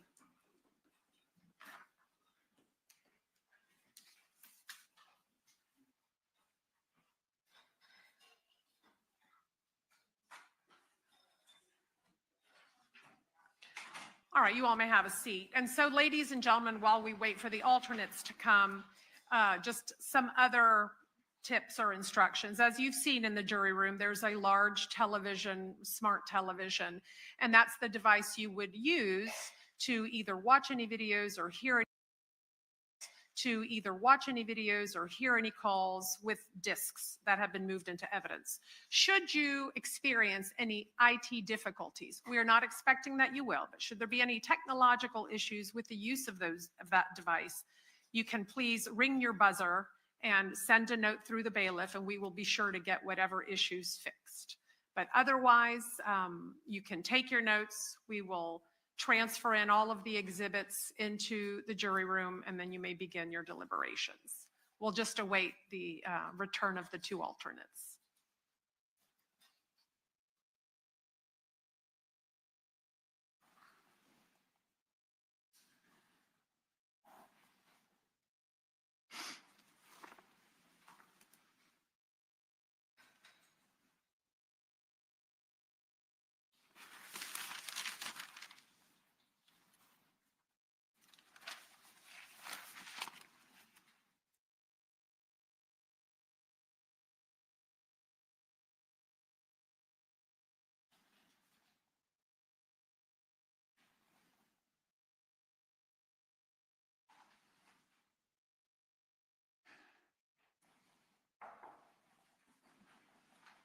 All right, thank you.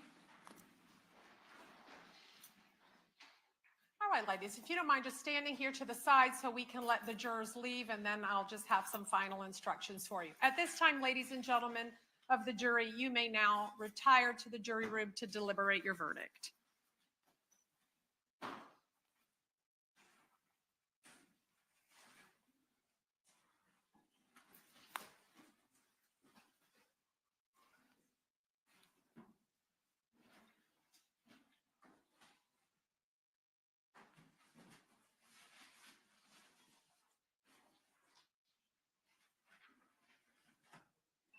All right, the jury's out of the courtroom. Ladies, I want to thank you so much for your time, your attention, your service during these 2 weeks of trial. I'm sorry, I need to look at y'all. Let them close the door. It be like a lag for me, y'all. I still haven't been able to fix my damn speaker. So when I'm on live, I cannot hear. So I be having to watch my live from my phone, and it's like a delay. So I don't know. I be late when they stop talking. But yeah, we are verdict watch at this point, y'all. We are transitioning to verdict watch. Well, not officially for Ksoo, but almost. It's something. We'll see what they do afterwards, and then we'll go from there. It's crazy. So we just gonna wait for them to officially send Ksoo jury to the back, and then we gonna figure out what we're gonna do while we wait for the verdict. And so when that happens, if we did not have alternates, we would not be able to proceed with the case, and there would have to be a mistrial declared. So it is a very important role you served, and I do sincerely and genuinely thank you for your service. At this point, I will tell you all of my prior admonitions and prohibitions about talking about the case with anyone or looking things up or watching on the news. Those are all lifted. You are free to do those things if you wish. Absolutely no prohibitions against that. I will also tell you that you might be questioned by folks who are simply curious about your thoughts and opinions on the case, by the media, by the attorneys, by anyone. And so the decision about whether or not to maintain your privacy, of course, is yours. You do not have to speak to anyone. Of course, you're free to do so if you wish, but otherwise you are free to leave and not to speak to anyone here. Now, if you want to stay to see what the verdict might be, or if you want to leave but still know what the verdict might be, we have your number. We can certainly call you and let you know. But at this juncture, ladies, with the court's sincerest thanks and appreciation, you are now excused and free to go. All right, thank you. Yeah, you can send everything. Except the live rounds.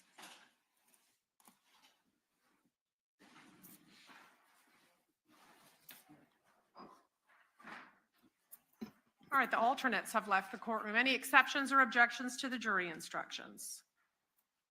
Not by the Okay. I will let you all know that I've received word that the Whitaker jury has reached a verdict. That happened at approximately 11:42. Obviously, they needed to wait until this part of the trial finished.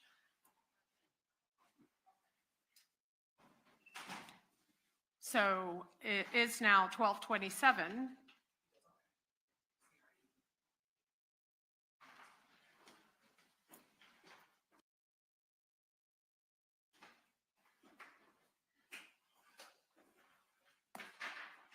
Just need the door to close. Okay. So with that, I'm happy to hear from the state or the defense from Mr. Whitaker what you all want to do. I know you briefly discussed sealing it yesterday. I don't know if that is necessary at this juncture. I don't necessarily want to keep them here waiting for hours.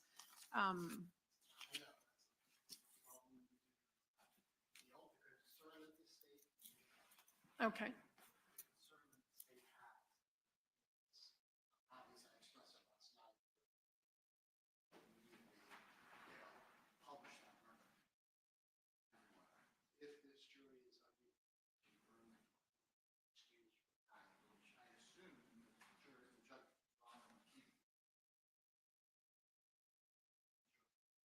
Yep.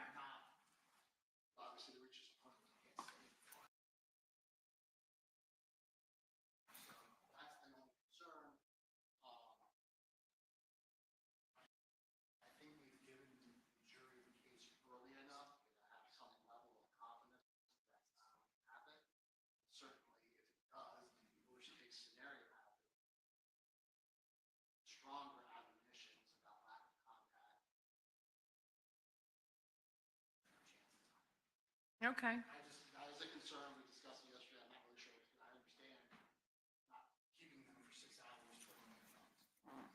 Right.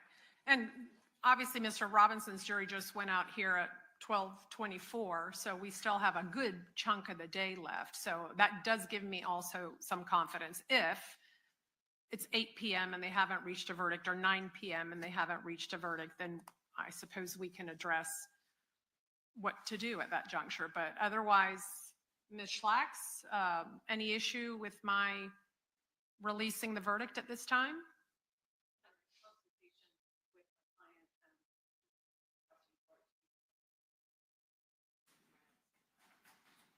And why is that? Okay, I understand the request. Also, quite frankly, I will say, rather, since this case has generated a lot of interest and we have had full and crowded courtrooms, doing 2 verdicts at once might pose some issues that maybe wouldn't be present if we did them separately. So that's another reason that I think my preference, unless I hear strong legal basis or arguments otherwise, is that we're going to receive Mr. Whitaker's verdict now.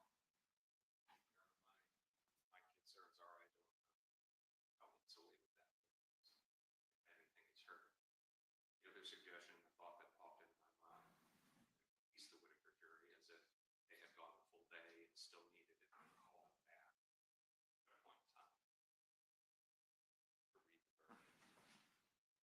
But I wouldn't know at what point in time, and then trying to get them back from different parts around Jacksonville, that doesn't seem doable.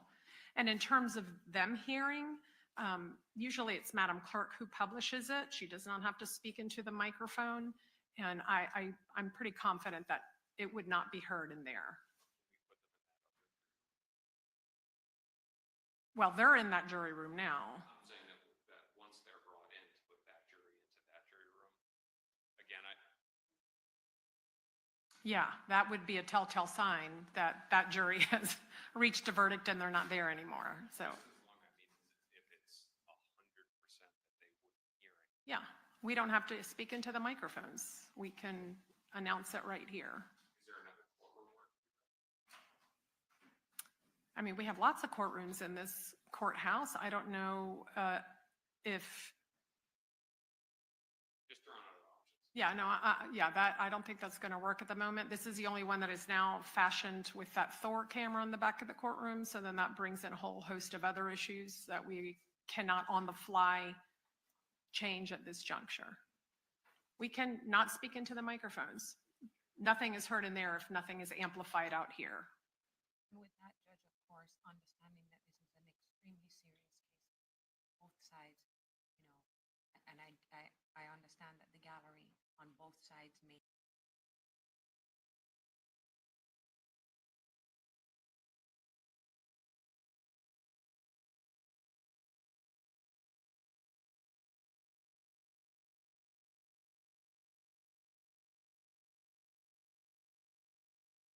Regardless of what the verdict might be. If you think in your hearts that you cannot control your emotions or your voice, then I ask you now to leave this courtroom. Otherwise, you are welcome to stay, but I don't want to hear one peep out of anybody in the audience. Does everyone understand? Answer aloud. Yes. Is there anyone who doesn't understand? Please raise your hand. All right, and I see no hands raised. All right, you jeopardize the other case and the other trial if you do. So no emotional outbursts. I don't think I can be any more clear. All right, do you want to switch tables and have Mr. Whitaker and Ms. Schlacks on the front table?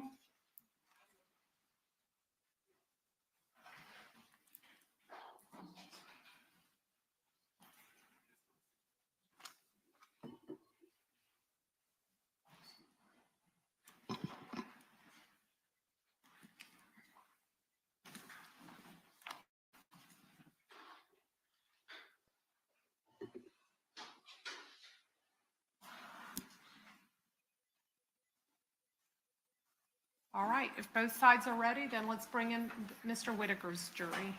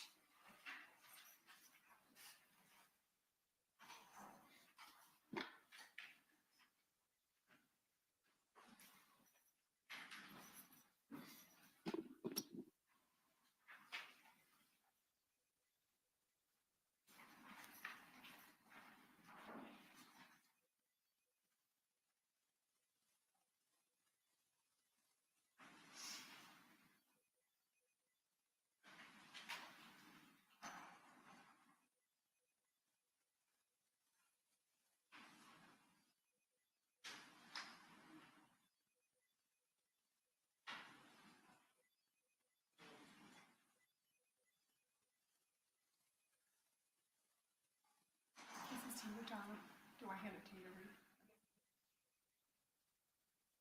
I feel the face this way and not be too loud. Put in the chat what y'all think is gonna be guilty, not guilty.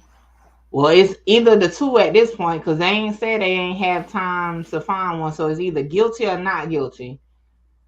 ATK Scotty has 2 charges: the burglary, the M. What y'all think he gonna get, guilty or not guilty?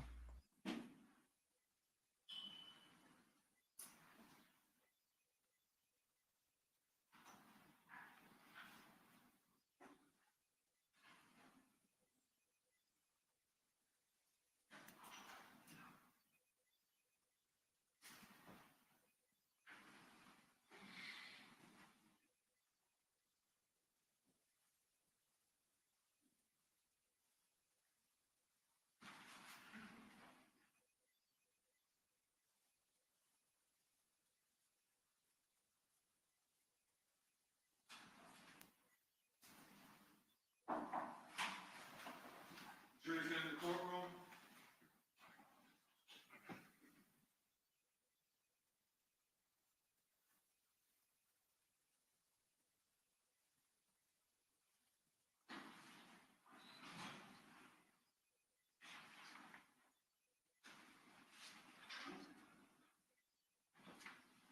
All right, thank you, ladies and gentlemen. You may take your seat.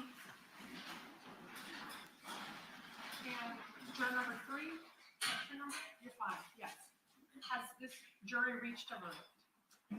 Can you please hand the verdict form over to the bailiff?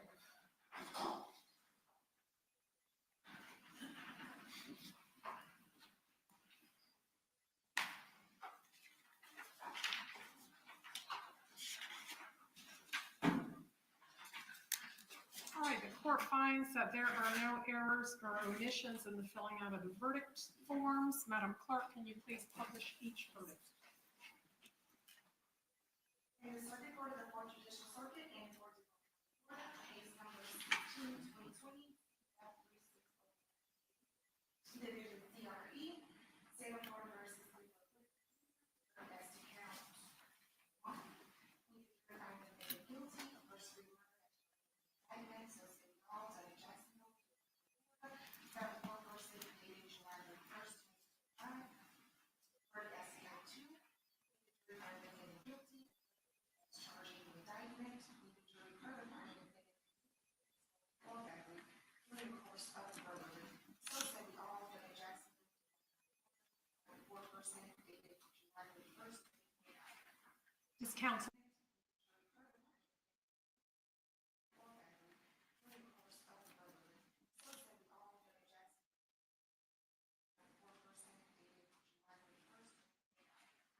Does counsel for either the state or the defense desire the jury to be polled? Yes, sir. All right, Madam Clerk, if you'll please poll each juror.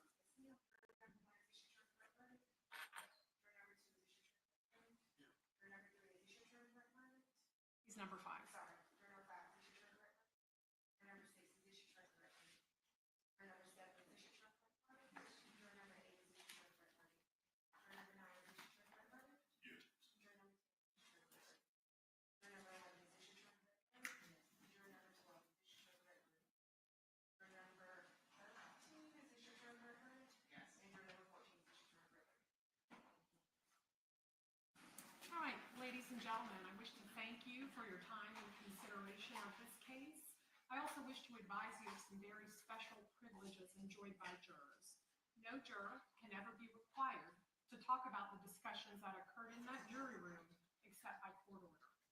For many centuries, our society has relied upon juries for consideration of difficult cases. And we have recognized for hundreds of years that a jury's deliberations, discussions, and its votes should remain its private affair as long as you wish it. Therefore, the law gives you this unique privilege not to speak about the jury's work. Although you are now at liberty to speak with anyone about your deliberations, you are also at liberty to refuse to speak to anyone. A request to discuss either your verdict or your deliberations may come from those who are simply curious, or from those who might seek to find fault with you, or from the media, or from the attorneys, or elsewhere. So it will be up to you to decide whether to preserve your privacy as a juror. And with the rendering of these verdicts, your service here in the Duval County Courthouse over these past 2 weeks is now concluded. And I wish to thank you again for answering your summons last Monday, coming down to the courthouse to be part of the administration of justice.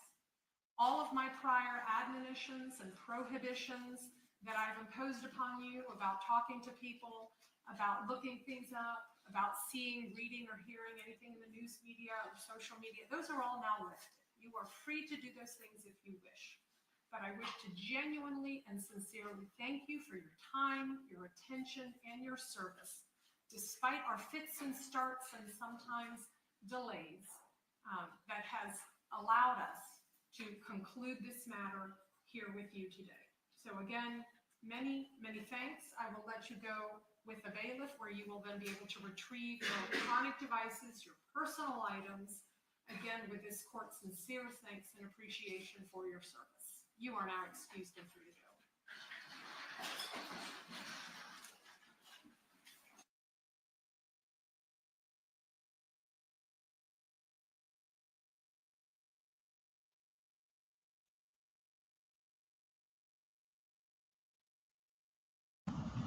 Well, true team, we were right. 58% said ATK Scotty will be found guilty. All right, counsel, if you will present your client before the bench.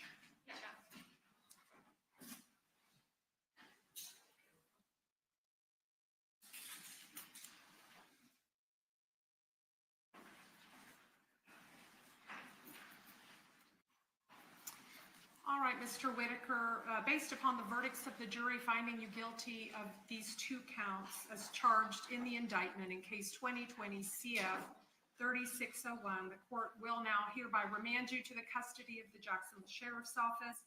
Any bonds previously set shall now be revoked. And is he entitled to a pre-sentence investigation report, Ms. Schlax? Yes, Your Honor. Okay, then I will order the preparation of a pre-sentence investigation report prior to sentencing, and that does take approximately 30 days to prepare. So when do the parties want to come back for sentencing to be set? I have available, of course, any week 30 days from now would be end of August, so either the week of August 25th or the shorter week of September 2, Monday being a holiday. Your Honor, if we could do the 8th, September 8th. September 8th? I'm out of town. Okay, does that work? All right, then we'll set this matter for Monday, September 8th for sentencing to be set. All right, that is it for Mr. Whitaker for today. Thank you. All right, then as to Mr. Robinson's jury, counsel, just be sure to leave your cell numbers with Madam Clerk so that if the jury has any questions or a verdict, we can easily and quickly reach you to return back to courtroom 407. If there is nothing else, anything from the state? No. Anything from Mr. Robinson? No. Okay, and we shall be in recess.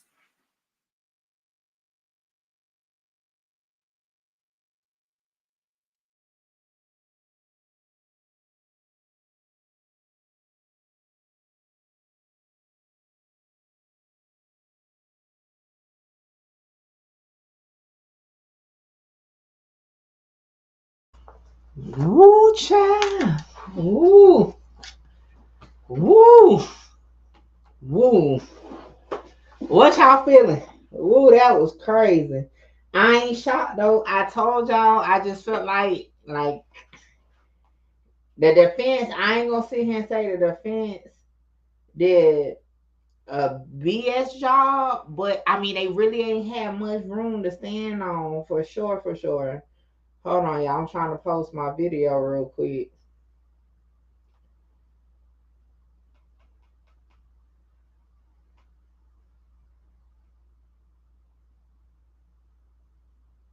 Hold on, I'm trying to post my video. What y'all thinking? That was, he about to get some years. Ain't even had time to live though, because he was 19. I know he probably like, damn, I should have just stayed home that day. All right, I'm almost done, y'all. Hold on. Y'all know I'm a video YouTuber, so I gotta get me a video out real quick. Hold up. Hold on. All right. Hey. Now, of course, Ksoo got a whole nother jury, so we don't know. But I already told y'all what I'm thinking on that. And if they believe Butter for like I said, that prosecution, the prosecutor that said, hey, you know, if you believe Butter for one, believe Butter for the other, I think Ksoo gonna have the same fate. The same fate.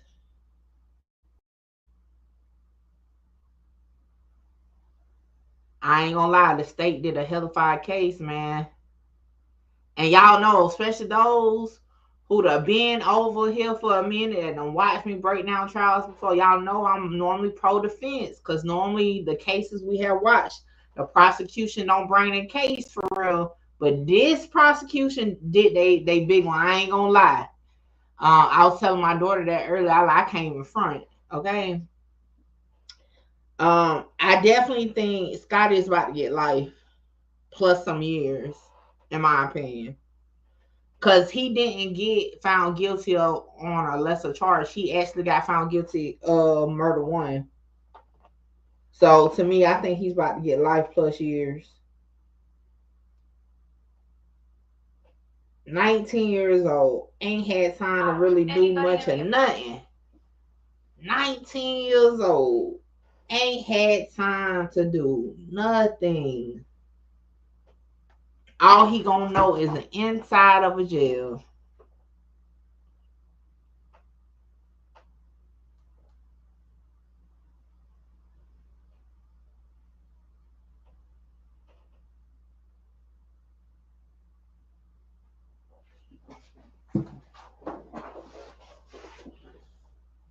Hey, he was there. They didn't prove he wasn't there. I told y'all, Butter was believable. Okay, like I done seen some of the long, like I done seen snitches in a domain on the stand, but Butter definitely, like, you can't help but believe him. So if you are just tuning in, ATK Scotty was found guilty as charged, meaning premeditated murder in the first, and was it burglary, home invasion? We'll put, I think it was, what was it? Burglary, home invasion? I think it was burglary.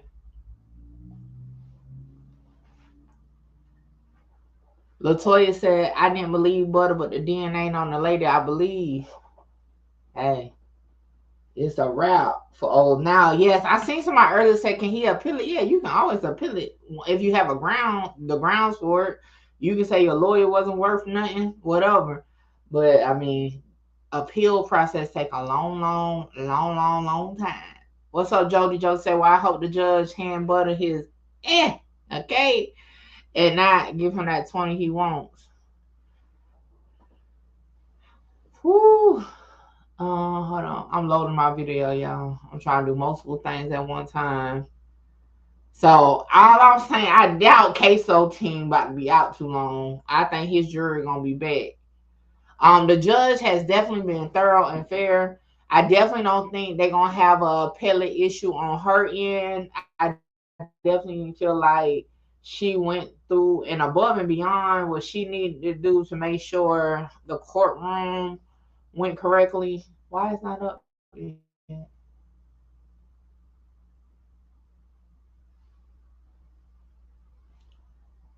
But dang, 19.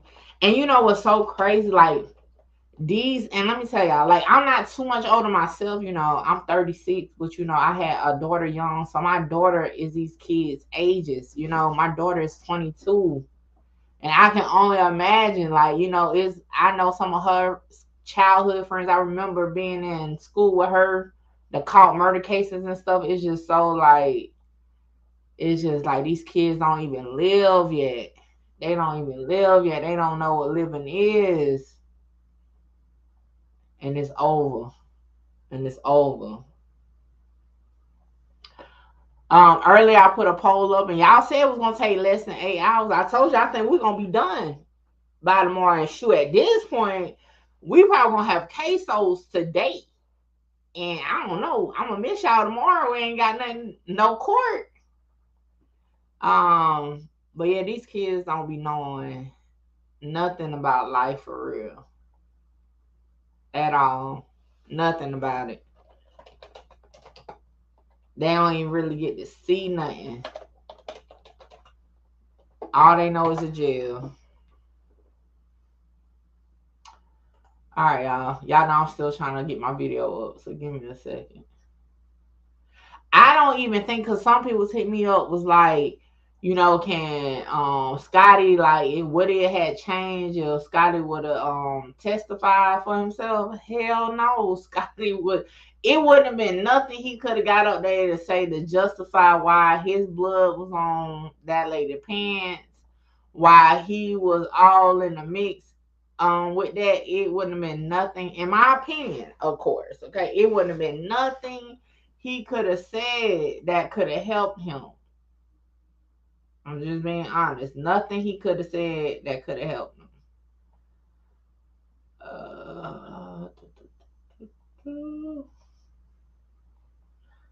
Not my video pops up if you Google ATK Scotty. Oh shoot. I'm trying to find a picture. I'm like, hold on. Why that look like my thumbnail?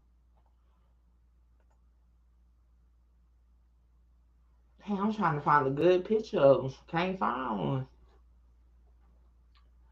one. What's rather talking about who does that shoe? That shit crazy. Hold on, y'all. I'm trying to find a picture for my thumbnail. They caught me off guard. I had to hurry and put something together real quick.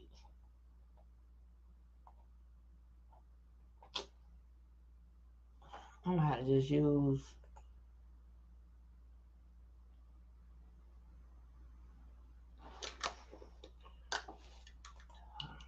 I don't got no picture of him by himself.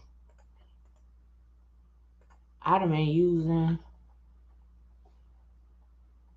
Shoot, no, I need a picture of him by himself. Y'all know we staying on stream until they done for today. I ain't gonna lie, when his lawyer talking about he ain't been part of ATK and literally we call him ATK Scotty, just took me out. I'm like, now how that happened? How did you come to that conclusion? Yeah, I can't find the picture I want to use. Alright, we're gonna just do it like this because I don't want to take all day. I want to get my video posted.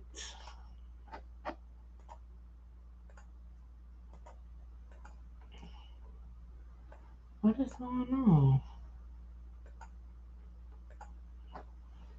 Alright. Nah, I like this one better.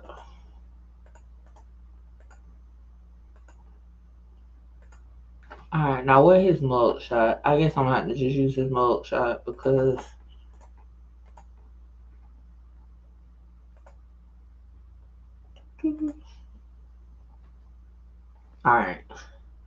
Alright.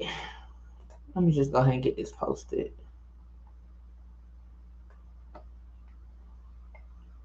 I'm not looking at the screen, y'all. Y'all make sure y'all type in the comments if they come back while I'm sitting here trying to do that. It was only one shooter. Only one. That's why I say it don't take a bunch of people to go do something. Because at the end of the day, if it's only one shooter and there's 3, 4, 5 people getting charged with this, that tells you something. Like on some real stuff, all BS aside, I done said that so many times. Like, I don't even be understanding why it takes so many people be doing stuff. Like, even like with the Julio situation, like with the girl, like you could have stayed your tail home, girl. You wasn't like, what was you there for? Just to catch a case?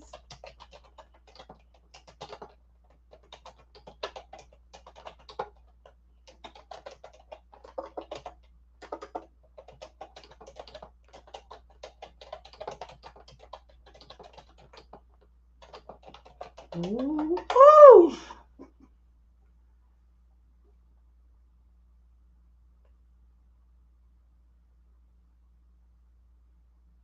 Alright, I'll post this. Boom, boom, boom. I'm almost there, y'all. I'm almost ready. I'm almost ready.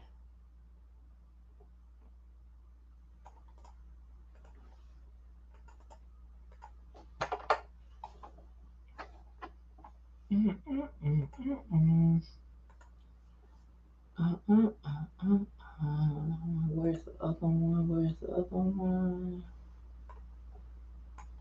I'm gonna have to come up with something faster for the Ksoo one, because this took me a good little minute to get it together. Matter of fact, I'm about to just go ahead and make this thumbnail now. That's the only thing about making videos and stuff. I can't stand making a thumbnail. I don't like making them. I'm not the best at making them, and it just slows me down. I might just go ahead and make the Ksoo one now. So when that time comes, I ain't got to worry about it. All right. All right, I'm back to the screen. I'm good. I'm good. All right, what y'all was saying? I wonder what the family gonna say about it. Like his family, because you know, Ksoo dad, not Ksoo, Scotty dad had spoke out at the beginning of trial. So I wonder what he gonna have to say this go around. It's posted.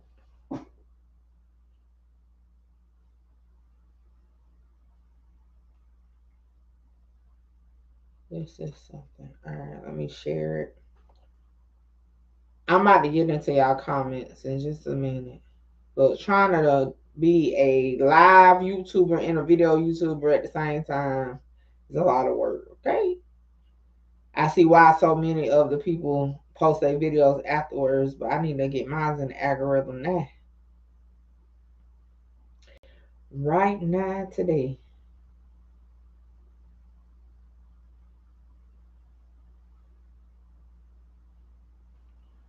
Right now, today.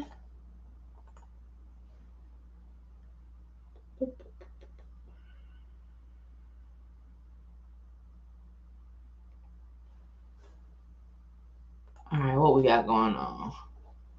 Oh, y'all going so fast in the chat. Sheesh. All right, I'm about to get my reaction to it, though. Give me a second. Give me a second. All right. I ain't surprised. I'm gonna be honest. I'm gonna be honest, right? I'm really not surprised. I told y'all last night my predictions for today. Well, for the verdicts, I told y'all I thought that Scotty and Ksoo will be found guilty as charged.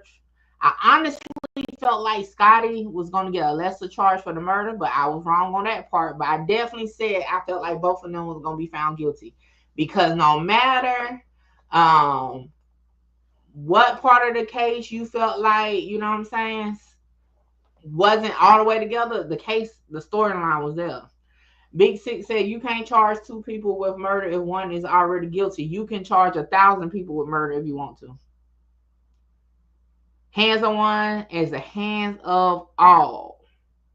The issue with Scotty, he did not prove that he was not there. That's why I know for sure Ksoo is about to get found guilty. His defense team did not go against no evidence that was presented. They only went at what was not done. So, yeah. So with Scotty, I mean, at the end of the day, they never said he wasn't there. They tried to say, like, if he was there, then he didn't know what was going on. But yeah, you can definitely charge 1 million people with murder. Okay? That's why I said, y'all YNs, it don't take all of y'all to be up in no mess. Y'all going fast. Who next? I'm just clicking on them, y'all, because the screen going a little fast. How if there was one shooter, that mean they can throw anybody who they think did it? Nah, reacting with Sam, that's not nowhere near what happened. The problem is Scotty is placed at the scene of the crime with the shooter, left with the shooter, meaning you're down with the cause. No evidence was provided for Scotty's defense that he wasn't a part of nothing. The state did a great job by saying, well, if he really didn't know what was going on and then it happened, then why didn't he just get out the car and put his hands over his head and say, hey, I ain't got nothing to do with this. I was just trying to get home. Instead, he went and broke into a house, assaulted a woman. Boom. Okay, bye. Don't answer here. All right, bye-bye. I mean, it's 340 people in here, and you talking about no answers? Have a good day. What's next? They still trying to put in their head they ain't playing this ish, bro. Hey, that's what they say. Scott said that's just like if somebody dies as a result of robbery, the driver gets charged too. Facts. If you're in it together, you're in it together. Boosie said it best. It's consequences when you thugging. It's consequences when you hustling. It's consequences when you put it in the hand and start busting. Ooh, bar. Uno said everybody snitching on each other and rapping about Ace should have kept that little rap money. He might need a lawyer too. Jesus. Mickey, they finna wait on verdict or go to recess. They are in recess, but I'm pretty sure they just gonna hang around in the courtroom because at this point, what answers are they looking for? Nobody here is involved in the case. Yeah, I don't even know what they asked. Like, it's multiple people commenting right now. Like, re-comment your question. Or better yet, do a super chat. And then I for sure will see it because it will pop up highlighted. But yeah, we ain't got time for people in their emotions. Hey, it's a lot of people in here trying to get their point across. Shout out from KC. What up, Flacco KC? How can they be convinced that Ksoo is the shooter? At this point, if y'all paid attention to the jury instructions, right? The jury instructions was like, even if you don't think the person did it, but something, I don't want to quote it, miss, like, you got to go back and listen to the jury instructions. So even if they didn't think he was the actual shooter, if he was part of it, type thing. Not only that, he left his assault rifle in the car. Yeah, I told y'all they should have took them guns with them. That was definitely part of the downfall too. Christmas had verdict coming today. Them jurors ready to go to the house. Okay. Ain't no free no anybody. Big Bad says since ATK got this murder Fulio-ish and Bibby think Ace about to get wrapped. Nah. I really think Ace be out the way. If anything, the little people around him that's still out there doing stuff like dang, I keep forgetting what the boy name. The one who got locked up down here. What was that man name? I don't forgot. It's been so long since I covered them, but yeah, it's people around him doing stupid stuff. I really think Ace is out the way though. Like I said, LB, if anything, LB, people around him doing stuff that get linked back to him, but I doubt they got anything on him. They would have been got him. How did Scotty DNA get on that lady? Hell, because he went into the damn house. Do you think an ATK Rico on the way? No, and if it is, it's going to be federal.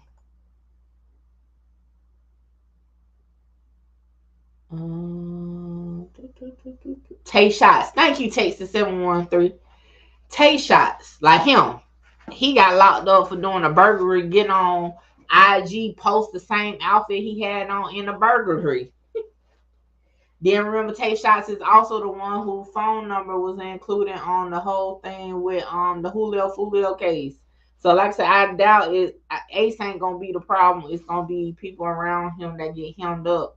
But again, you still got to connect it back to Ace. And again, I think if that happens, because Ace is not even in Florida, so it would have to be the feds, not the state, to do it. But I just don't see it happening. Hold on, y'all.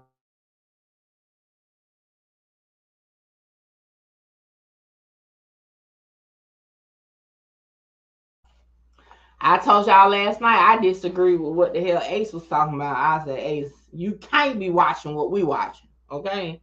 You can't be watching what we watching.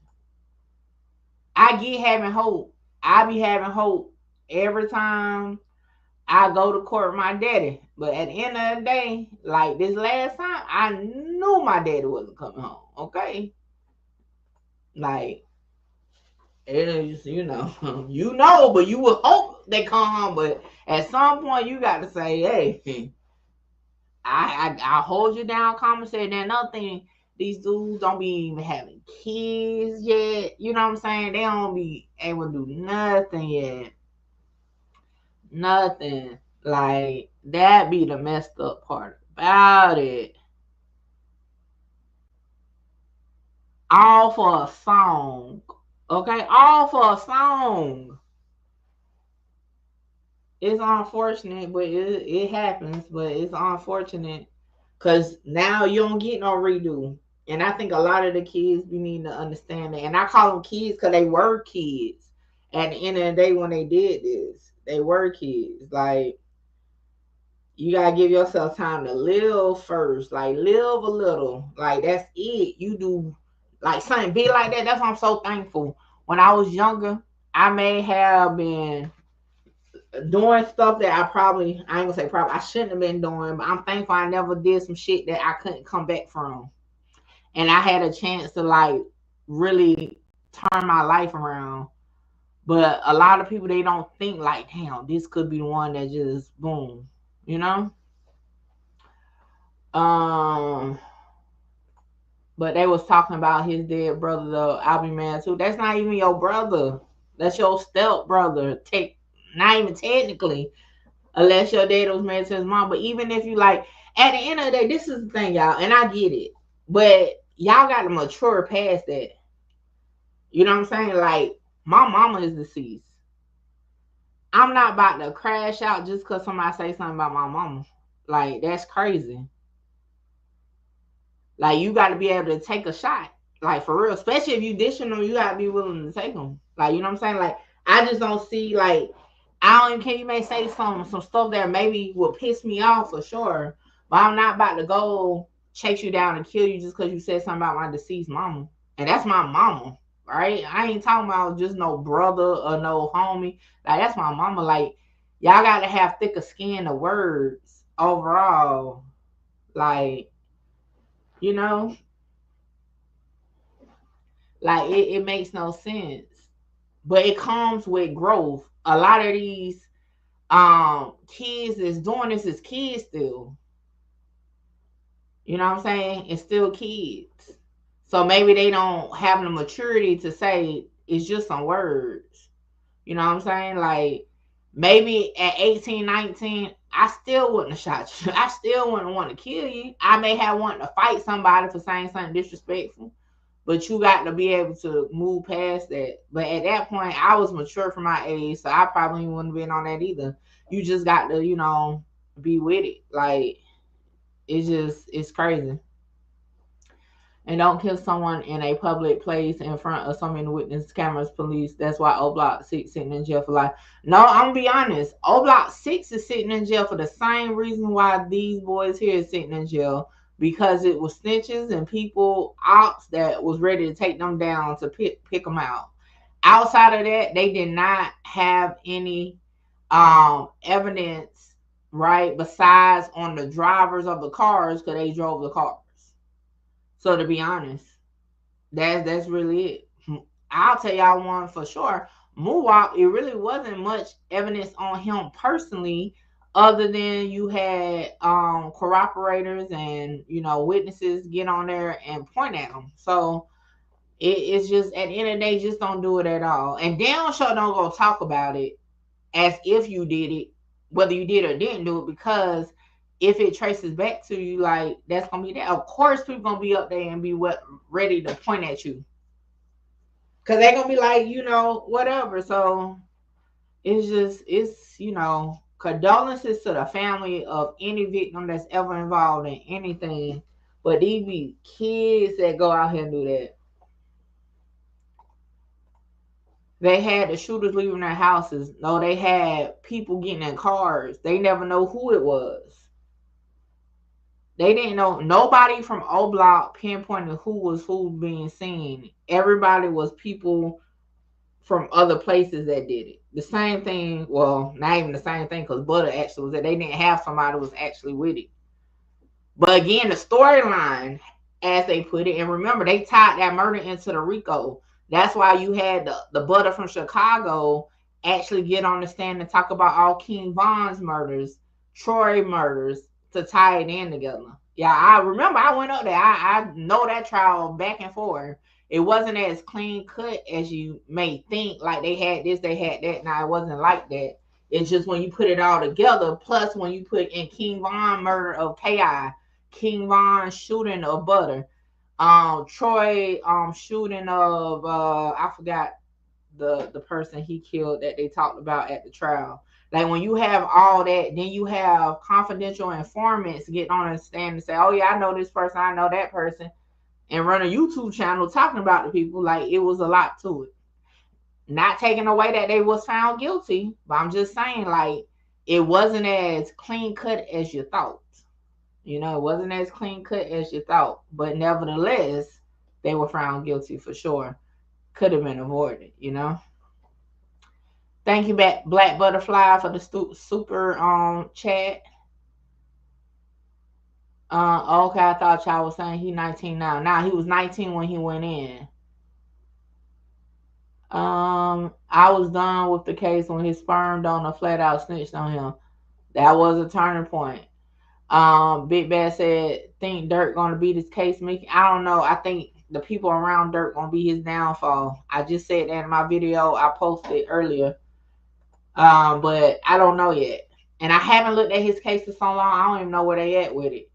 I'm really interested in seeing how it's presented at trial. See, how it's presented at trial is important because, oh, my bad, I had the hiccups. So many people, you know what I'm saying, have like so much stuff goes in a case and investigation. However, how it's put together at trial makes a whole bunch of sense. Like I said, hey, Jacksonville did their big one on this case. They definitely put it together. Okay. Definitely put it together. It was like, and I done looked into this case prior to the trial, and they put it together. I'm like, dang, I didn't even think about nothing that hadn't happened before. I'm like, okay, I ain't think about no interrogation videos or nothing. They played the story for me, and it made sense. You know, that's just that. Almost every case that includes a drill situation gonna definitely have informants on it. I'm gonna be honest. They had informants on almost every case I ever covered that was drill related. Drill related, you're gonna have informants and snitches on it for sure.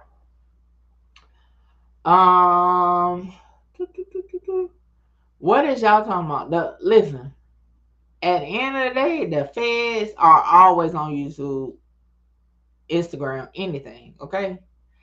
Anything. Now, this case ain't bigger than Melly. I'm not even gonna cap on that. This is definitely not bigger than Melly. However, for the drill sector of YouTube, this is a major case that just happened. But yeah, nah, it ain't bigger than Melly case though. You got Melly case is universal, right? You don't even have to really be into the drill culture to be involved or interested in the Melly case. That's why Melly has his own sector on YouTube viewers and stuff that's not drill related. It's just, you know, and the case is so intriguing because it's like they got evidence, but they don't got evidence, depending who you ask. And I'm talking about the Melly case now because, like, you go from seeing him get in the car, but never seeing him get out the car. You know what I'm saying?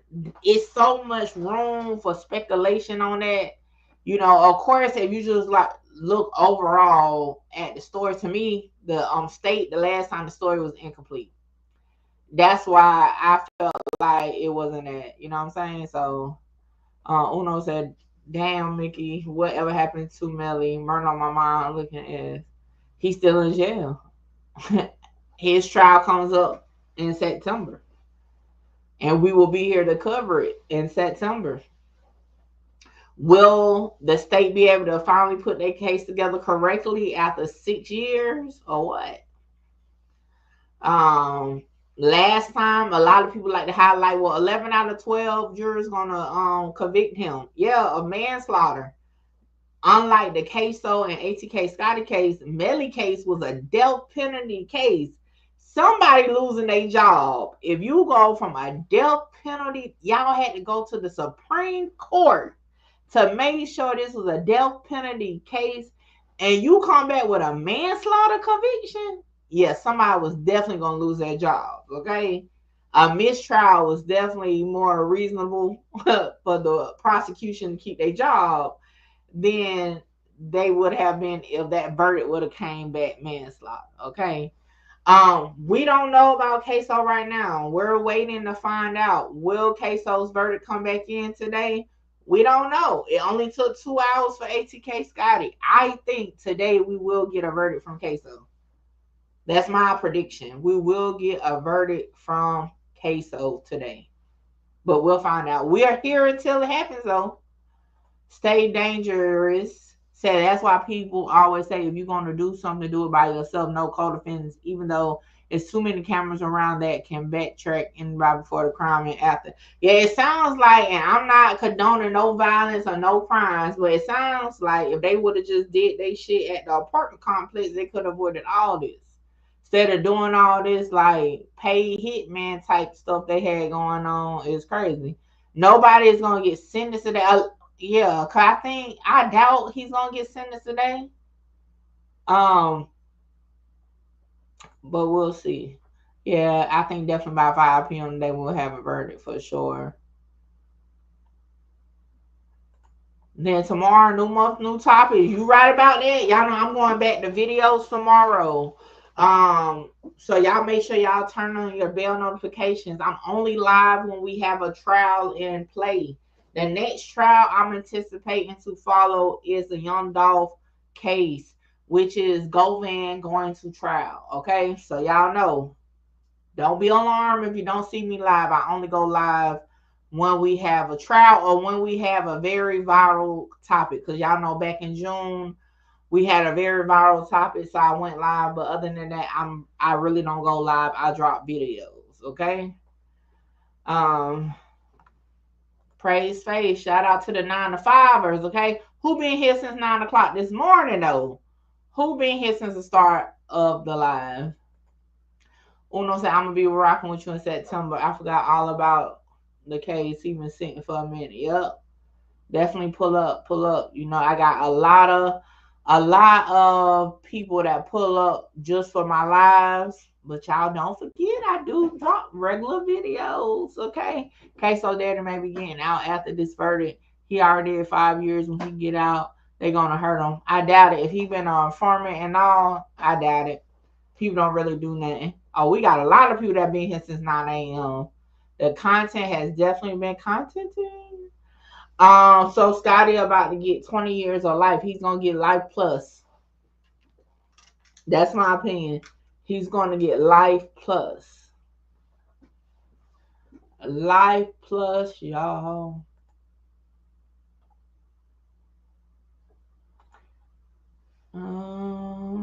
Yeah, life plus. If Ksoo get found guilty, he's going to get life.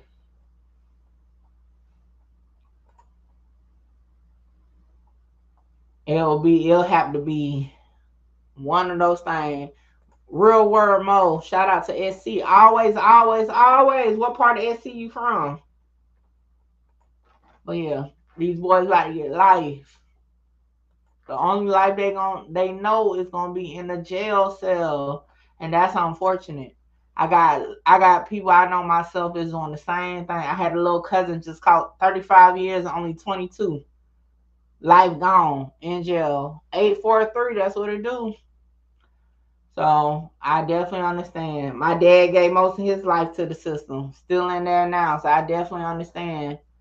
It's just at some point we got to wisen up. I tell y'all every day, hey, the best thing I could have learned, 803 in the building, the best thing I learned was I ain't about that jail life. That's why I stay out the way, mind my business, and stay on the up and up, okay? Because I don't want to do no time, can't do no time, not doing no time, okay? Sherry says, Judge just filed a 19-page order for a new Melly jury. No public seating to direct courtroom during selection, a lot more due to jury issues and trial run one. I think they capping though with that jury issue. You know, I just feel like in the society we live in, people just don't like the fact that people don't think the same as them. So I think just because a lady or a male, because I don't know if it's a lady or male, didn't want to go with them with the guilty, it was like, oh, you must have been paid off. That's just me. Because people do it to me as a content creator just because I didn't want to go with the narrative. Remember, I was the only one saying free Melly, they ain't proven it. Everybody was like, oh, hell no, he did it. So I just feel like people just wasn't with it. That's just, you know, that's how I feel. But we'll see. And if they got less what they had the first time, man, it still might not get no conviction. But yeah, they can try to tighten up all they want. At the end of the day, it's gonna be up to the judge. I don't see the judge really putting that many restrictions in play.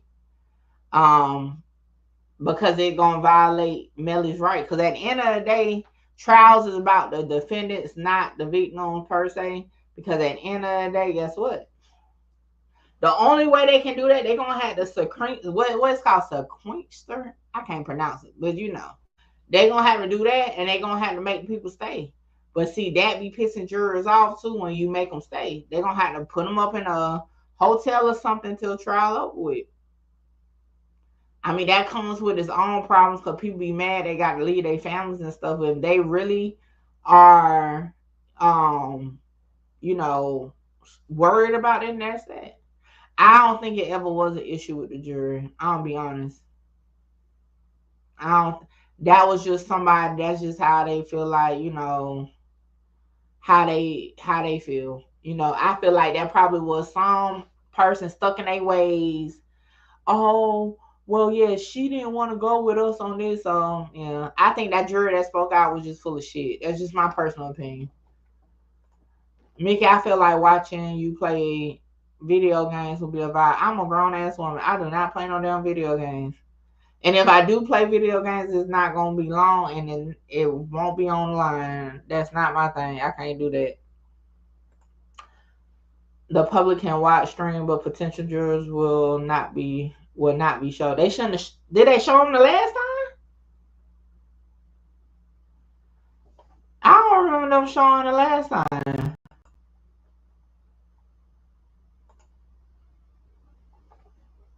Did they? Did they show the jury in the Melly first trial? I don't remember seeing no jury in the Melly first trial.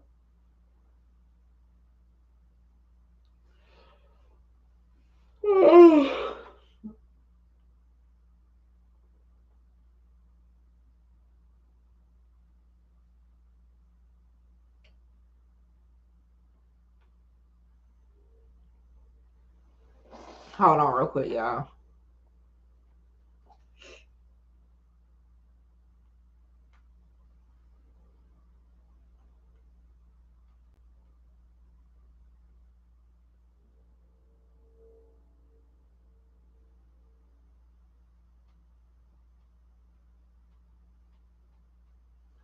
All right, we back. Appreciate this super chat. Said, do you think Ace is next? Nah, I don't think Ace is next.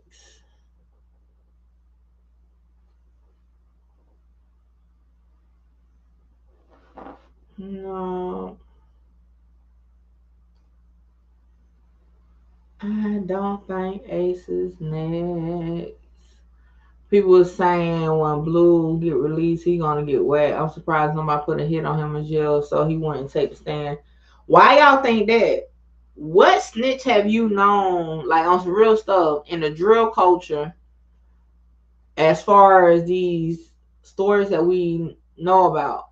When have y'all ever known one of them to get hurt, like on some real stuff? Like, I don't be understanding when I see a lot of people say that. Who did you know to get hurt? Most of them just end up going back to jail, to be real. But I've, since covering, being a blogger, covering the drill sector, I have yet to know one. Or know of one. I have yet to know that.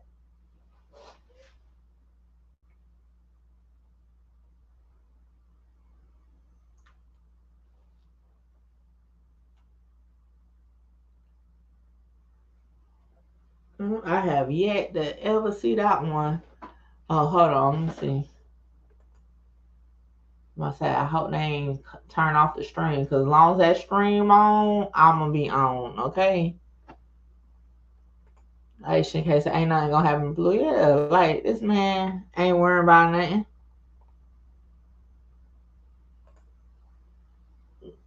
When Blue get out, he going on no jumper. For sure, he's gonna definitely have opportunities to go on platforms, for sure. You know they love to hear from the people that be snitching, for sure. And his would be good because everybody was shocked that a father could tell on his son. Happens every day, not just publicized. I'm gonna say it again. None of these cases that we have in the drill sector with people that snitch, they don't get killed. They go on interviews. This is what I'm saying. I'm not saying that it doesn't happen. What I'm saying is, content purposes wise, who have y'all heard getting whacked or something happened to them off of telling on one of these cases that we follow on YouTube? None. They go on interview tours. Like on some real stuff. Interview tours. Vaughn witness got whacked. Cal, because Vaughn ain't even had no case for us to follow. So what you mean? Bunch of y'all must got. I be having to forget. Some of y'all got to be kids. Because, like, what is y'all talking about? Big Mike from King Von's case got out and does an interview. Facts. And that wasn't even a case really that was popular per se until like after he passed away. But yeah. They have nothing on young and age. They will be wasting their time and taxpayer money, period. We don't know when Ksoo started. Oh, yeah. Y'all keep coming along talking about what happened. What about Ksoo? I was waiting. Y'all know the title said Verdict Watch. Verdict Watch. So we just chopping it up until then. We're just chopping it up until then. But yeah, nobody. And hell, look at the Chicago sector alone. Most of them go on to be bloggers and interviewers. Hell, or YouTubers or whatever. Mob do it all the time. We ain't talking about no goddamn mob. Y'all be funny. We ain't talking about no damn mob.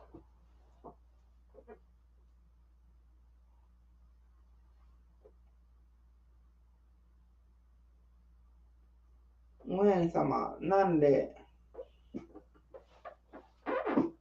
None of that. People don't be going after no doggone. Yeah, I'm doing the Julio Fluio case. Yes.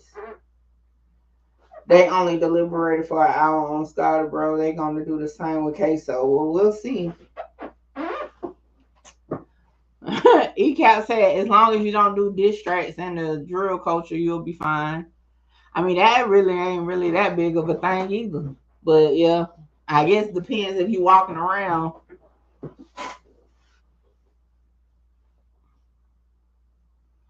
Kai Feinboy ain't been here in a couple days. Says Jacksonville paid the jurors how to stop cursing. I should read yours first. Hey, y'all stop putting actual cuss words in the chat. I'm gonna have to start blocking y'all. Cause y'all messing up my monetization for my live. Y'all stop y'all gonna have to spell it. For one, first and foremost, y'all need to get to the point y'all can be able to speak without cursing anyway. Like, come on now. My channel analytics and most of us is 24 and up. Like, we gotta be able to speak without cursing. Because y'all cursing in the comments hurts my freaking life. And I'm trying to get some money off this, okay? I'll be on here all day. Shout out to those that have been running up the chat, though, because that's the best thing. If y'all really want to support Mickey Truth, keep the chat moving at all times. That's how y'all can help me. Keep the chat moving. Y'all been doing good for the most part. Just keep the chat moving. Run up the comment section. That helps me out. That keeps the engagement up. Ksoo jury more focused on ordering food and eating in this case. Well, they were supposed to bring their lunch with them today. This whole trial was unfair. Like,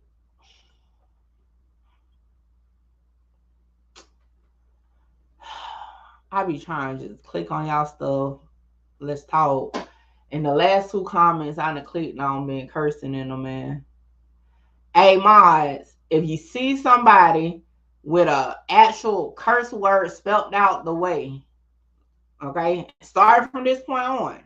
If you see somebody that actually have a curse word spelled correctly out, block them. Don't time them out. Block them. Okay? Starting from this point forward, all mods, if you see a spelled out curse word, block. Oh shit, we bad. A family tree, is that correct? All right, now we don't have, I don't know, smartboard we don't have, but we have this white easel flip chart. Will that suffice? And we have markers and we have sticky notes. So those we're going to send back with you for your use. Table of contents of items. I'm not sure what you were requesting. Is it a listing of all the exhibits and evidence? Because if so, that was sent in with you. Okay. That should be in there. If you can't find us, let us know. But the clerks printed out the list of all the exhibits they've received, and it is in there. And then lastly, flowchart/diagram of family tree. Unless that document was moved into evidence, I cannot give you anything that was not moved into evidence. So I will be unable to provide you with that. But otherwise, ladies and gentlemen, you might now return to the jury room and continue deliberating your verdict.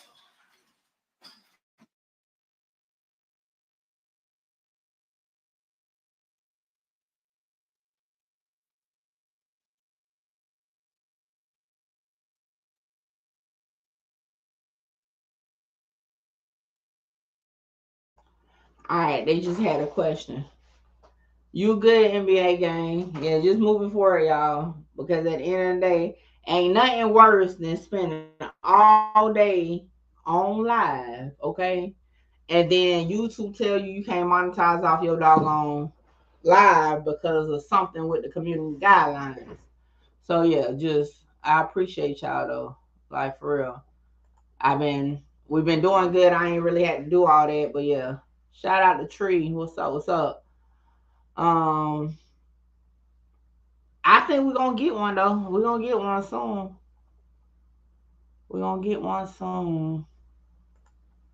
I'ma miss y'all, man. I'ma miss y'all. Oh, they back again?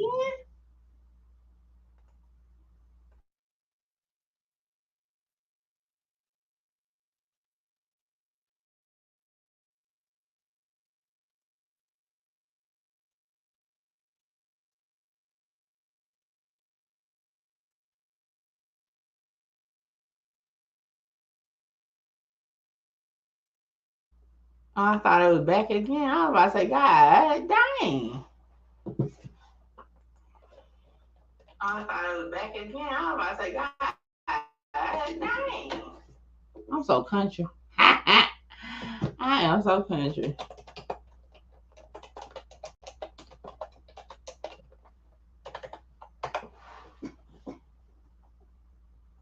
At this point, all they can do is make sure Scotty, ATK, all ATK can do is make sure Scotty and Ksoo got money on their books from here on out. Roman saying Ksoo just in for an M right now. Any other charge on this trial, right? Just the M. Ksoo has a really good lawyer, jury in there arguing. Hey, they asked for a family tree. And you know what's so crazy? Because y'all remember what I said when the Ksoo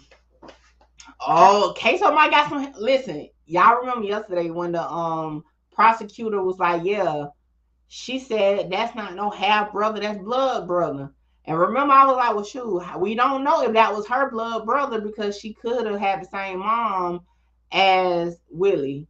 But we know Ksoo no. I wonder if that's why they wanted a family tree. Did somebody really say can Trump pardon Ksoo? It's crazy.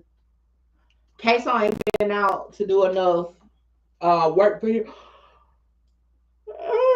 Even if he did have a federal case, you know, the people that Trump pardons, people that be willing to get on there.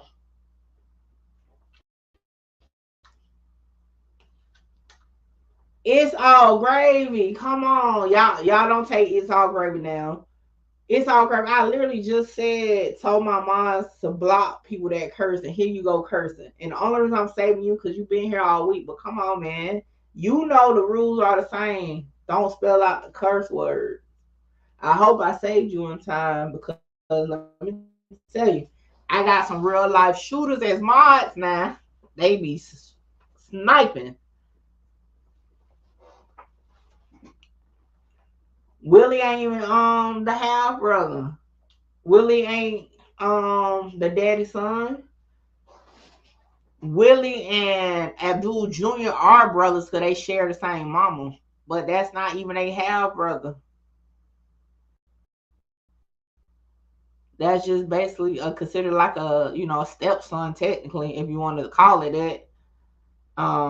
Yeah, but that's only like I said, that.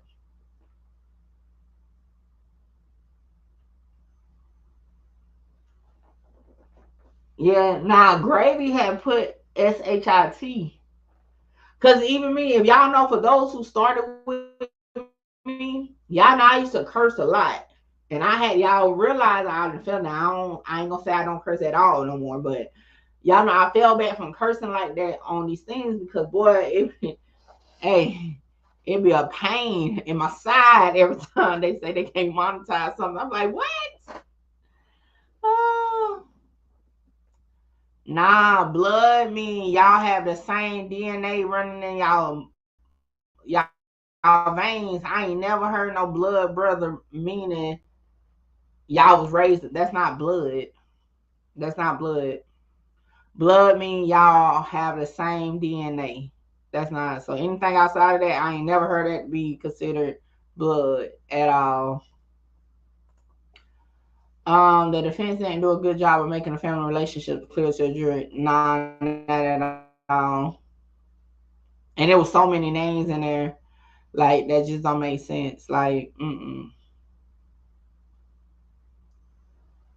I ain't never heard that. I never heard nobody ever mention that was that. Never heard that. Cause how could that even be called blood? It can be definitely like family. Cause I got a lot of cousins that's not really my cousins by blood, but we grew up together. Like that's definitely family. But I would never say that's my blood because we're not blood. We don't have the same bloodline. Who in here ever called non-kin people their blood? Like I really, want to do that. Especially when you got a ton of siblings from different moms and daddy. Nah, never even heard that. My baby daddy got 14 kids. 14. And some of them got other siblings. I ain't never even heard that with them. Like, I've never heard that.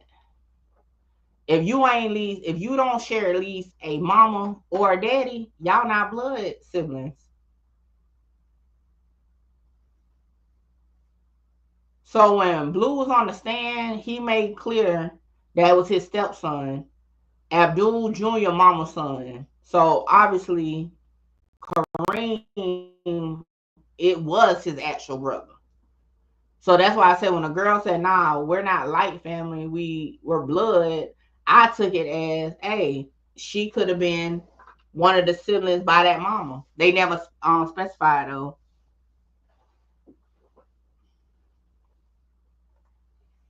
My best friend is my blood sister. Can't tell me any different. Well, y'all must have did some blood ties because I've never heard it in that way.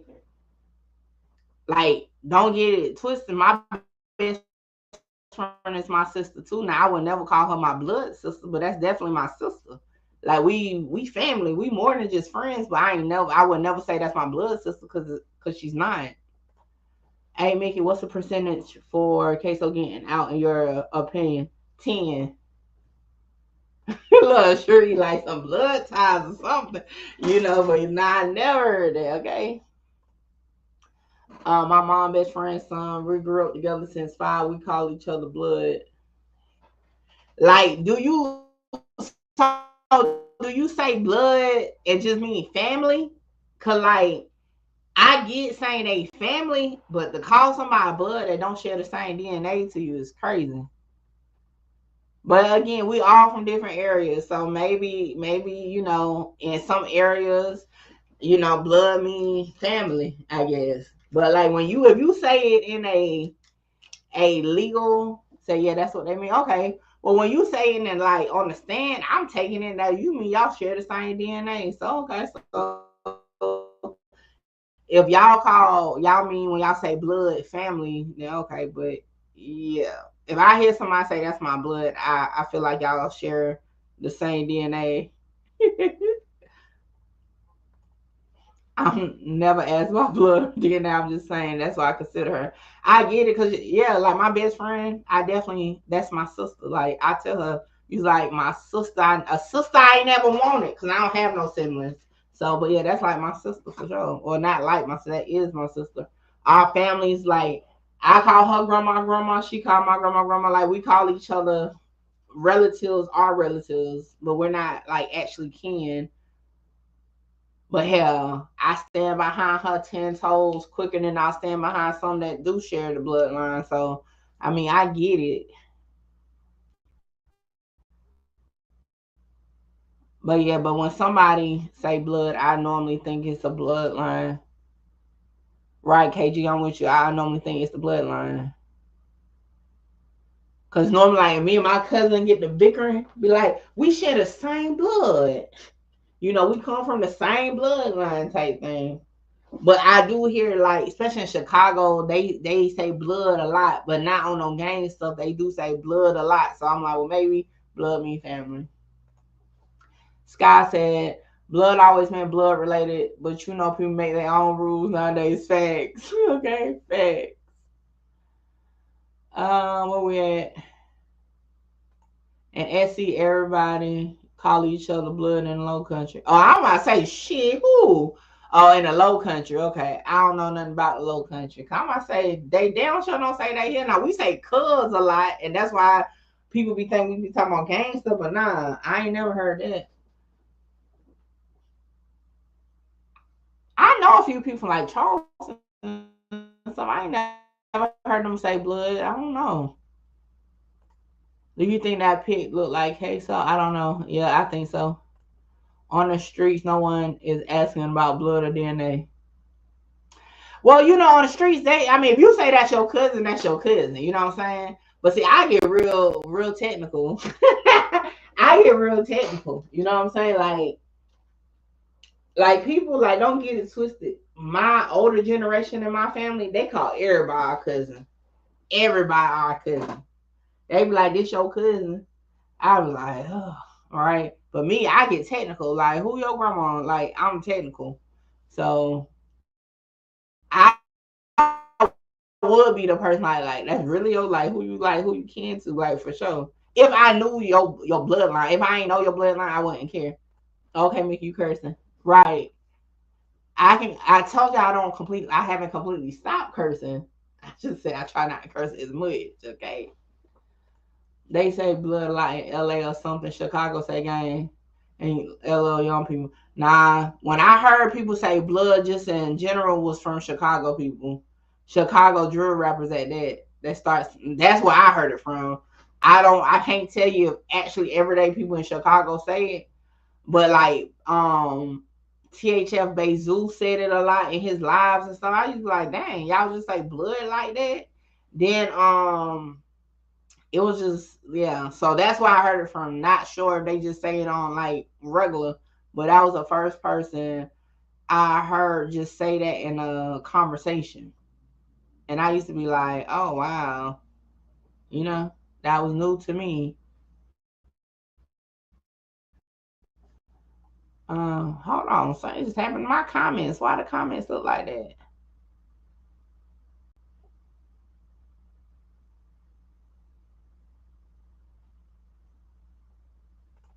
People say non-blood. Everybody from the low country do not say blood for no non-blood family. Now Bo. Now I definitely hear Bo a lot. Okay, they definitely say Bo a lot for sure. But yeah, like I said, I don't know.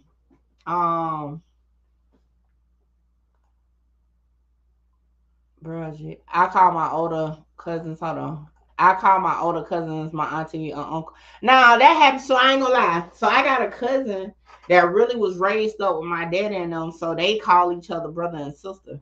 So like when I was younger, I used to call him unc all the time.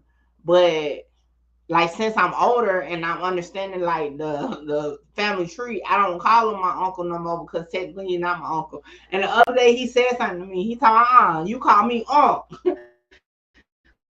I was like, but you my cousin. Oh, so yeah, I definitely get that. And then, like I said, my best friend's son called me auntie. My daughter called her auntie, so I get it. But yeah. Columbia, the only area in NC that they don't say Bo, LOL. Yeah, they don't say Bo here like that for sure. The first area I ever heard that people would say Bo a lot, it was like up there in like Newberry area. They say that a lot. But yeah, they don't say Bo like that here.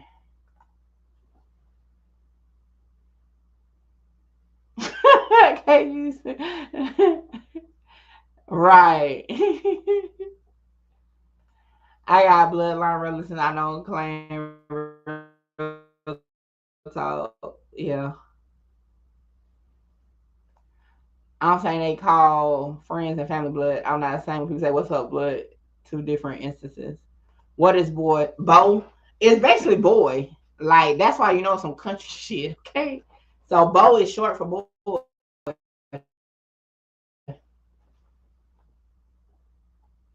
My husband, when he first started working at his job, a white guy used to always call him Bo, and he used to be like, "Hey, don't call me Bo."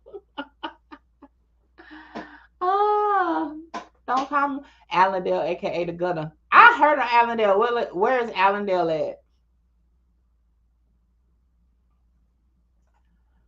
Sean B said Hopkins say Bo a little bit too. I ain't been to Hopkins in so long. So it sounds like down in, it makes sense though, down in the country for sure. It seemed like it. Because like I said, growing up there in Newberry and stuff, they used to say it all the time. When I used to go visit, they used to say Bo all the time. All the time.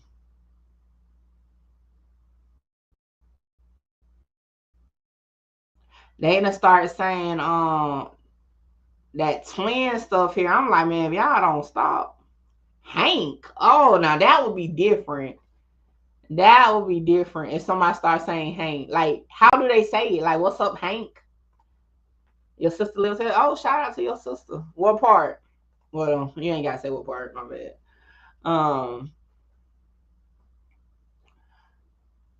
That would be weird. If somebody come out talking about Hank. Like that would be crazy. My grandma used to pop us kids if we said Bo. Yeah. Oh, near Barnwell. Okay. I know what Barnwell is. They on lunch at jury deliberating. They're deliberating. Because they supposed to be able to take lunch and deliberate. But they had just came in and asked for like a family tree or something. So if they take all day, is that a good thing for Ksoo? It could be. Yeah, it could be. So if y'all just joining in, we really just chit-chatting, waiting to see what Ksoo's jury is gonna do. Will they come back with a verdict today? And right now we just getting used to the lingo,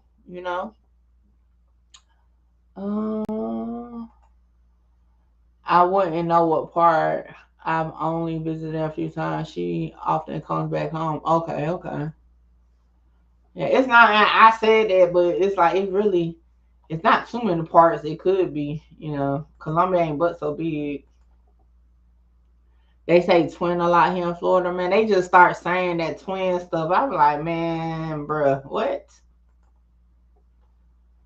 I can't stand, like, my homeboy had said, man, my bad twin. I said, bruh, if you don't get your old ass off my line talking about some twin, like, that's one thing I can't stand. I don't know where that came from, but I can't stand it. That twin irritates me. Cause like, why is you saying it? Like, I see a lot of the lingo I let the churn kind of do. You know what I'm saying?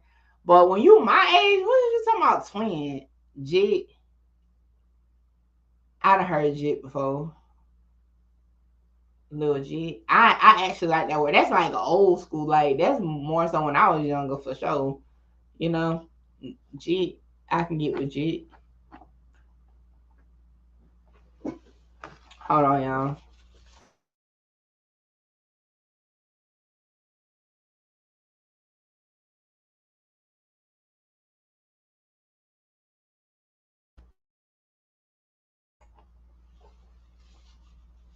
Yeah, but y'all know a lot of that Atlanta stuff will find its way up here to South Carolina. So I guess that's what they own.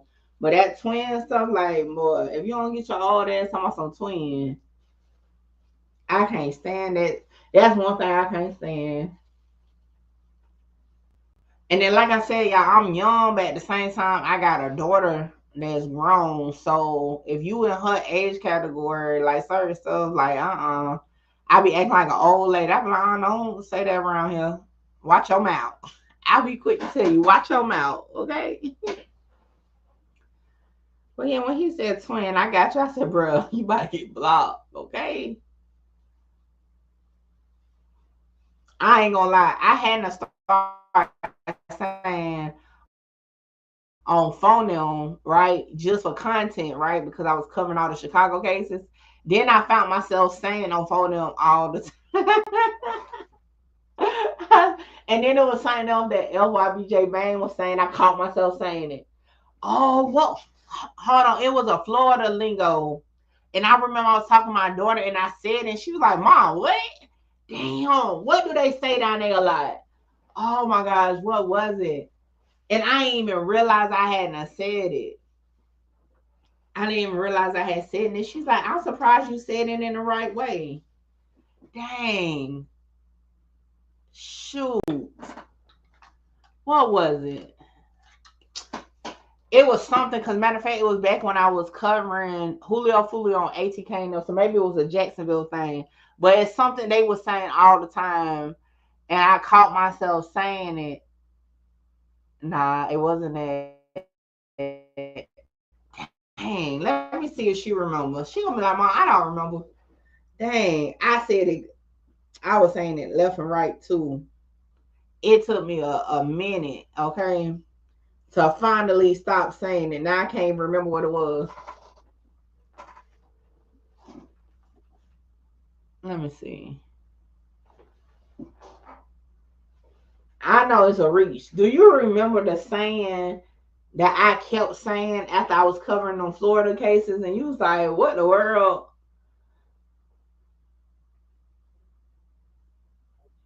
Type shit. Okay. Thank you. I was telling my people that. I'll call you back. Bye. I could not get that up out my mind. I kept saying type shit. My daughter was like, Mom. Like, when I was covering that, everything was type shit. Like, every time I turn around, I was saying type shit. And it was just like stuck in my mind. I wasn't even thinking about trying to say it, and I was just kept saying type shit. Right. But yeah, that's what I kept saying. Merch. Yeah, I ain't never gotten that. Like I said, on phone was the only thing that really stuck to me. And it was just because I was covering it, and it was just, it's fun to say. But yeah, that merch stuff and all that putting on people's grave, like The only time I remember ever saying like on somebody's grave is if I'm trying to like really say I ain't lying. I be like, man, on my mama's grave or like something like that on my grandma's grave, but I ain't never really said it like that, you know.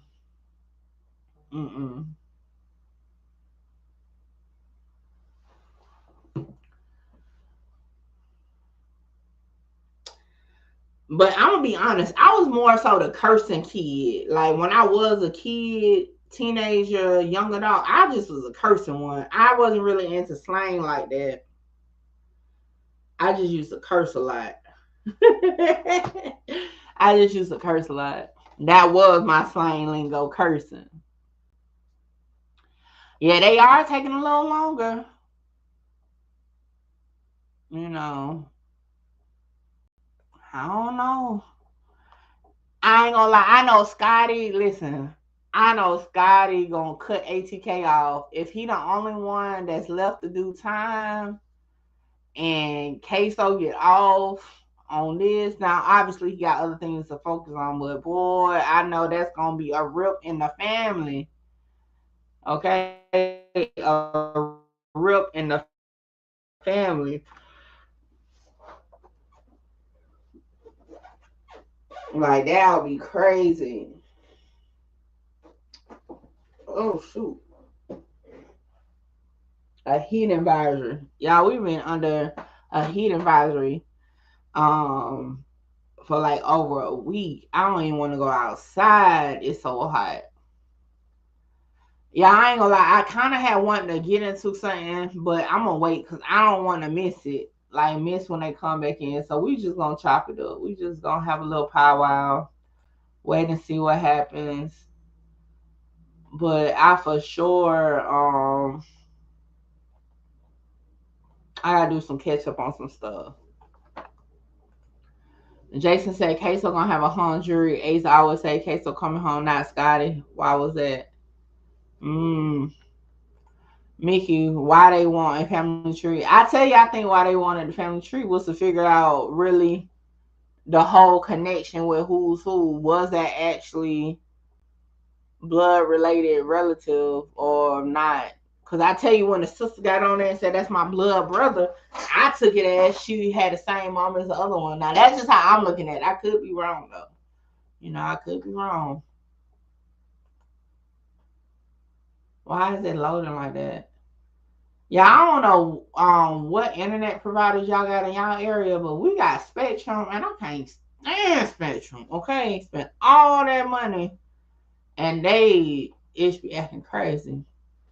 Crazy case still on the case too, Mickey. I read someone he was separated because of mental issues.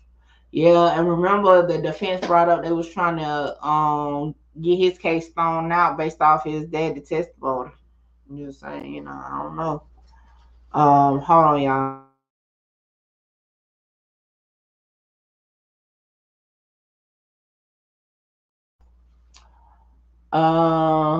Thomas, I got you on the customer. I'm a little behind. I don't know why I thought you already had one. This your main page?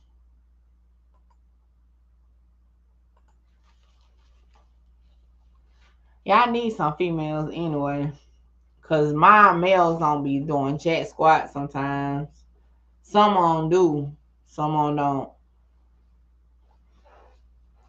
But yeah, just start from now though, cause I think most of us that's here, we know not to do anything. But yeah, just start from now.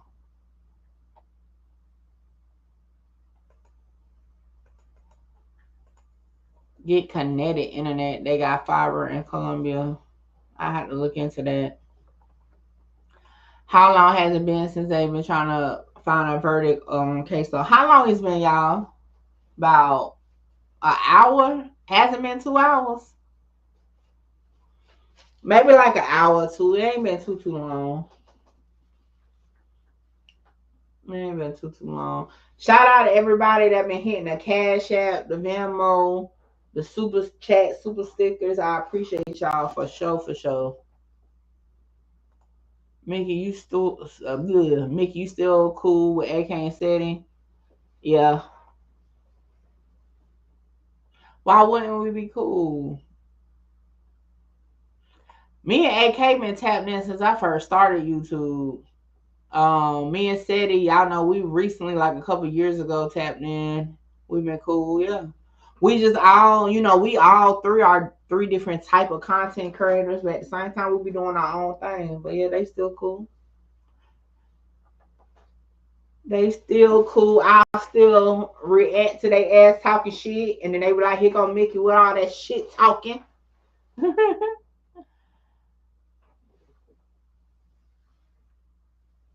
Handed to do. Hold on, what you say?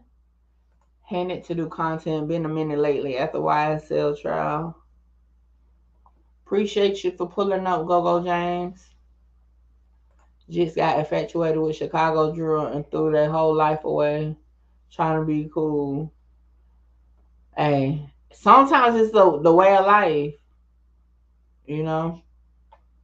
Sometimes the way of life, that's just their way of life. But sometimes when you don't have people like really showing you it's a different ways, it's easy to get caught up in that life.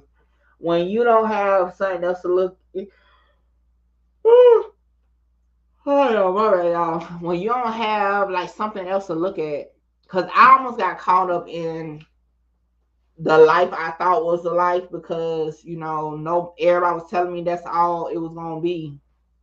But that's that.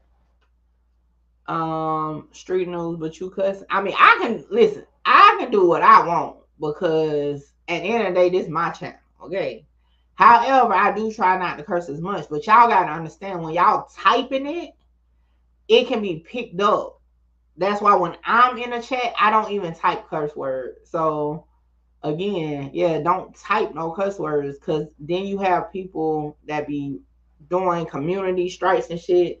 See, y'all still got me cursed. I was trying to speak some real game, and y'all just not, and y'all threw me off. But anyway,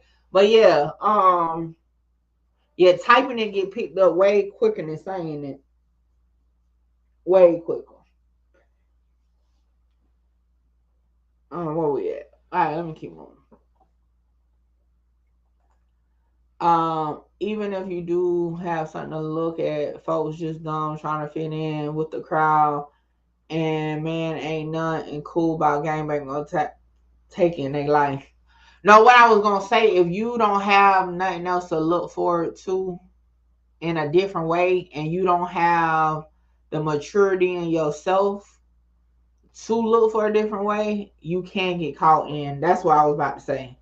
Because for a long time, I blamed my parents for my life being messed up. But at the end of the day, I had to take accountability. That's the word. A lot of teenagers, I accept the accountability for myself like 17, 18.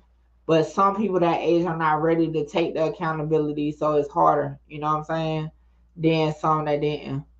Also, my family from some of the SC, and they so country, I feel like they have their own language in general. Yeah, some of the country is ever. Okay, that is definitely the country. Definitely the country.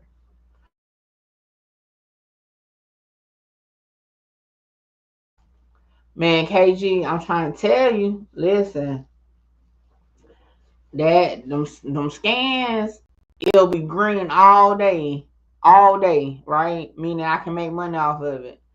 And then next thing you know, they'll be like, we picked up this off of this. Like, what the world? You think SC country come to Alabama?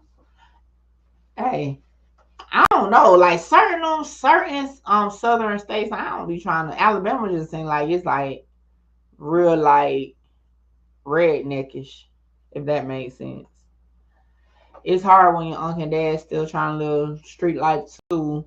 Who they gonna look up to? They supposed to be teaching them right, and that's what I'm saying. When you don't have,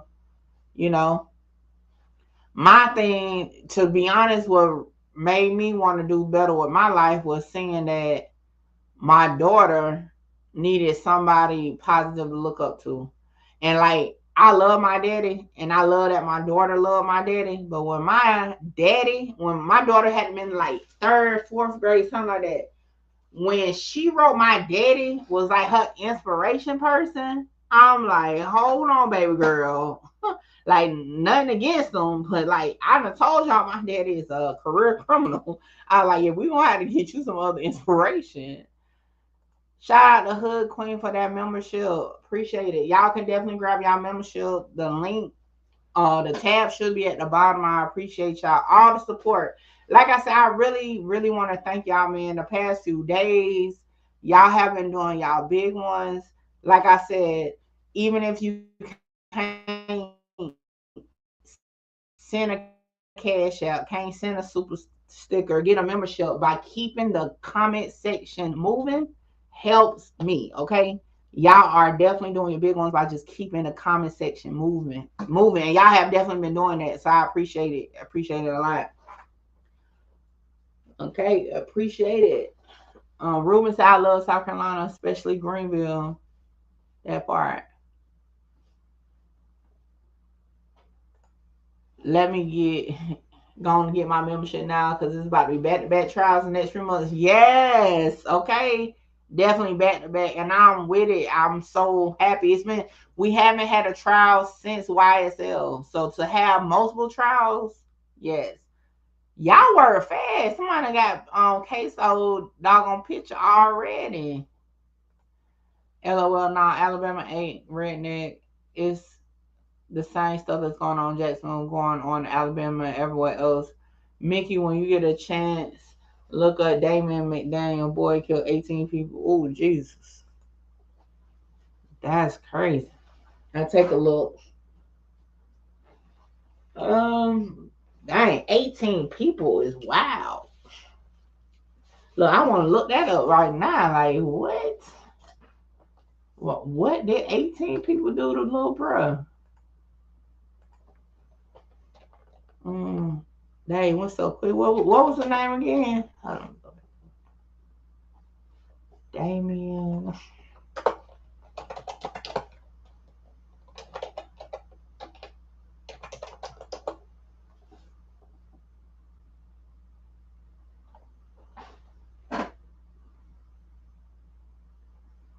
Oh, when his trial start?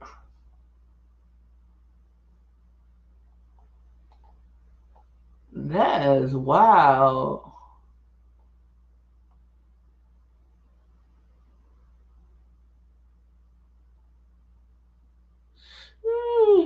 Did his trial already start? Oh, next year? Hey, y'all definitely want to watch that. That's crazy.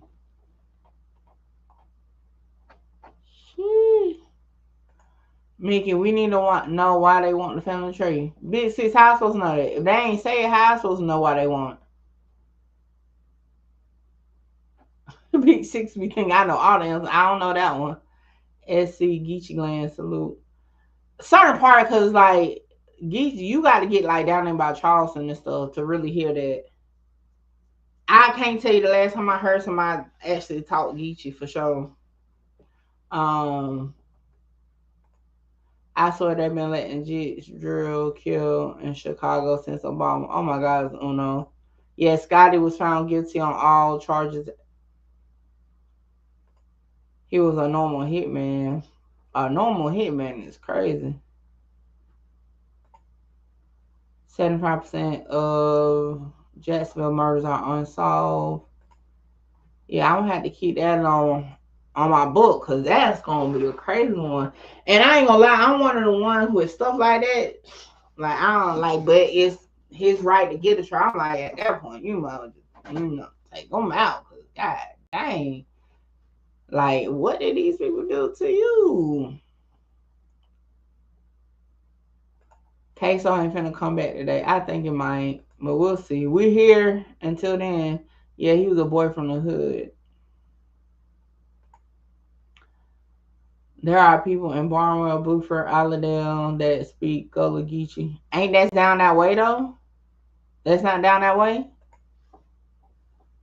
Barnwell County and all that, it's not.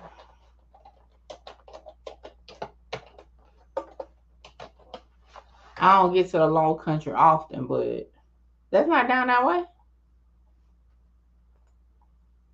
Yeah, we got to pull up a map.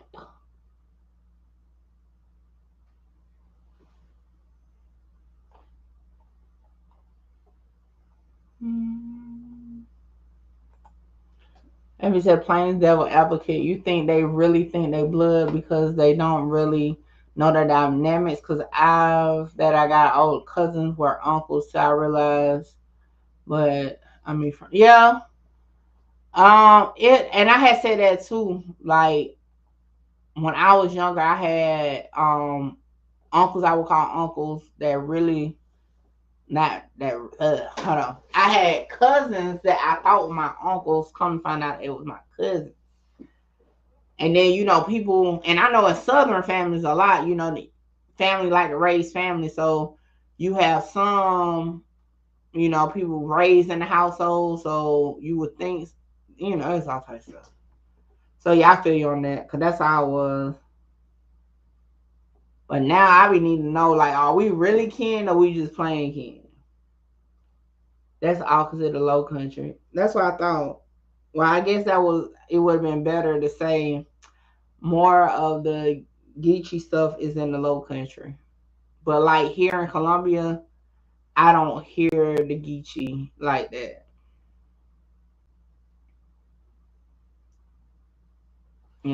That's all I was saying. I don't hear. He only 22 years old too. So what he just now, I'm having to look into that story. I don't know if it's really gonna be successful for me as content on YouTube. Because when I get into certain stories or cases that's not have like some type of music or entertainment connection, it don't really do too much as far as engagement. But I'm definitely intrigued about the story. I need to catch up on to see what it's about. But yeah. So for those that be wondering why I only do like certain type of cases is because when I try to do other cases, I don't get the engagement. And although I do love being a content creator, a YouTuber, a blogger, I need to get paid for my time. And sometimes, hey, you be to spend hours doing something and only get paid $2, don't be worth it, So, but yeah, that's definitely intriguing for sure. Barnwell like an hour from you. I mean, even if it is, I don't go to Barnwell. I don't go to Barnwell. I don't even think I ever really been to Barnwell other than maybe riding past Barnwell. Nah, he ain't snapped. He was killing his ops. A paid hitman. So all 19 people was ops?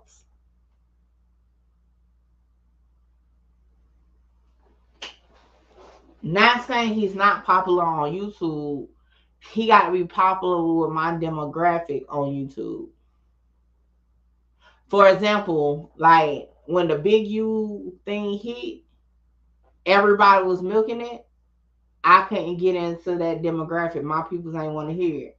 When Diddy went to jail, I couldn't get into that because the people that watch my channel wasn't trying to feel it. So yeah, it's not that it's not popular on YouTube. It's like it got to make sense for my channel. Let me put it that way. But I'll see what happens. Yeah, like certain things don't hit for me, but may hit for other people. Oh, I'm here sleepy. All right, what time is it? 2:14. We've been at this thing for 5+ hours. I'm gonna give them to like 2:30. If at 2:30 they don't come back, then we gonna get into like reacting or watching something. Cause I'm gonna need a break from talking. I've been talking for 2 hours. I like to talk, but not constantly. Not constantly. Matter of fact, let me go get my drink. Hold on, y'all. Be back. I'll be back.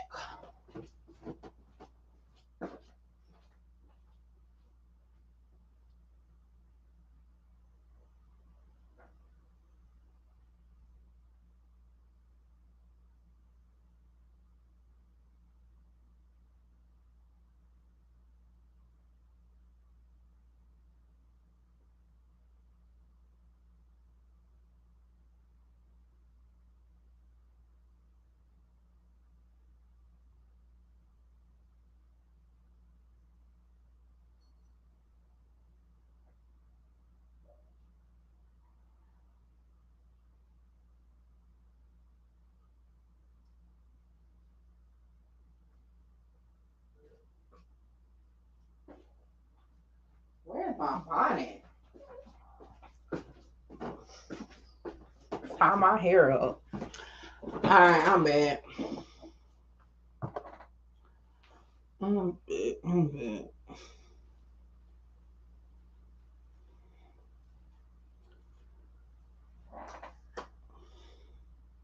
And I got to leave at 5. So we'll see. Alright, where we at? I'm trying to think. I don't know, y'all kind of got me intrigued with the Damien dude. I might try to find something with that real quick. Hold on, that's what we about to do real quick. I'm about to, let me pull up my other phone. Man, they gave me these little pieces of fruit.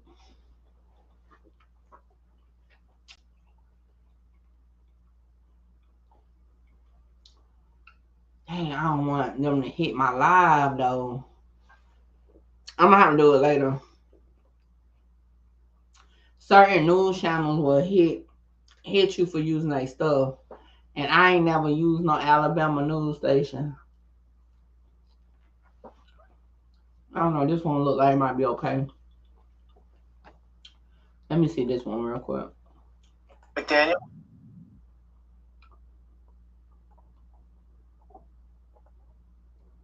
Let me see.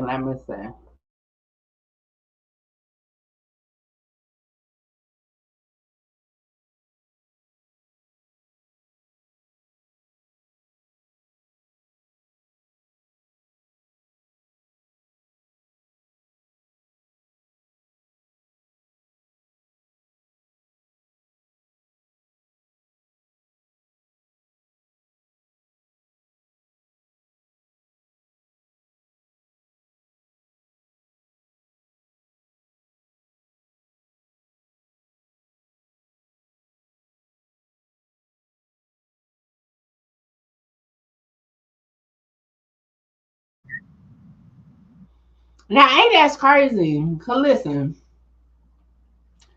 I can hear it, but y'all can't hear it, right? But then before, I couldn't hear it, but y'all could hear it. Now, it wasn't muted. I could hear it. Y'all just couldn't hear it. I don't know. We're going to have to, I'll try it again another time. But yeah, like this whole time, y'all know I haven't been able to hear the trial. That's why I've been having to use my phone. But just now, I can hear it clear as day. Dang, we're going to have to do that later. Oh, hold on. Maybe that's why y'all couldn't hear. Hold on. Let me go back. Maybe y'all gonna be able to hear it now. Let me see. Capital murder and the deaths of Angelia Webster. Can y'all hear it? Y'all let me know if y'all can hear it now. Christian Norris and the couple's unborn child. They were killed on Valentine's Day in 2024. The couple left to go on a date to the movies and were never seen alive again. Their bodies were found 2 days later on 10th Avenue in Wylam, both of them shot to death. We're extremely proud of our homicide investigators who have worked tirelessly to bring justice to these victims as well as their families. We also want to thank our federal partners in the Jefferson County District Attorney's Office for their support and collaboration throughout these investigations. With these latest charges, Damian McDaniel is now connected to a total of 18 cases within the city. We have been following all of the developments surrounding McDaniel and his charges since he was first arrested last year. For all of the details, you can head to our website or to the free WVTM 13 app to. So he really was going on a crime spree, like a murder spree, for real. Now that's wow. Yeah. I'm gonna have to check that out. I ain't gonna lie, that's intriguing. That might be, matter of fact, I might use that for my true crime story for August. Shout out this CG, okay? I'm gonna have to use that as my true crime story for August. Cause that's crazy. I'm gonna have to find the beginning and go from there. But that's crazy. I'm gonna do the first video hopefully my people that watch my videos tap into it so we can finish following it, because that would be a good one to follow now up until the trial next year. So yeah, that's crazy though. 18 people.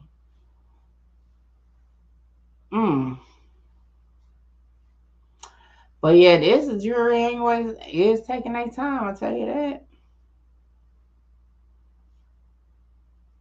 Them switches, what? All right, let me find us something else to look at real quick. I'm trying not to look at nothing too long. Hold on. What? Hold on. I gotta watch this real quick. Oh yeah, I'm definitely gonna have to cover this, okay?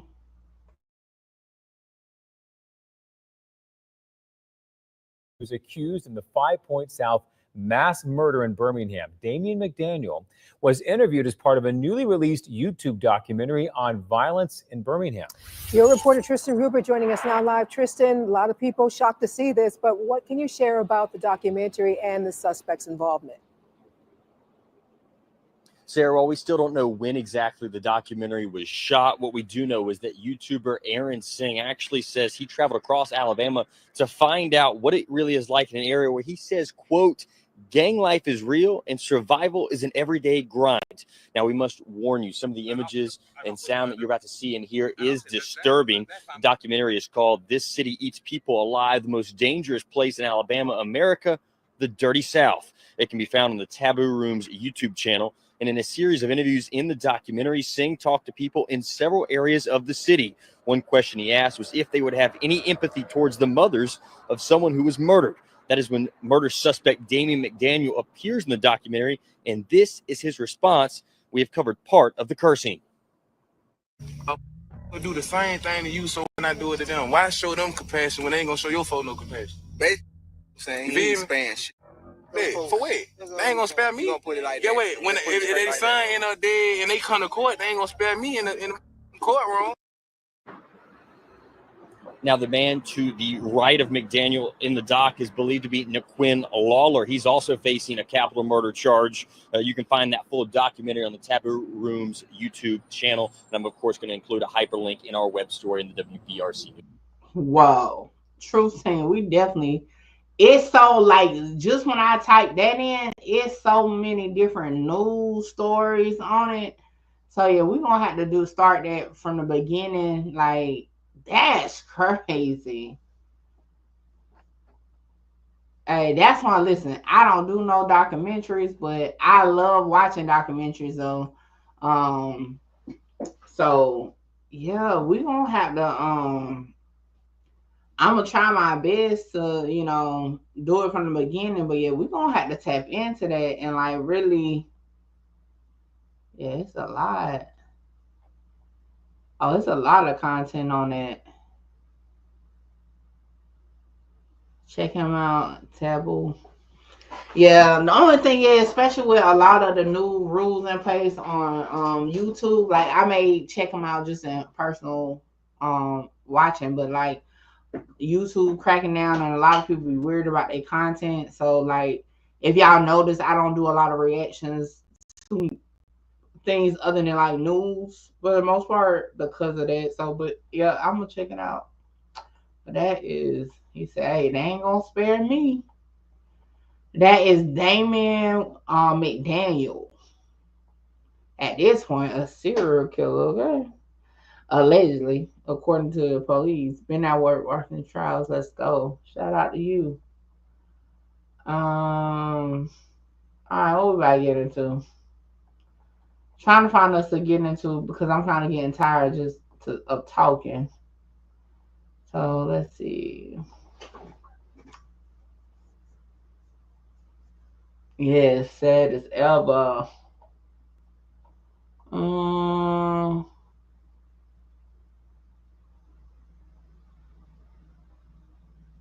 murder NBA player. Don't stop making content. Oh no, no. I ain't gonna stop now. I may take a break, but not stop. Cover everything. Now, I ain't gonna cover everything.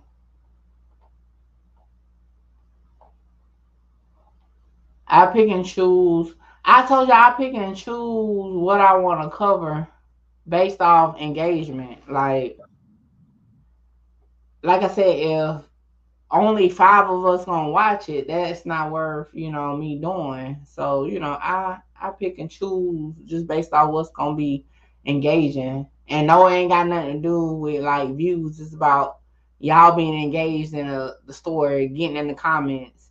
But if I post a video and only one comment, then obviously that's not something y'all want to do. So, stuff like that. I just came across this. Detroit has been a hot area for us to cover recently. So I wanted to see what they talking about this one real quick. Said gunman opened fire, shooting 2 children sleeping inside Detroit home. So breaking news, 2 children were shot this morning as they were sleeping in their beds. It happened at their home on Detroit's east side, and now police are searching for 2 shooters. Fox 2's Lauren Edwards is live with the very latest. Good morning, Lauren. Good morning to the both of you. Now, first off, those kids are expected to be fine. They're in the hospital right now, but I want to step out of the way because police have just left, but we want to show you still the neighborhood and what's going on. And we're at the intersection of Arcola and Eldon on the city's east side. And, police say that again, that they are looking for those suspects, clearly wanting to bring everything to a close and a resolve. But, and even though those kids are going to be okay, which is the news that everyone is expecting to hear, which is a good thing, the investigation continues. Just really, really tragic. Senseless act happened in this block. 2 kids under the age of 10 recovering in the hospital after their home on the city's east side was shot up, police say. There's the number of shell casings right now. I would suspect it may be targeted. We just don't know at this particular point. We're still early in the investigation. DPD Assistant Chief Eric Ewing says it happened early Thursday morning while the children were asleep in bed. 1 kid was shot in the arm, the other in the foot. Mother and father were at home. There were other children in the house. Unfortunately, they were not injured. Even though both kids are expected to be okay, he says this is the 3rd time this week a child was shot in the city of Detroit. The 6-year-old hit by a stray bullet from Sunday night shooting on England and Stender. Hold on, Paul. You said since they locked Damon up, the murders in Birmingham have dropped. Are you serious? That's wow. That's something. I'm sorry, y'all. That comment I was like, what? I used to date his sister. Boy said he was going to kill me if I broke her heart. LOL. Boy wasn't playing, huh? Hell no, he wasn't playing. Okay. Serial killer is like Ted Bundy or Jeffrey Dahmer. I mean, 18 bodies, you're definitely a serial killer. I think you got to be over 5. Hold on. I think it got to be over 5.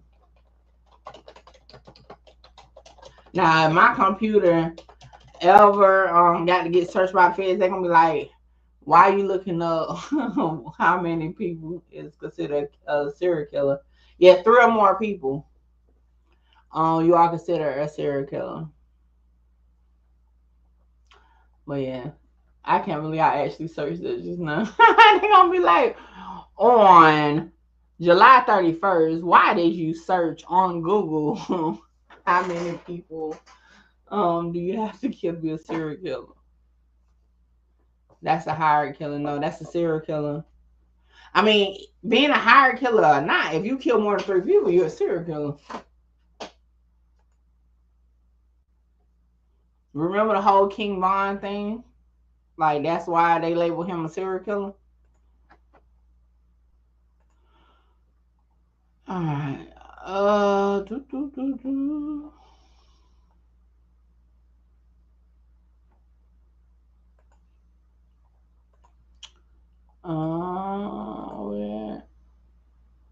Is the girl in Detroit who killed the 4 guys jumping her brother gonna beat the case or not? So that's on my list. I never looked into it. That's on my list though. So I don't know. I gotta look into that. We doing Mo 3 trial, Mickey? Yes.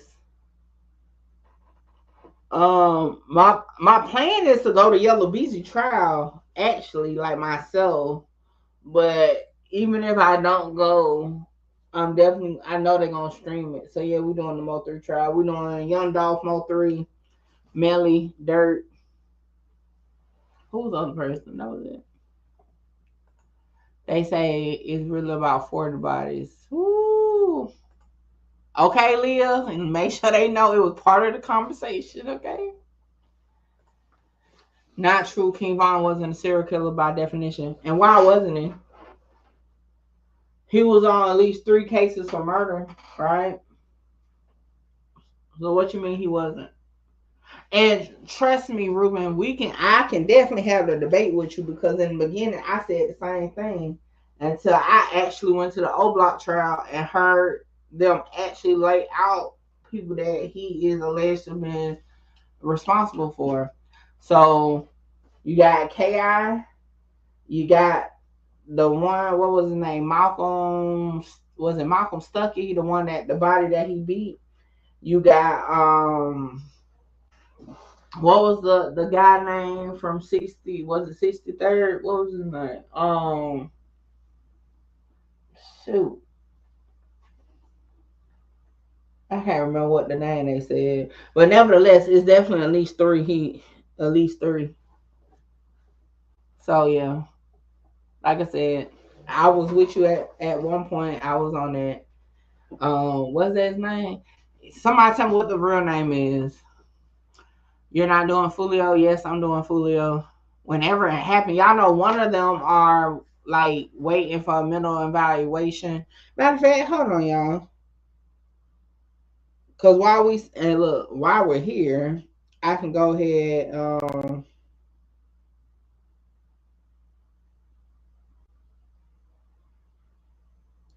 Hold on, I can go ahead and start looking up some of these dates. So we're gonna stop watching that. But we're about to look up some of these updates on some of these cases. So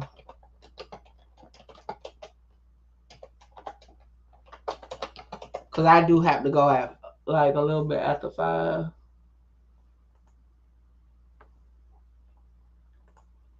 Did you see this M for hire case Jacksonville has coming up? No.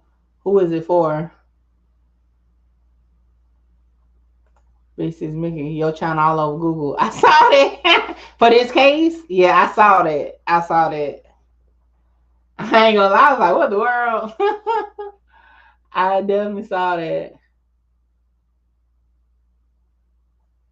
Oh my gosh. This man say he just a man or woman.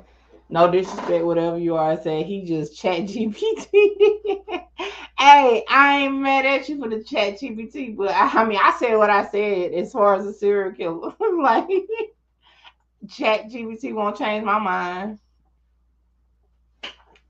But yeah, shout out to you though. That was fun. I needed that laugh. That was funny.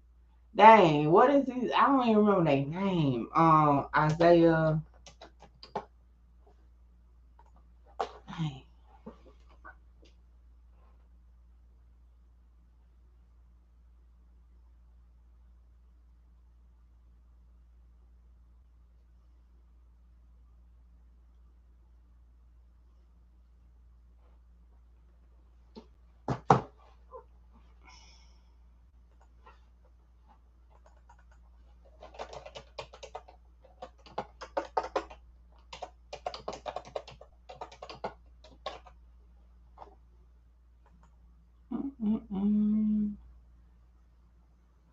Oh, they moving around in there.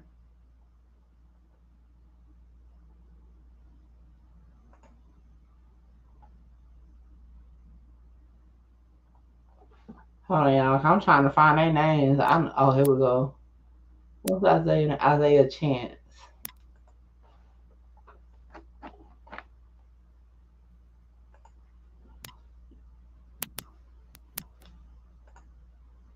You know, people share your channel enough, so that's good. Next, you will get an email from YouTube saying you are approved to be YouTube.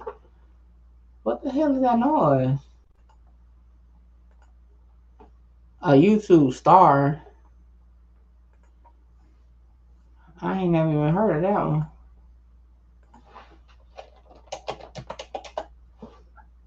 In all my years, I ain't heard of that one. And I've been on Google a couple times. Oh, I never even heard of what that is. What you mean you can't find it?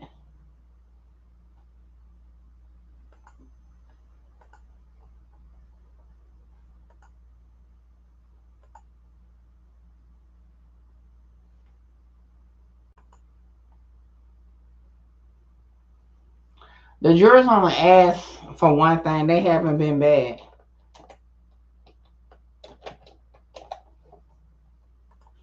Oh my gosh, y'all. Like, when I be trying to do content, I can't stand on my phone be going on.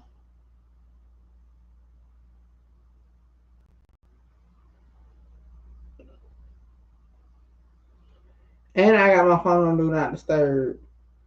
So it's my daughter. That's why.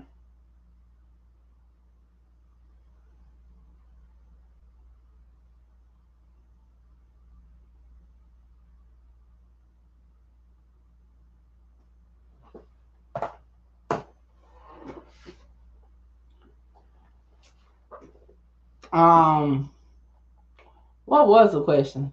It was something about the family tree, a graph of the family tree or something like that. I don't remember the exact question, but it was like something with the family tree.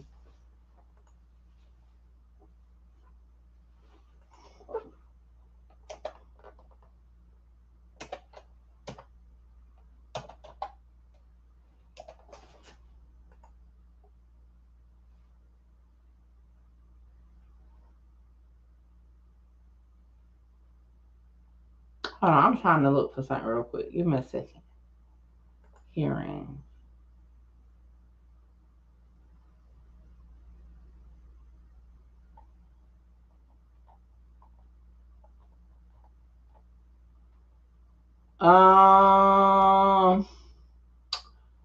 Rashad Murphy jury trial is scheduled for April 8th, 2026. So y'all hear me? April 8th, 2026, Rashad Murphy jury trial. Why didn't Isaiah Chance pop up? I must spell Isaiah wrong. A-S. How the hell you spell Isaiah? Oh, A-S-A-I. A-S-A. I don't know. No, I-S-A-I-A-H. Okay. I-S-A-I-A-H. Okay, we getting there.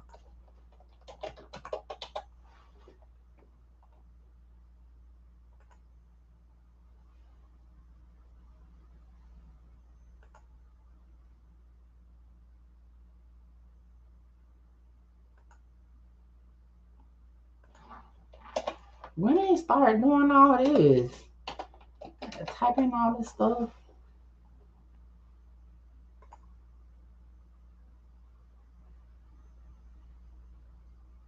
They might have did enough reasonable. What about? I mean, I don't know, y'all. They didn't elaborate on why the jury wanted the family tree. The question was just about the family tree. The judge said they don't have one, that they like no graph or nothing they can send back there to them. They didn't say exactly what was the reason. I think everybody going to trial in 2026. So for those that keep asking about the Julio Fulio case, it won't be to April 2026. Let me check the girl real quick. What was her name? Alicia Andrews.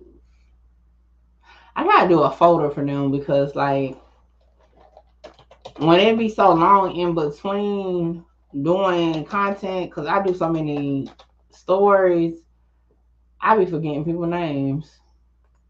But I need to do a folder for them so that I can remember what their name is.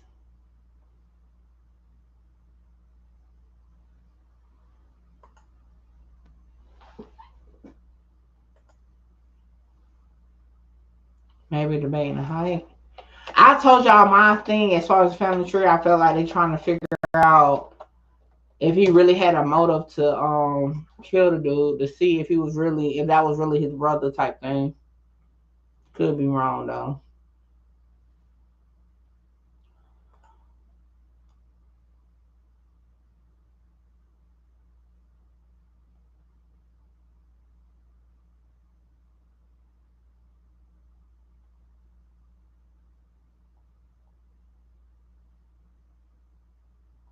Why they say she already had her trial?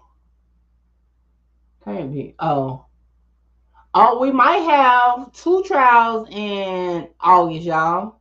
Alicia Andrews for the Julio Fulio case should be going to trial August 18th. Let me write that down. I know Elise Law and Crown gonna be in there.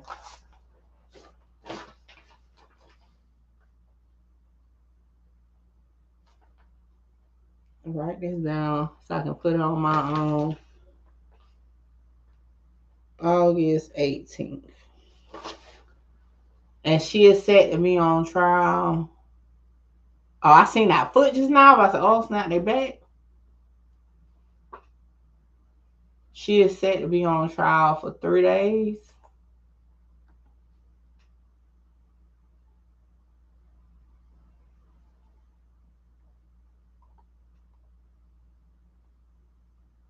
No, a week. They got her scheduled for a week. All right, so for those who's asking, Julio Fulio, the female suspect, will be on trial August 18th. The male suspects will be on trial April of 2026. That's the information I got for right now. Ms. Mickey, what's your stance on how long the jury deliberates? I really don't have a stance on it. Because I've seen some that took days and still came back guilty. I've seen some that didn't take that long and came back guilty. So I don't have a stance, like a lawyer would have. Lawyers really have this and that. I don't really have a stance on that like that. Yeah, I'll bet you. I know Ksoo do. All right, so just keep that in mind. We'll be back at it August 18th for the Fulio case.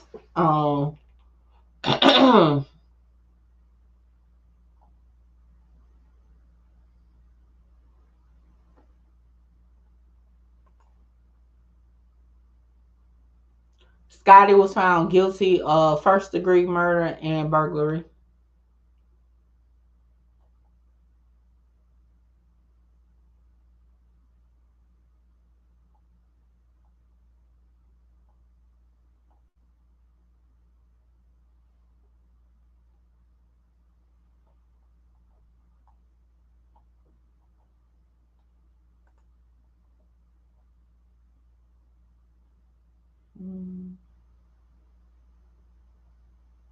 I'm just reading some of her documents because I haven't looked at this case in so long.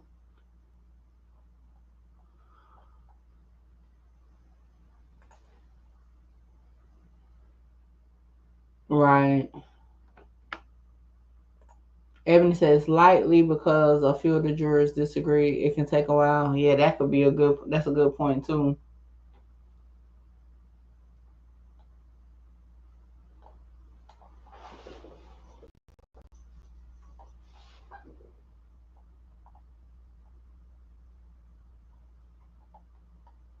Yeah, it should be good to go in August for sure.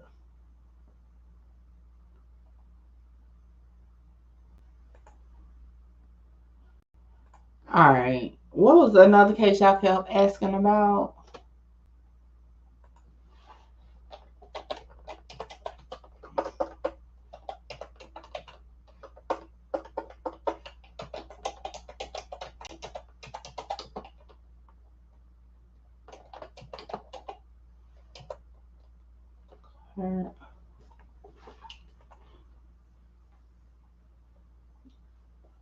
I'm not even gonna tell y'all no story now. If the Fulio case and Dolph case is the same day, I'm gonna cover the Fulio case because I know it's gonna be enough people doing the Dolph case for sure.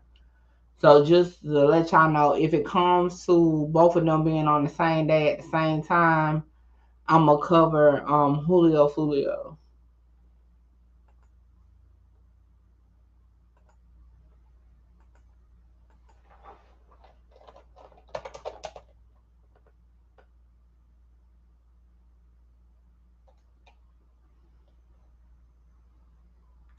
Did anyone? Whew, it took about 2 hours for the verdict, and to be honest, that's including waiting for Ksoo thing to be done. So it may have had been less than that.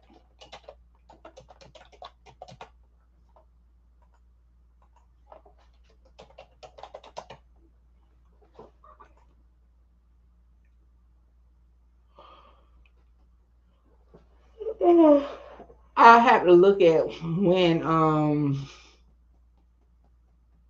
oh, matter of fact, let me watch that real quick. I'm glad you just said that. Let me see this.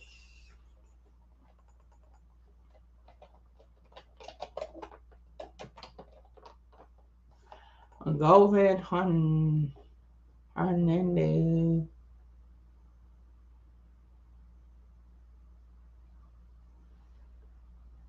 Who said cuss word? I sure missed it. Thank you.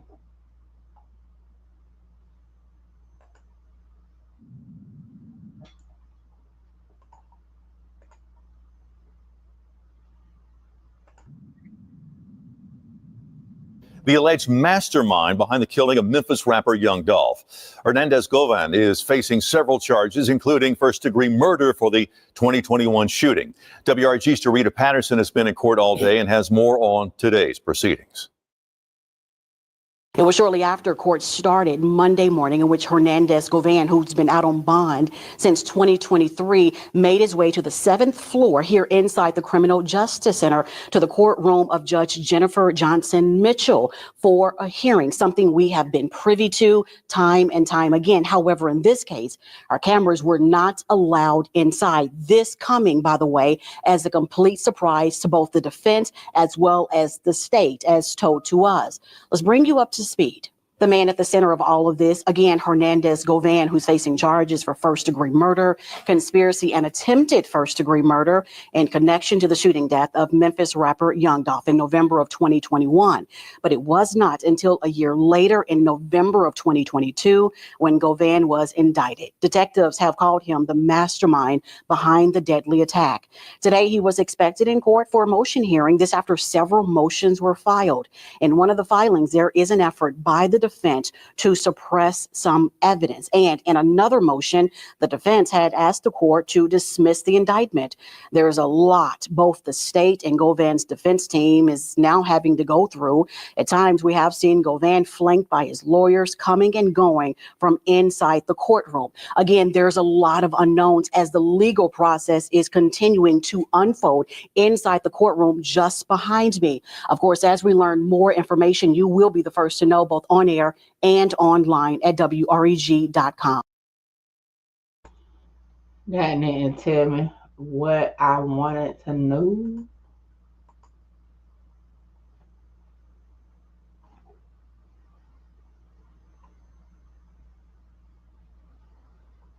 Now we got ATK standing on business in the chat. Oh.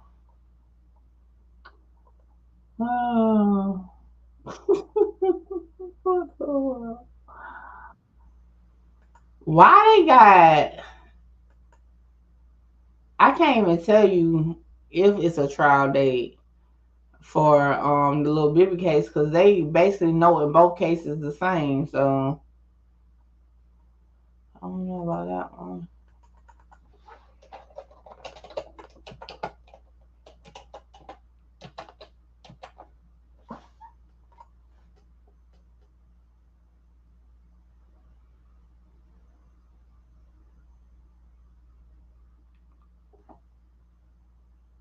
Oh shoot. So Hernandez trial date is August 18th too. Yeah.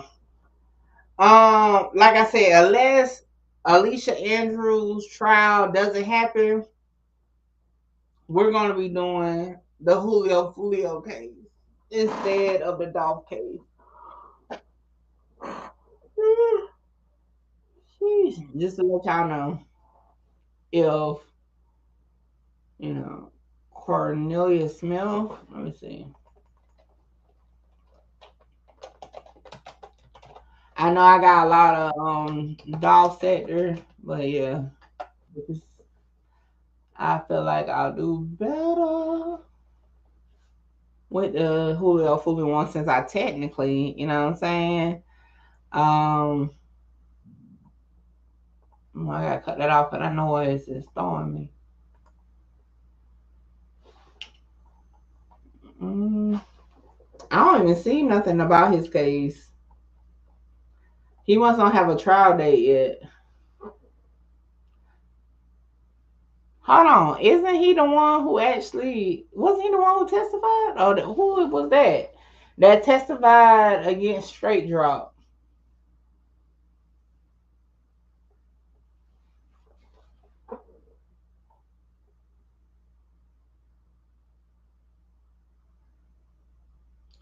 He's still going to trial? I thought he like cut a deal, that's why he testified. Or is that the wrong one? But yeah, I can't find when his court date is. Yeah. Y'all want to say he wouldn't be going to trial. He turned state witness. If anything, he'll be getting a sentence, and that's about it. Yeah, that's what I'm like. He wouldn't be going to trial. I think Goldman is just the next one up. But yeah, like I said, unless they just don't string Julio case, then we'll do the Goldman. But if they string Julio, yeah, because I covered that more than I did the Dolph case. You know, the Dolph case happened before I came onto the scene.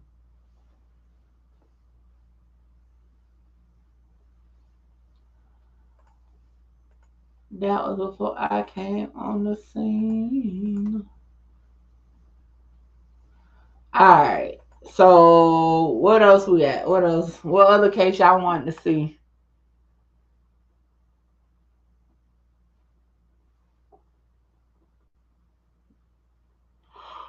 I'm getting I'm getting sleepy now. All right. We got that out of the way. Let's see.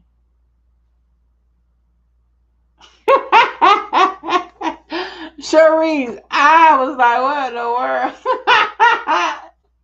Look, I just kept on moving. Okay.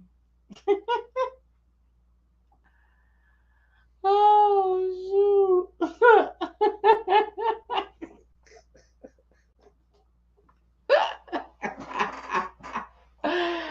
Oh, when I saw that, it took everything in me. Tamir, if they get to it, so far they haven't got to it, so we don't know. Robert said, I don't see no evidence on Scotty. So if they find him guilty, I'm pretty sure Ksoo gonna get the same treatment. That's crazy to me. Well, they definitely found him guilty for sure. Y'all must need a nap just like me. Because y'all got me over here laughing. Oh, y'all funny. Oh, shoot. I'm over here with real tears coming out my eyes. Real tears. All right, I need a moment to stop talking. So what I'm gonna do is, since we're waiting on, and then I need to use the restroom. Since we're waiting on Ksoo's verdict, we're about to watch a documentary real quick, a real short one. I think it's like 10 minutes. It popped up in my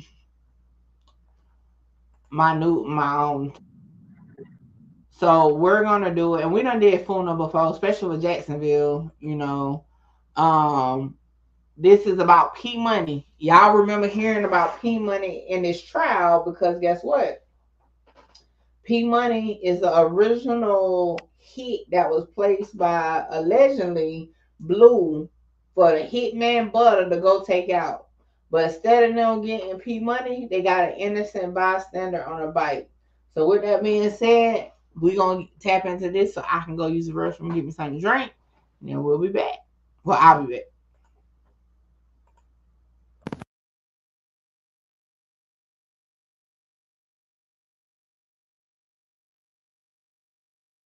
In 2020, 4 ATK gang members / affiliates were arrested and charged with the murder of a man nicknamed Lil Buck. Since that time, 2 of those affiliates have turned on their crew and are telling the police everything in order to lessen their prison sentence. In 2 shocking interviews that both of them had with prosecutors, they linked one person to some of the wildest shootings that have ever happened in the city of Jacksonville. According to court documents, the subject of today's video is a dangerous hitman that's allegedly been carrying out assassinations in the city of Jacksonville for years on end. The subject of today's video is none other than P Money, and today we're going to be telling his story. But before we get into the video, please be sure to like and subscribe. P Money, real name Bryson Wilcox, is from Jacksonville, Florida. He's a member of a hood/gang called 6 Block from the 45th Street area of Jacksonville. This group is made famous by the rapper Foolio. 6 Block's primary enemies are ATK/NHG, made famous by the rappers Young and Ace and Ksoo. 1200/Cuckoo Gang, made famous by the rappers Spinna Benz, J. Breezy, and Wobble with the Chopper. They also beef with Head First, Sherwood, and T Block. 6 Block is cool with A Block, YNR, Vontae Land, and 5020. P Money was known for being a problem in the streets.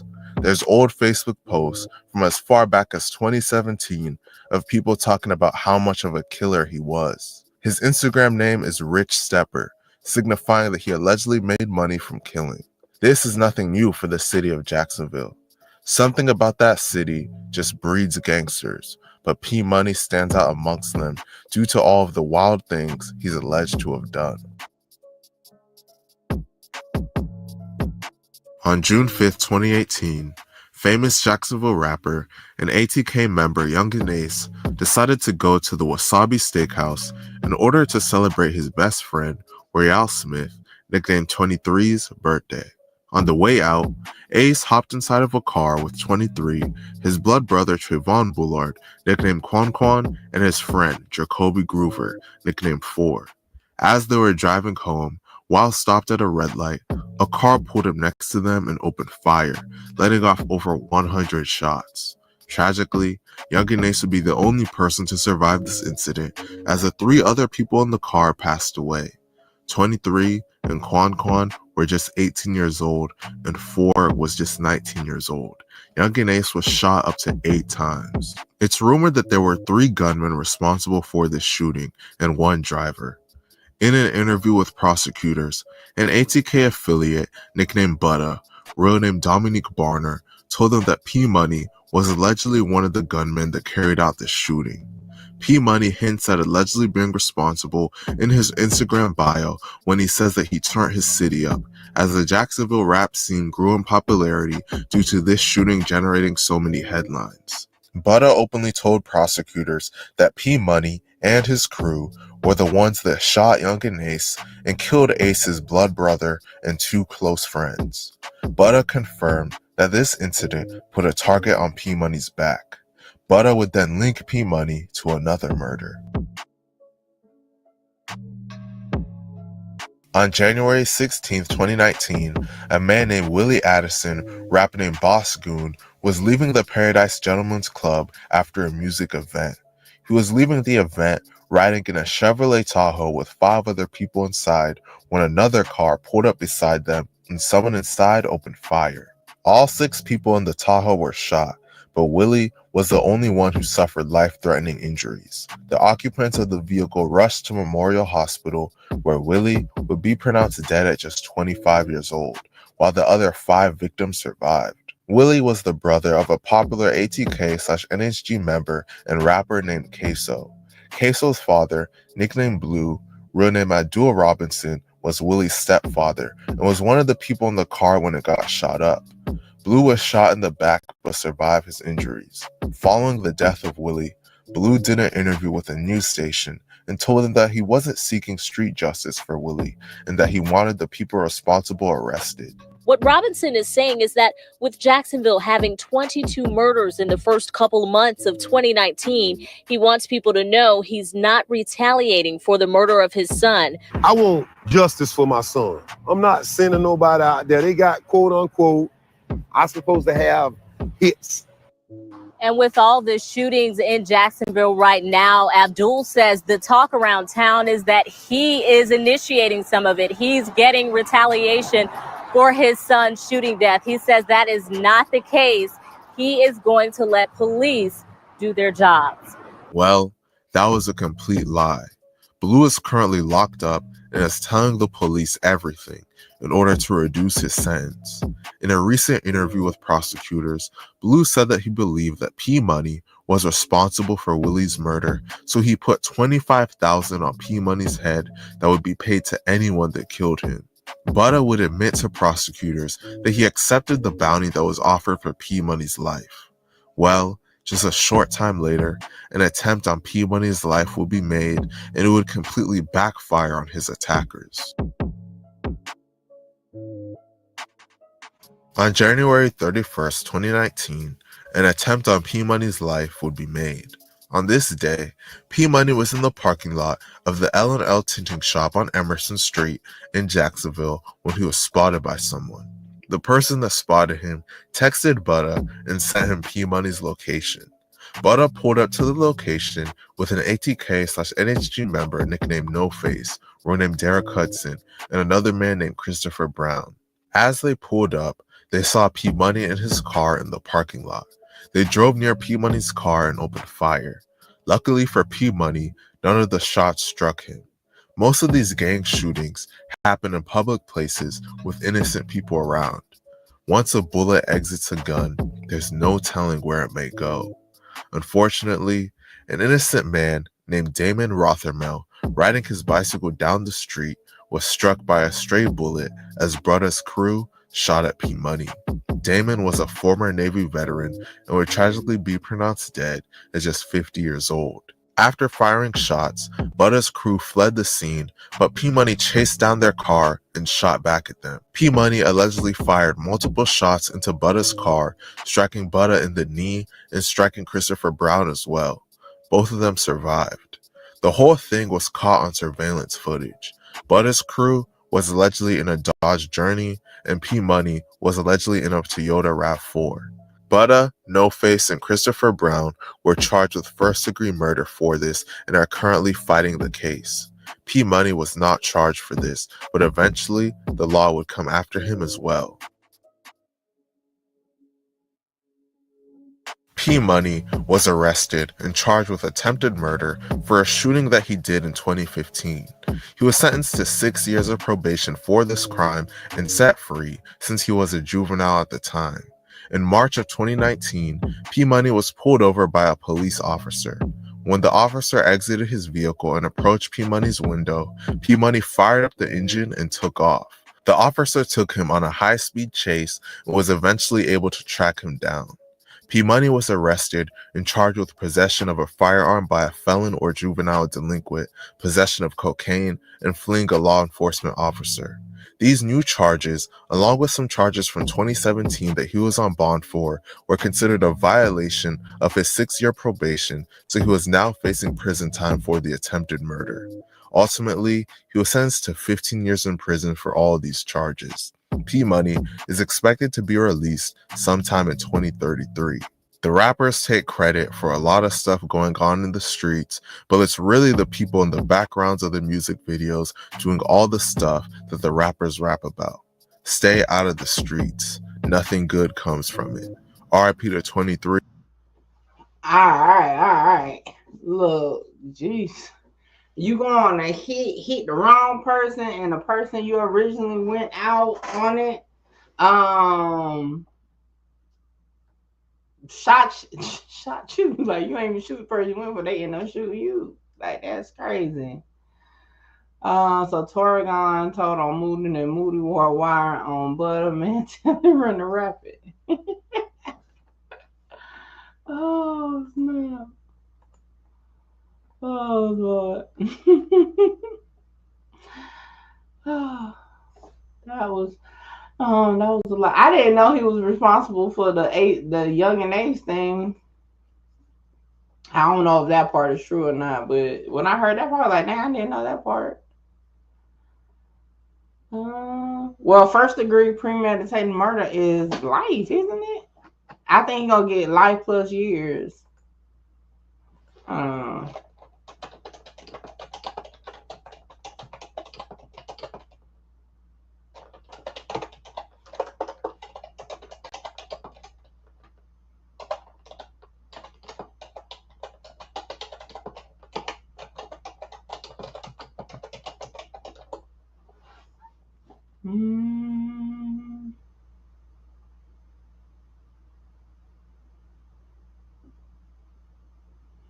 Yeah, he's gonna get life in prison without the possibility of parole, plus whatever time for the burglary. Okay, so yeah, that's because you either get death or life without parole for first degree premeditated murder. So yeah, so Scotty is looking at life plus. We're still waiting on Ksoo.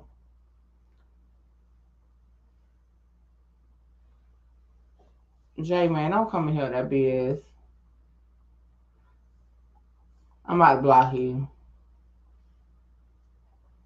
Jay, man, why you coming over here with that BS? Huh? Because, like, they ain't even came out with no verdict. Y'all be trolling too bad.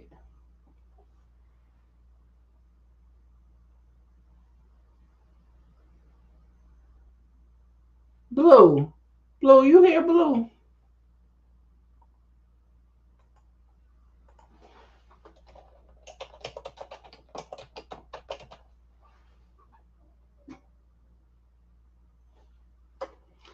And Vasquez, I thought you said you was a Fed the other day. How you went from being a Fed to a ATK hitman? Like, you just came in the chat the other day and said you was the Fed.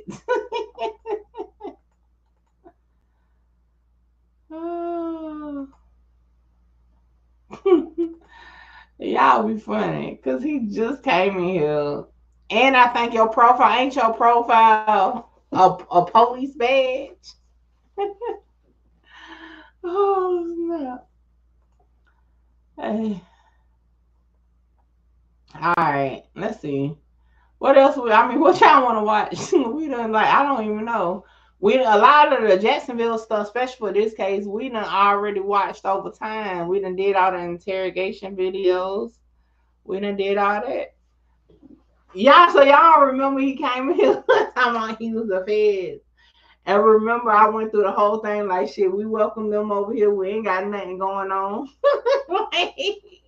Look, pull up a chair with the rest of the Feds and watch. Like, we ain't got jack squat going on over here.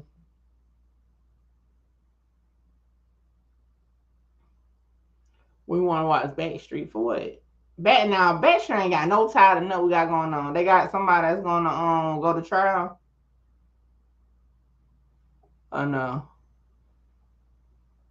And to be honest, I think we done watched so many of them too.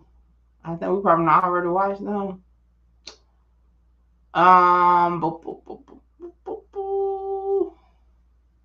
Research. I get paid to research. I don't do research for free. And I done told you, I'm probably not gonna do 800 facts because that's a Chicago case. They're not gonna. Oh, Funa did. So what we gonna do? All right, y'all. because I got requested to do 800 facts. Okay. I don't even know who 800 facts is. It's a Chicago case. I had originally said I'm not gonna do it because Chicago cases don't get live streamed. But I might put up a poll. I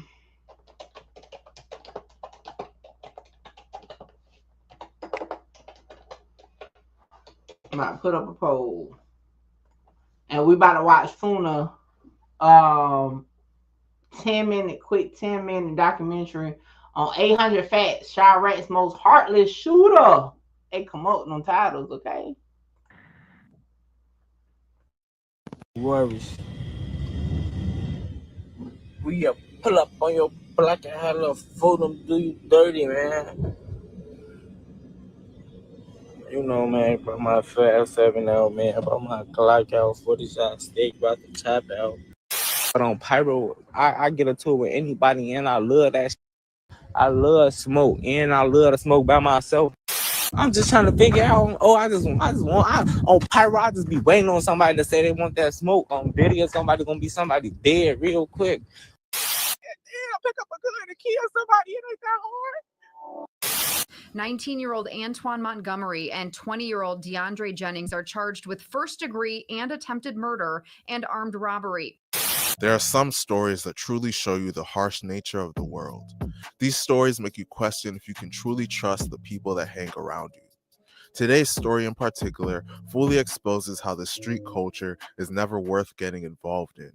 The subject of today's video is not only accused of killing his ops, but also innocent people and his own close friends and family members that they committed crimes with.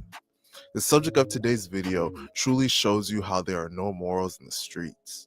People will violate the code at any time if it's to their benefit.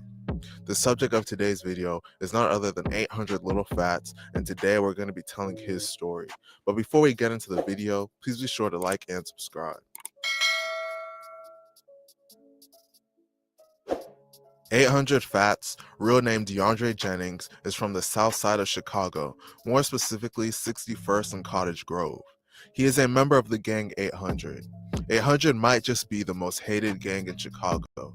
800 has beef throughout the whole city and snaked most of the other gangs that they were cool with.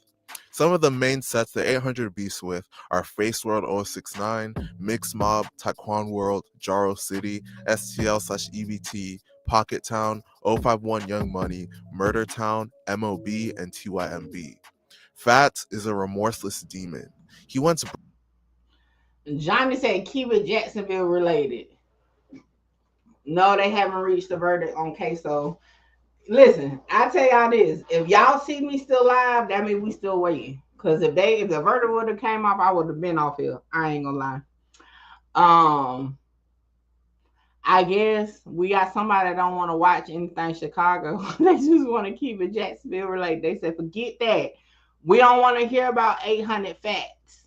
Hey, that's a bar. But no, y'all, we still, and I got my phone out. So, I mean, I'm still watching the feed. Damn, Jeremy said 800 Facts told to me. That's crazy. I ain't gonna lie. I mean, I ain't shocked because they're like, at this point. Y'all remember when I went on No Jumper? I said, at this point, all them niggas stealing. Boy, they was mad when I said that. And I said, almost. It might be some of y'all that wasn't, but I said almost, okay? Oh.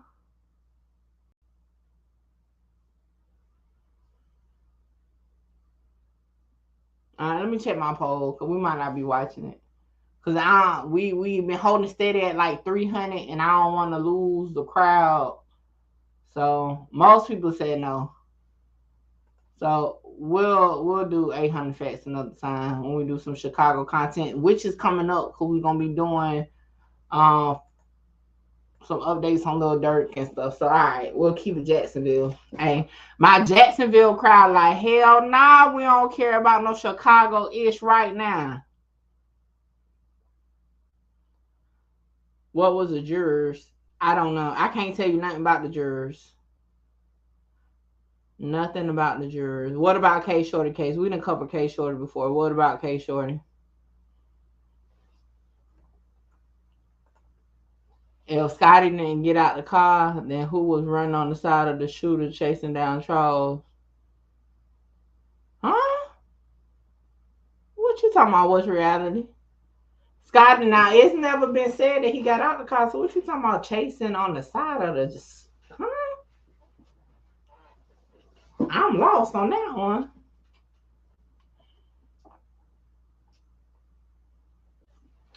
Now I'm gonna keep it. Oh shoot! I'm gonna fill out my chair. I'm gonna keep it Jacksonville per se area, cause I've done covered Chicago a lot. I ain't gonna lie. At one point, I got sick of covering Chicago, and that's when I started moving to other areas. So I mean, I done covered Chicago a lot. So don't get it twisted. I definitely will cover Chicago, but on this live, it's just most people are here for the Jacksonville content. So, and then I wasn't paying really attention to it personally. I'll be honest. That's why, because y'all know normally, even if y'all would have said I would have let it roll if I was listening to it, I wasn't really listening to it. I had to start walking on.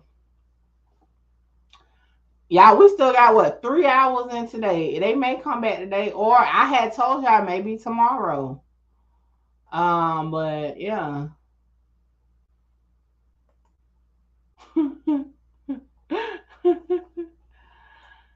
Jacqueline said Ksoo is needed in the streets. He's one of the best in war. Ace best hitter for sure. Ain't nobody about it on Ksoo level. Big Slime said you're tired of Chicago, but everybody wants to be just like Chicago, though. I don't think everybody wants to be just like Chicago. It's just like Chicago been doing it for so long, and academics hyped it up so much that everybody's compared to Chicago. Because to be honest, I get tired of the whole drill scene altogether, whether it's Jacksonville, Chicago, whatever. So I don't really think it got nothing to do with everybody wanting to be like Chicago. When is Dirt Trial? October. K Shorty realized he slid about his bitch. Did he? You did he? I don't think he hit the right people, because everybody, his shooter in jail just got sentenced to life in prison for that. So when you said slid, like just went and hit somebody, or actually got the people that took out his old lady? I mean, I'm just being honest about that. Bitch Slime said, if you don't want to be like Chicago, stop self-snitching, your song, stop doing sloppy drills. I mean, it's not just Chicago that do that, though. Like, we ain't about to sit here and say that, nah, you know? At work, can somebody tell me the 2 jurors? What? Renata, what you talking about? What 2 jurors? Y'all got, I get y'all be typing, but some of that stuff, I can't even understand what y'all be talking about sometimes. You think Ksoo gonna be found guilty? I think so. I still think he gonna be found guilty. When is Julio trial coming? The girl comes up in August. The dudes go up in April of next year. He slid. I don't know if anybody died, but he slid. Well, the shooter then. That's what I'm saying. The actual shooter is in jail for life. His trial was a couple months back. I'm telling you, the chat is all over the place. Hey, but that's how it be. Y'all know that's how my content be. Mickey played an NBA YoungBoy brother interview with FYBJ, man. He talks about Dirk and Von and them.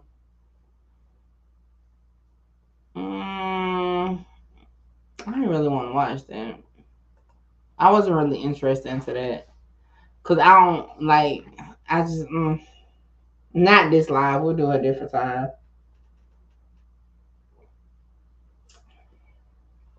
Okay, nah, K Shorty was fucking shit up, though. He ain't no hoe. If that's what not being a hoe mean, I get you. I don't know what he was doing. Other than what his case say. When this Mo 3 trial. November.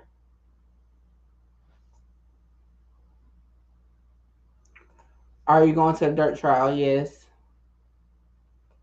Florida hand out life plus years like it's Canada in October. Other states give you more leeway. Yeah, you get about 40 years here in Columbia for murder. 30 to 40. Wait, so what happened to Tay Shots? What you mean what happened to him? I think he's still fighting his case though. Ksoo jury sent 2 notes. Ksoo jury only sent 1 note. We done been here the whole time. Like, let me rewind this for let me, because Renata been asking the same question multiple times. We done told you what the note was, and you talking about 2 notes. If you know that much, you might need to tell us what we missed. Hold on. Because you keep asking about these damn jurors notes, and we done told you one time, and you come back and say, no, it's 2. They only came off from break one time. One time. Let me see. Because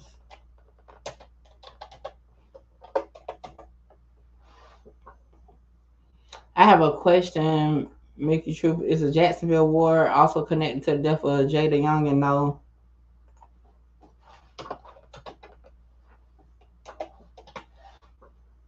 Nope.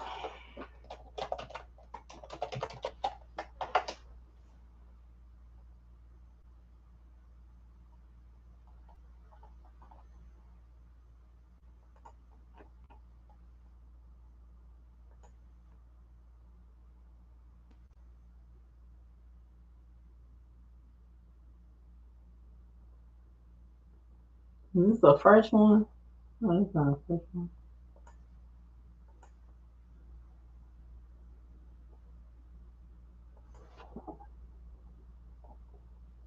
Hold on, y'all. I'm not looking at the chat right now. I'm trying to go back to the jury questions. Because I don't know what Renato was talking about. 2 jury notes. They only had 1 break. I don't want to mess with the one that we on right now. Hold up. No, I'm going to find it, because if it was 2 times, then I need to figure out what I missed, because I don't remember them coming out nothing but 1 time.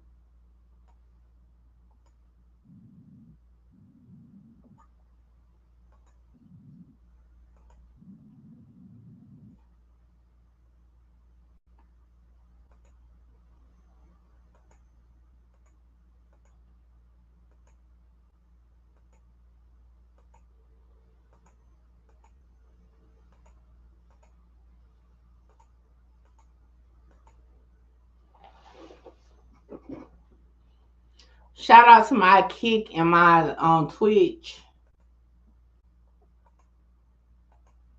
How long ago was it that they came out? Shoot, I can't even find it.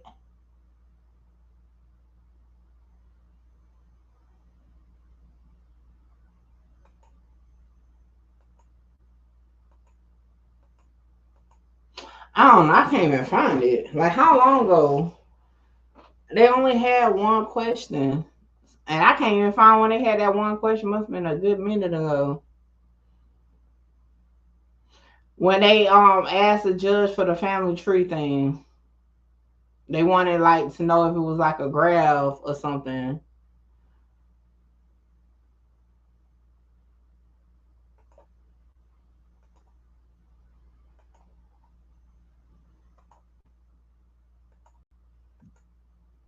I don't know, Renata. I don't know where you got that. It was 2 notes from. Hey, they must have saw something we ain't know nothing about. Unless she addressed it at the same time, but they only stopped 1 time. So I don't know nothing about that one. And it was about the family tree graph or whatever. And I can't even remember. It must have been a good minute ago that they stopped, because god dang. I'm going back. Hey, that's my look. That's my answer for you. Is that's what they was asking for. That's all I got for you. Because I don't remember them coming out again saying anything. Did they take it out? Because I literally went back and I don't see nothing on there even about the stop. I don't want to mess with my oh, I know what I can do. I can just go to my live, my own live, and go back.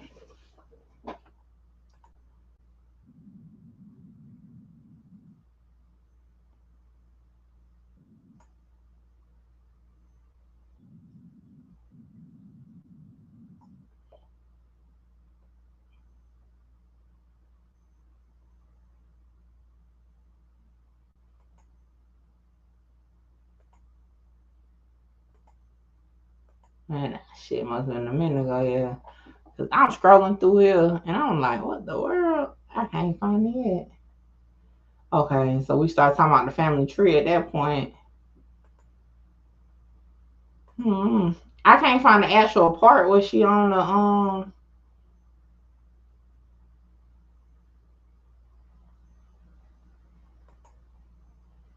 Okay, I found it on my live. I gotta mute because I'm about to replay part of my live.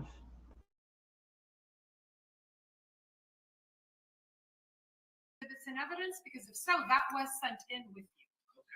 That should be in there. If you can't find us, let us know. But the clerks printed out the list of all the exhibits they've received, and it is in. In the last two comments, I done clicked on being cursing in them to provide you with that. But otherwise, ladies and gentlemen, you might now return to the jury room and continue deliberating your verdict. on today. We're gonna get one soon. Unless that document was moved into evidence, I cannot give you anything that was not moved into evidence. So I will be unable to provide you with that. But otherwise, ladies and gentlemen, you might now return to the jury room and continue deliberating your verdict. I'm gonna miss y'all, man. We're waiting. Yeah, I can't. I was trying to get to the actual part, but yeah, it was only about that one thing. And she said, hey, if it wasn't part of the thing, they ain't got no extra diagrams and stuff on them. That's it. So, Renata, that's my best answer for you. But they haven't stopped it since then. They haven't stopped it since then. Shout out to I Am Not a Lawyer. A lot of her people have been pulling up. I appreciate that.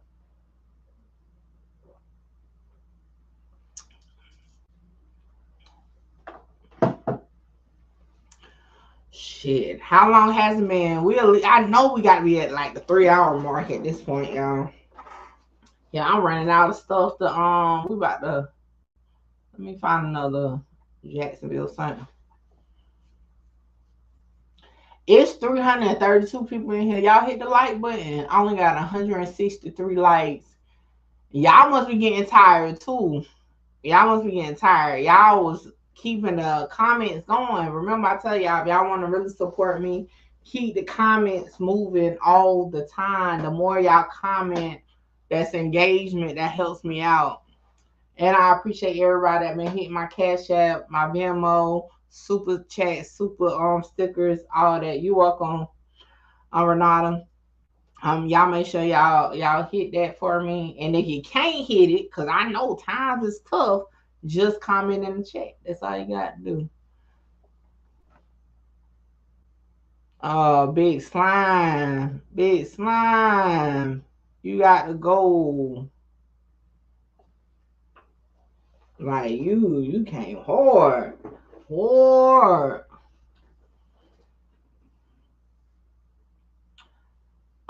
It was about a family tree, like diagram or something like that. Yeah. And the judge basically said, hey, if it ain't come back there, that means we ain't got one for you.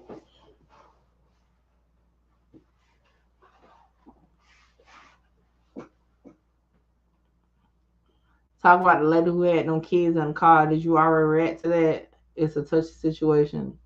No. You talking about the aunt? No. I ain't do that one yet. Because, really, I had just came back. For those who don't know, I just came back to doing content full time the week this trial started. So at this point, you know, I just was covering the Ksoo trial this whole time. But now that it's over, starting August 1st, I'll be back to doing things like that. I see all this moving, but what they doing? I just saw the video with him arguing with Pootie. Is he definitely the one in the video dude about to get that work put on him? Who?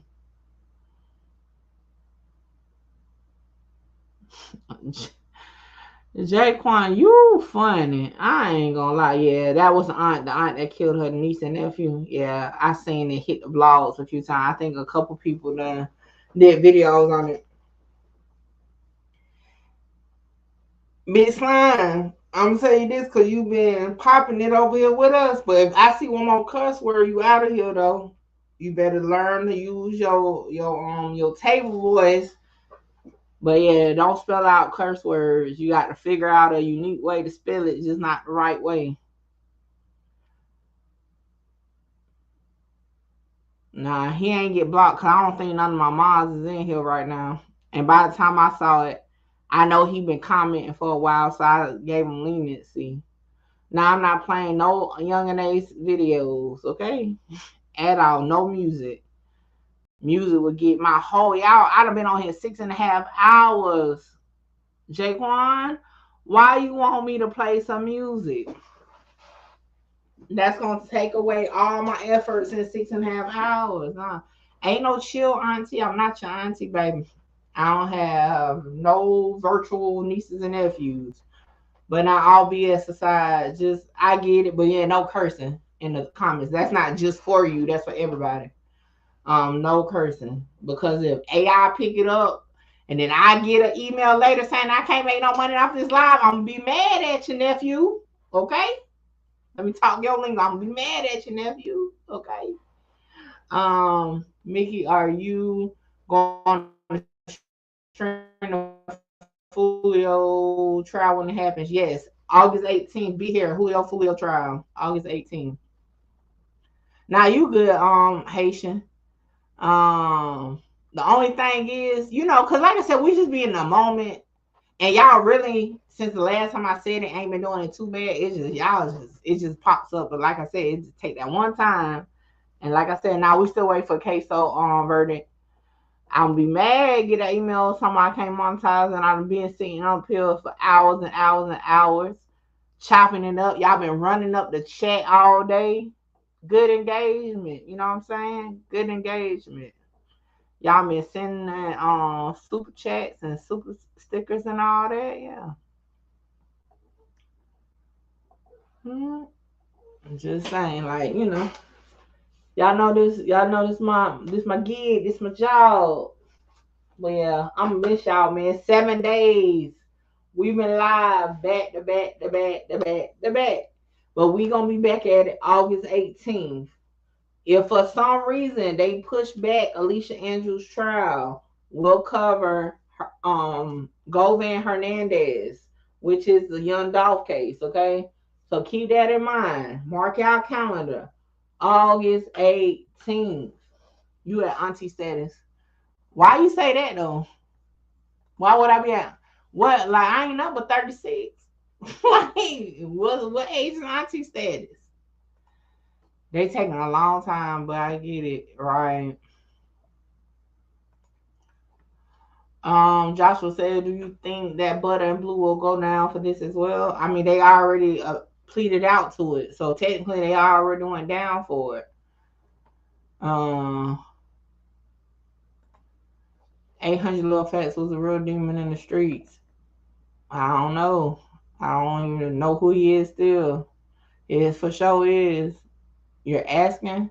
I mean, y'all make up the ages for auntie shit. I mean, I be feeling like auntie shit sometimes, but nah, I ain't up at 36, so I don't know. But not too many people call me auntie though. That's some internet stuff. Only people that ever refer to me auntie that's not technically like somebody I consider a niece or nephew be online. I ain't never had nobody call me that in real life. Big ups, Mickey, doing your thing. Salute. Are you going to cover the Mahogany Jackson trial in Alabama? Mahogany Jackson. Never heard of that. Let me see. Mahogany Jackson. I see y'all just want me to come up over in the Alabama sector. I peep what y'all been doing, because y'all done been giving me cases left and right. Out of Alabama. Let me see. I don't know who Mahogany Jackson is, but let's see. Let's see.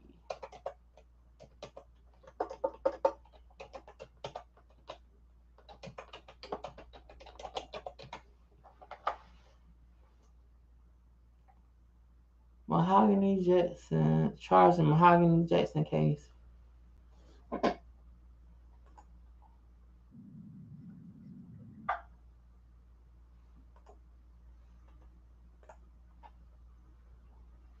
Fired the shot that killed Mahogany Jackson. Our Jen Horton, there in court as 6 of those 8 suspects were in court today, Jen. And Jonathan, this is one of the few things that we don't have on camera. One of the few things that happened to Mahogany Jackson that police just don't have cell phone video of.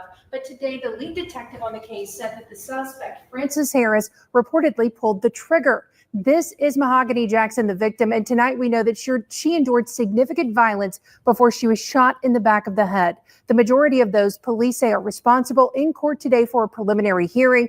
The suspect showed no emotion while the state went frame by frame on a lot of that cell phone video taken of Jackson being kidnapped, stomped, drugged, stripped, and sexually assaulted. The connectivity, the sheer brutality, Damn, that's rough.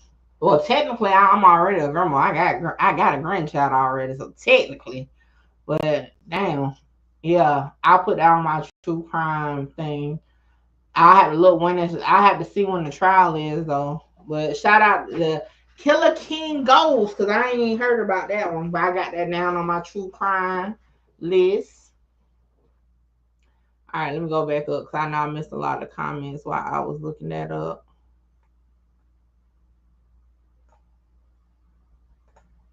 I'm going to come to your spot, Mickey. I got some phone calls with ATK members, and I got some members you can interview. Come to what spot? Hey, Jaquan, you better find you somebody to play with. That's all I'm going to say. Find you somebody to play with. And trust and believe, if any ATK member wanted to interview with me, they would have been said it. I'd have been back and forth with ATK Ksoo. I'd have been all up in the Young and Aces freaking cases. Trust and believe.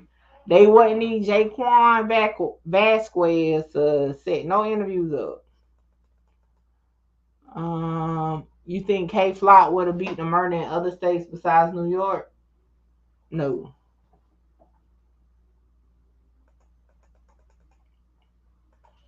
$800 is next. O Block 63rd Gyro City there. Mickey Culver's out into it with the whole city.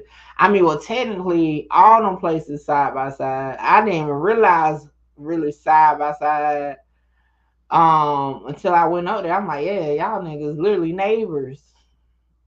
Some little boy recently called me auntie, and I was like, oh, I'm only 30. I'm telling you, like, I be like, now I just graduated in 2007. Like, what we talking about? Oh. Well, yeah, you right about that. All right, where we at? Mickey True, what's really going on with the Melly trial? This is crazy. Melly coming up in September. The judge stood on business and said, hey, I don't care what y'all got to say.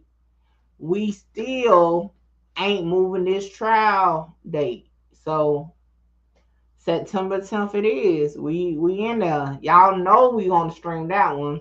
That was my very first Melly first trial. Was my very first trial I ever did for content. So yeah, we definitely in there. All right, I done missed so many of y'all damn comments. I got to just skip past that one. Hey, Stepper said, hey, hit that like button and Ksoo will be found out guilty. He said Ksoo is about to beat the case. Humbleness at what happened to Scotty. Scotty is out of here. He was found guilty as charged. He is now going to be sentenced to life plus. For first degree premeditated murder, you only have two options: death, life. It's not a death penalty case, so he'll get life without parole. Big Six says Jaquan is police Mickey. That's cool. He can be the police. I ain't scared of no police. You got back-to-back cases. Dirt got moved to October. Yep, going to Dirt trial for my birthday gift. Yeah, for my birthday gift. Oh, that's crazy. Yeah, we definitely. I'm gonna look into that one. That's on my list though. I don't know anything about the Millie guy case. Then he unalived his friend. Allegedly, he killed two of his friends. They haven't been able to clean cut prove that, but that is the allegation for sure. And y'all know I was the only blogger to be out here like, I don't really see the case put together like that. And everybody was like, y'all, you really gonna say that, Mickey? I'm like, I'm just telling you what I feel. Just like in this case, I told you, I felt like the prosecution did good. Broward County need to take a look at how the state did their case in this one and might do better next time. He not making it out. His daddy snitched on him along with another dude against Ksoo.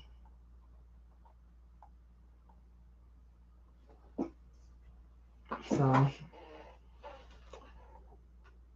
the rumor is that it's Thornton Mellie's mom. These kids really think it's a game when you're sitting in that cell without no knowledge, or when you coming home. And then when it hits, doing drugs and killing people, all to be cool or fit and get some money. I definitely get it. You know, my thing is like, it be like people doing stuff right when they finally getting to some money. That be the thing. Like Ksoo, they was somehow he had a deal and all that, and he was still out there trying to do drills. Is crazy. 8 people got locked up for Mahogany Jackson murder. Sure, I ain't read your thing. Y'all, the 8 words, I can't even say it because of YouTube. Don't write out the 8 word, write grape or something like that. They'll flag it. Like, yeah. All right, so we're going to change subject off of that because, like I said, it seemed like that's definitely a sensitive topic, story. And I don't need them to flag the live because we almost 7 hours in. I tell you, YouTube will have you on your toes, man. You been on work so hard, there's so many hours just for them to be like, you can't monetize because of this. Like, it'd be crazy. But I'm definitely going to do some content on it for sure. Scotty sitting in the paddy wagon going back to jail saying and thinking that he should have, could have, would have moment right now for sure. I know he probably like, he wish he would have stayed home, like on some real stuff. Because the way the witness from the house described him, like he must have probably had just woken up. I know people be like, man, I should just stay home. I tell y'all no lie. When I was 18 and went to jail, I just knew I was a whole time like, dang, I should have just stayed home. I wasn't supposed to be out in the streets. I should have just stayed home. That's why I said my 4 days, yeah. Y'all heard me, 4 days changed my life, okay? Changed my life. Because I knew right then and there, jail ain't for me. No, no, no, no, no. No, no, no, no, no. I got you, Killer Counter. Wrote it down on my notes. I'm definitely gonna look into it because y'all know I do more true crime stuff now, so I'll do more so of that. What county? What? If you the police, you should already know that. The fuck? Jaquan, the reason why I'm letting you stay because you comment a lot, but don't start getting weird because I will spin you up out of here.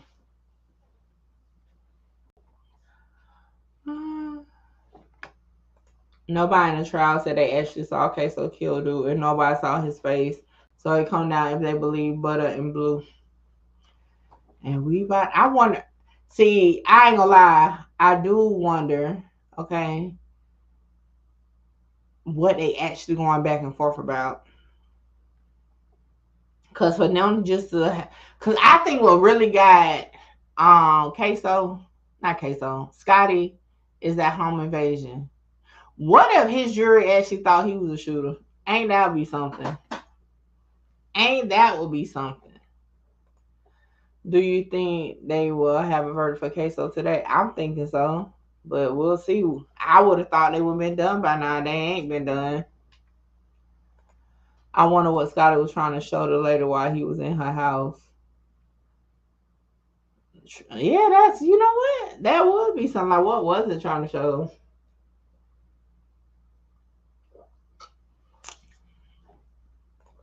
The pop snitch, he wouldn't lie on his son. Hell, you would think you wouldn't tell on your son either, especially in this way, you know.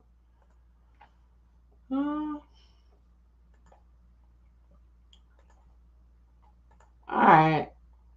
I'm about to find us something else to watch because I need to go warm up my food. I done got hungry again. I will tell y'all this, man, only be able to eat like 2 spoonfuls at a time be stressing me out.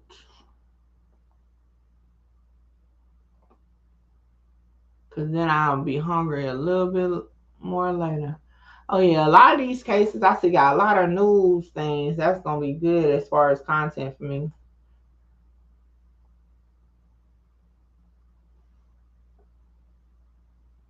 Let me see what we're about to watch. Let me find something for about 10 minutes so I can walk off for a second.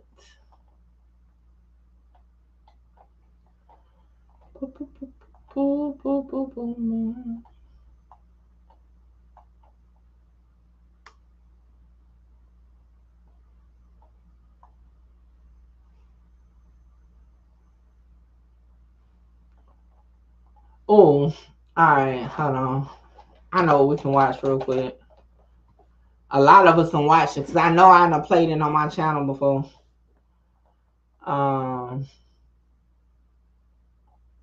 I need something about 10 minutes long though. Alright, I'm gonna play this. I need to walk off, go warm up my food, use the bathroom, and come back. So I'm gonna play this. Yes, sir. And that includes one of your sons, Duval Robinson Jr. Yes, sir. And what do you call him? Kareem. Karim. Yes, sir. And that's his middle name? Yes, sir. Does he also have other nicknames? Yeah. Do people sometimes refer to him as Little Blue? Yes. Do they sometimes refer to him as Crazy or K Crazy? Yeah, Crazy K. Crazy K. Okay. Hakeem Robinson is also your son? Yes, sir. And a co-defendant in your case? Correct? Yes, sir. And does he have a nickname? Oh.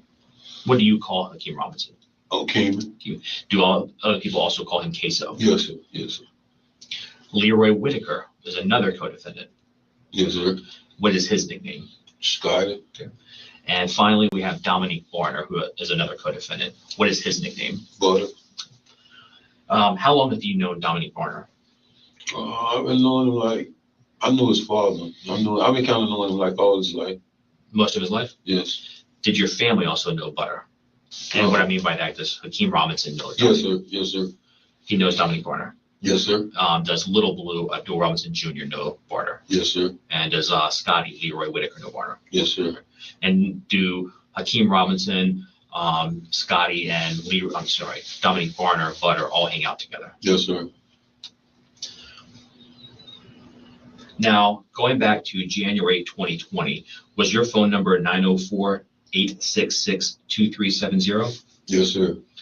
Now, the subscriber information for that account came back to a Daryl Watts. Do you know Daryl Watts? Yes, sir. Who is Daryl Watts to you? A friend of mine, a close friend of mine. Okay. Is he actually deceased? Yes, sir. And did he die in end of 2019, approximately? Yes, sir. Now, why were you using Daryl Watts' name as the subscriber account name for a phone that you were using? Well, I was we went and got the phone together. I was a subscriber, user subscriber with the phone. Like an authorized user? Authorized user, yeah. Okay. And so was it common for you to have a phone with Daryl Watts as a subscriber name on the account? Yes, sir. Would it also be common if another member of your family had a phone that the account information said Daryl Watts? Yes, sir. Now, prior to Abdul Robinson Jr.'s arrest, in this case, did he commonly use multiple cell phones? Yes, sir. In January 20, did Abdul Robinson Jr. use two specific numbers? I'm going to reference one that I think you've seen before as part of your discovery, but 904-624-3684. Yes, sir. You recognize that as one of his numbers? Yes, sir. An area code 478-491-2831. Do you recognize that number? Yes, sir. And is that a phone number that Abdul Robinson Jr. also used? Yes, sir. Now, prior to Hakeem Robinson's arrest, did he also use multiple cell phones? Yes, sir. And was it common for you to speak to Hakeem Robinson over the phone? Yeah. And so in January of 2020, was Hakeem Robinson using phone number 904-704-1595? Yes, sir. And did he also use phone number area code 478-305-9583? Yes, sir. In January of 2020, was Leroy Whitaker's phone number area code 904-803-3671? Yes, sir. And again, you communicated with all of these individuals over the phone. Yes, sir. Did he want to find out who was responsible? Yes, sir. And was that in fact something that as a family, Hakeem Robinson, Abdul Robinson Jr., that y'all discussed, trying to figure out who was responsible? Yes, sir. Was Leroy Whitaker close to? Not really. What about Dominique Barner? I don't think he was close to him. He knew him, though. Okay. But Hakeem Robinson and your other son, Abdul Robinson Jr., were closer to him. Yeah. Now, today, you're obviously familiar with the person. Yes, sir. Okay. As it relates to your case. Yes, sir. And his nickname? Yes. Now, he was shot and killed on January 15th of 2020 at a shopping center on Merrill Road. Are you aware of a song put out prior to him being shot and killed in January 2020? Yes, sir. And what was your understanding of what that song was about? It was a diss song. So you said a diss song? Yes. Yeah. So it was talking bad, right? Talking bad. I'm sorry, I didn't mean to talk over you. Talking bad. Who brought that song to your attention? Oh, really social media. Did Hakeem Robinson know about the song? Yes, sir. Did he ever talk to you about the song? Yeah. Okay. And how did he feel about the song? He didn't like it. Okay. What about Abdul Robinson Jr.? Did he ever mention the song to you? Yes, sir. How did he feel about it? He didn't like it either. Now, going again back to January 15th of 2020, that day, were you called by Abdul Robinson Jr., your son? Yes, sir. And was that from a number that you recognized as belonging to him? Yes, sir. What did he want? He wanted me to go pick up Scotty. Okay. And I know it's hard to just, if you can keep your voice up for me, but you said Abdul Robinson Jr. wanted you to go pick up Scotty. Yes. Leroy Whitaker. Yes. Right. Did you also get phone calls from Leroy Whitaker? Yes, sir. And what did he want? Telling me where he was at to come pick him up. Did he tell you if he was alone or did he have anybody with him? No, he said him and Butter was together. So Leroy Whitaker and Dominique Barner. Oh, he was next to a crash car. Did that car crash? Was it on the street or in a yard? Do you remember? Like it was kind of like in a ditch or a yard. It looked like it might have been in like a ditch or something. So was that near a house? Yes. Like in the front yard of a house? Yes.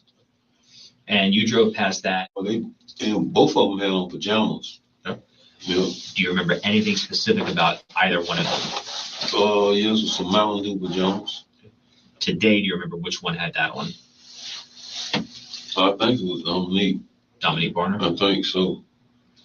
Did they have anything in their hands as they came out of the house? Yeah, they had some more clothes in their hand. Both of them? Yes, sir. Immediately concerned for anybody else? Yes, sir. And who was that? Keeman. And that's Hakeem Robinson. Yes, sir. And why were you concerned for Hakeem Robinson? So I know that's they little friends circles, and he wasn't there. It was just them. And so is it common for Hakeem Robinson, Leroy Whitaker, and Dominic Varner to hang out together? Yes, sir. And so when he wasn't there, you were concerned for what might be going on with Hakeem Robinson? Yes, sir. Did you express your concern to Leroy Whitaker and Dominic Varner? Yes, I kept asking like, oh, where Hakeem at? Hakeem, where Hakeem at? I kept asking like, where Hakeem at? And that's when they finally told me he jumped out of the car and ran another way. Okay. And I'm going to ask you just to be careful with your hands in your mouth just because of the recording. Who told you that, did both Leroy Whitaker and Dominic Varner talk to you about the car that crashed? Yes. And what did you mention just a moment ago that they said Hakeem Robinson got out of the car? Yes, sir. Tell me specifically what, did Dominic Varner say that to you as well? Both of them said it. Okay. What do you specifically remember them saying? That they crashed the car, the police chased them, and came and jumped out the car. They went one way, he went another way. Did they say whether or not Hakeem Robinson, Keemy, had anything with him when he jumped out of the car? Yeah, they say he had a gun with him. Did Leroy Whitaker and Dominic Varner mention to you if anything had been left behind in the car after it crashed? Yep, they said they left a gun in the car behind. Okay. And did Leroy Whitaker and Dominic Varner tell you anything about what may have transpired or was going to transpire before the crash? Before the let me rephrase that. Before the car crashed, did Dominic Varner and Leroy Whitaker say anything about what someone in the car maybe was going to do as they fled from the police? Oh yeah, shoot at the police. And who was going to specifically be the one shooting? Keemy. And hearing all of that information, were you still concerned for? Yeah. I was very much concerned. In addition to that information, did you learn about being shot and killed? Yes, sir. And who told you that? Scotty explained to me that it was a guy that got shot. It was a little while back before this situation at a gas station that made the song. So Leroy Whitaker was explaining to you it was a person that had been shot once before? Yes, sir. And who shot him the time before? He did. Scotty? Scotty. And the reason was because of a song that he put out? Yes, sir. And so when he told you that information, were you aware of who this person was? Yes, sir.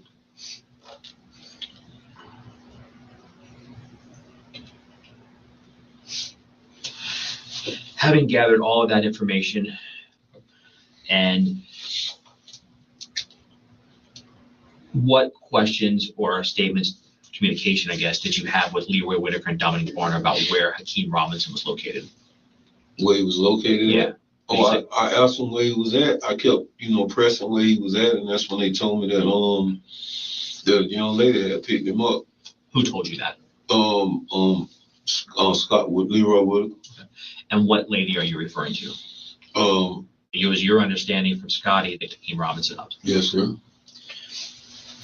Now, within a couple days of did you see anything on social media posted by your son Hakeem Robinson that concerned you? Yes, sir. And what was that specifically? Oh, it was they call it the story. It's on the story saying that kill a nigga and get his toes done. And was that depicting Hakeem Robinson? So what? Did that, you said it was on the story, was that like Instagram story? Yeah, Instagram story. And was that something that was posted by Hakeem Robinson? Yes, sir. When you saw that, were you upset? Yes, sir. Did you try and reach out and speak to Hakeem Robinson? Yes, sir. And when you spoke to him, what did you tell him? I told him you need to take that shit down. Did he deny being involved when you told him to take that down? No.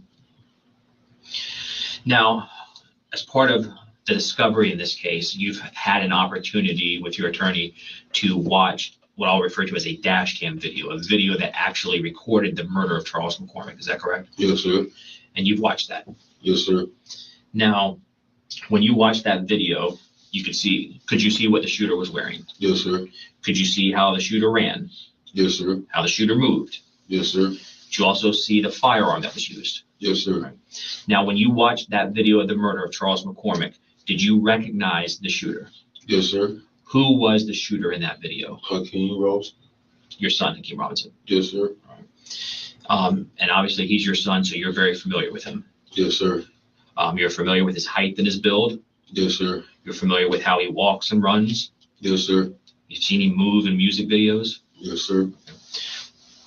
Did he have dreads back in 2020, January of 2020? Yes, sir. Have you ever seen him wear hoodies? Yes, sir. Is that common for him to wear? Yes, sir. Have you ever seen him wear the hoodie with it pulled up over his dreads? Yes, sir. And did that look similar to what was captured in the dash cam video of the murder? Yes, sir. And again, as Hakeem Robinson's father, when you look at that video, to you, that is Hakeem Robinson. Yes, sir. When you watch that video, was there anything about the clothing that also stood out? No, it was the shoes, though. And what was familiar about the shoes? I hadn't seen the gray and white Jordans before. On who? On Hakeem. Okay, so you've seen Hakeem Robinson with shoes that appeared to you to be the same as what the shooter was wearing? Yes, sir. Anything about the firearm look familiar to you? Yeah, it looked like I seen in the video before. You believe you've seen that firearm on what? A video. Okay, what kind of video? Music video. Do you remember the name of the music video? Bang It Out. Now, when that music video was recorded, were you actually present? Yes, sir. And was Hakeem Robinson in that video? Yes, sir. Did Hakeem Robinson in that video, was he holding two different firearms? Yes, sir. All right. Do you recall what one of the firearms was? Draco. All right. And then the second firearm, was that could you describe it? What color was it? Black, short. Okay. And is that the firearm, the black short firearm in that video that you believe to be the same or similar firearm that you saw in the dash cam video of the murder? Yes, sir. Now, since you were present for the filming of the banging out videos, were the two firearms, the Draco and the short black firearm Hakeem Robinson had, were they real firearms? Yes, sir. And did Hakeem Robinson have that short black firearm that was depicted in the video prior to the death of Charles McCormick? Yes, sir. After Charles McCormick was shot and killed, did you ever see Hakeem Robinson with that firearm, that short black firearm again? No, sir. Did you still see him with the Draco? Yes, sir. Now, during this case, Duval Robinson Jr., he was arrested last, correct? Yes, sir. Prior to him getting arrested, was he aware that there was an arrest warrant outstanding for him? Yes, sir. And once he was aware of that, did he flee Florida and go to another state? Yes, sir. And he was trying to hide from law enforcement? Yes, sir. Do you also know a person? And so has he ever been to your house in Brown Jersey Court before? Yes, sir. Okay. All right, that's all the questions I got, Mr. Robinson. Thank you.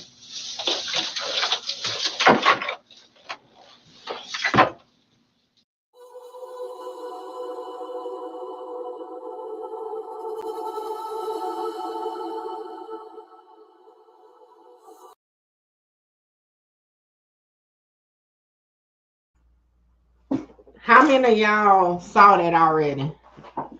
I just had to let it play. I've been back for a few minutes, but I just let it play because I'm like, some of y'all may not have saw it. So in that video, his lawyer was definitely in the room. So by then they had already worked out the deal. And also his story sounds almost completely the same as it did on the stand. You know what I'm saying?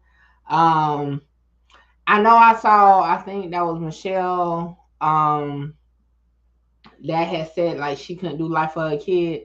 And my thing is this, right? If at the time, and I'm just gonna be honest, if my child called me, I go to them. I don't know what's happening. I go pick them up, whatever. Once I'm aware of it, I'm not gonna do more stuff to get involved in it. You know what I'm saying? I'm not gonna want no parts of it. It's not gonna be nothing for me to get on their intel because I ain't gonna know nothing, okay? Because I wouldn't want to get involved with it. I'm not going to burn no clothes. I'm not gonna be going to switch no cars. I'm not gonna be doing none of that, okay? And that's it, you know? So I think why I can't condone what he did, because as a parent, you found out what happened, and instead of being a parent, you want to be a street nigga, right? And you want to go be the big homie, the OG, you dug yourself into the crime. So as that, you should have set your ass down and, did it. Now, that's just how I feel. Okay, a lot of people coming back. I wonder what's about to happen. But that's just me. Okay, like I said, I doubt most of us will get involved in it at all once we find out. It's like, hey, but that's just how I feel about it. I kind of feel like, because a lot of people just walked in, so we're gonna see what they about to do.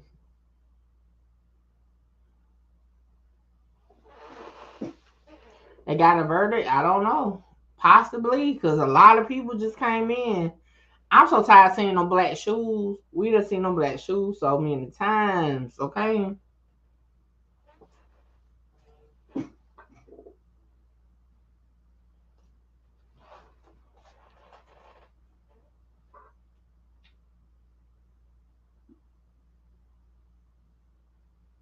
Anytime you go into the interrogation room, they're going to have footage on you. The camera go on immediately.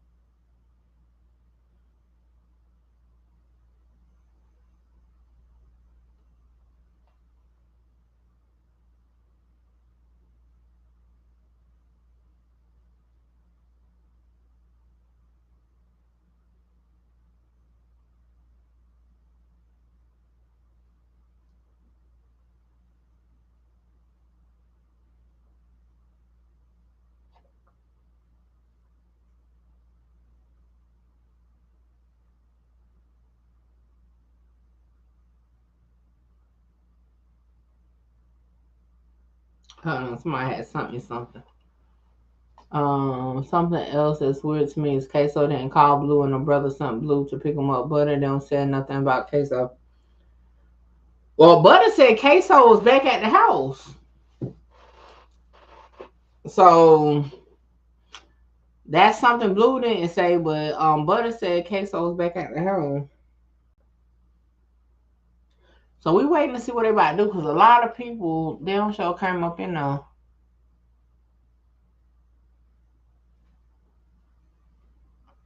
A lot of people. Let me check Twitter.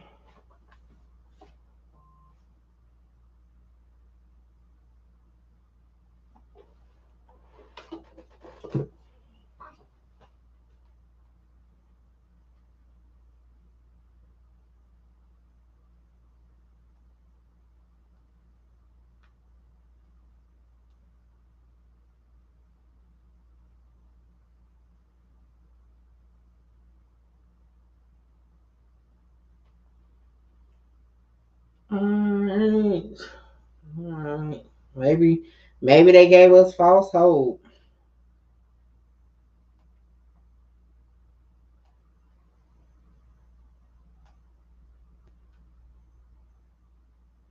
But Mita had a slow month this month, because y'all know I ain't really been doing that. I hit my goals, so I'm on it. Y'all say verdict reached.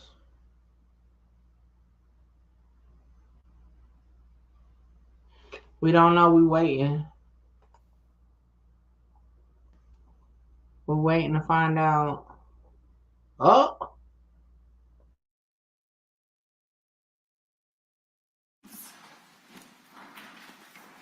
We'll go back on the record. We're here with Mr. Hakeem Robinson, his counsel. Well, you need counsel for the state.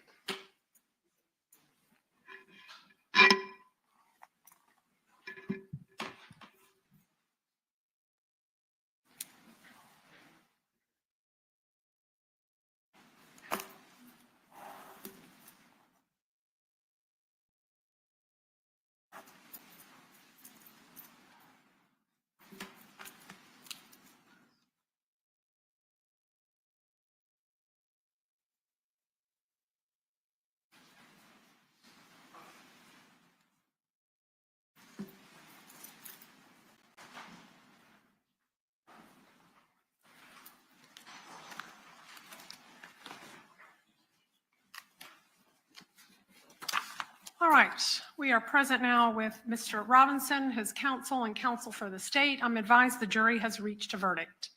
Any reason we can't bring the jury out now and receive the verdict? All right, let's please bring the jury out. Thank you.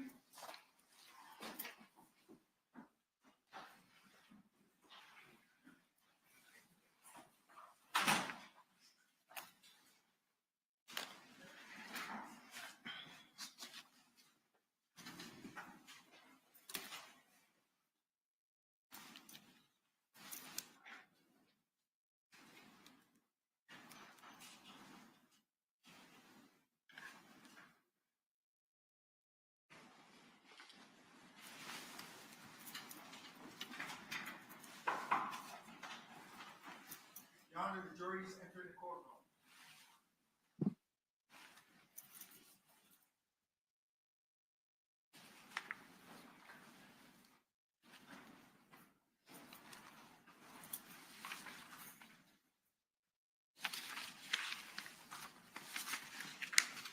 All right, ladies and gentlemen, you may take your seats.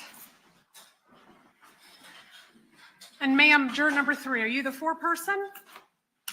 And has this jury reached a verdict? Can you please hand the verdict form to the bailiff?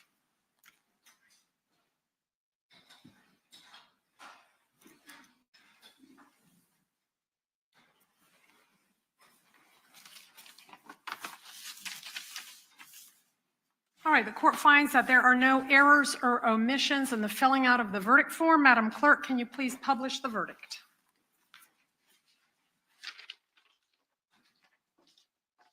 In the circuit of the 4th Judicial Circuit in and for Duval County, Florida, case number 16, 2020, CF 3601B, Division CRE. State of Florida versus Hakeem Robinson, verdict as to count 1, with the jury found the defendant guilty of first-degree murder as charged in the indictment. So say we all, done, Jacksonville, Duval County, Florida, signed by the foreperson on July 31st, 2025. Does counsel for either the state or defense desire the jury to be polled?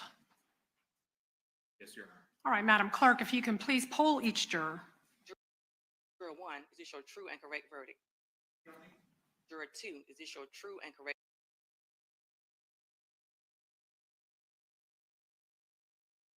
verdict? Juror 3, is this your true and correct verdict? Yes. Juror 4, is this your true and correct verdict? Yes.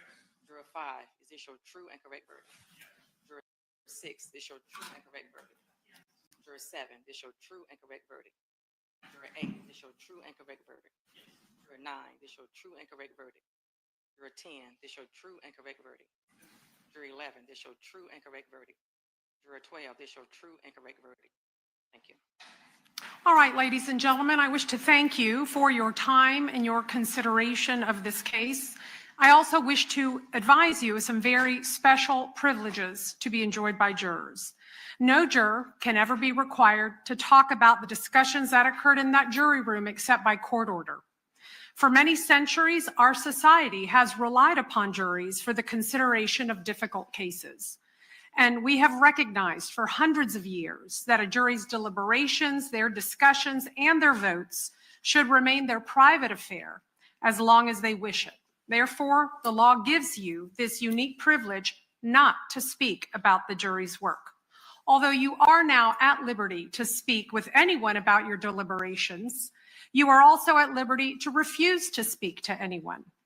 A request to discuss either your verdict or your deliberations may come from those who are simply curious, or from those who might seek to find fault with you, or from the media, from the attorneys, or elsewhere.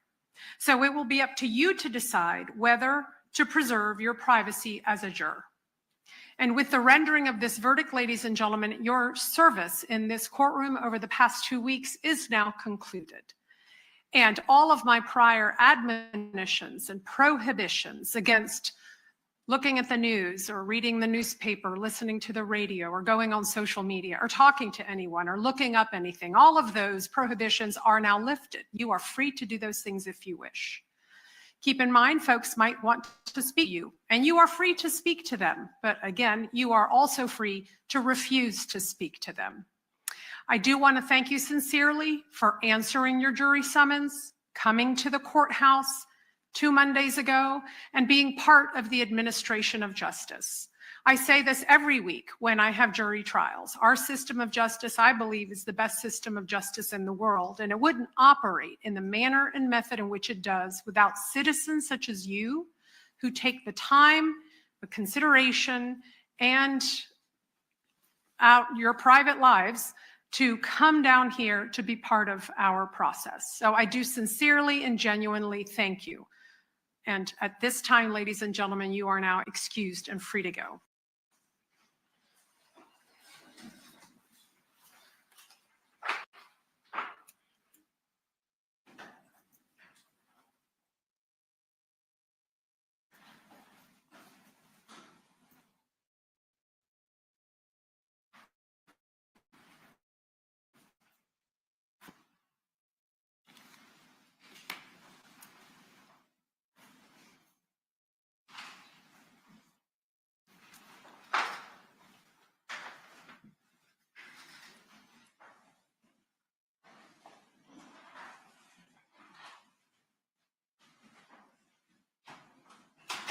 All right, the jury has exited the courtroom.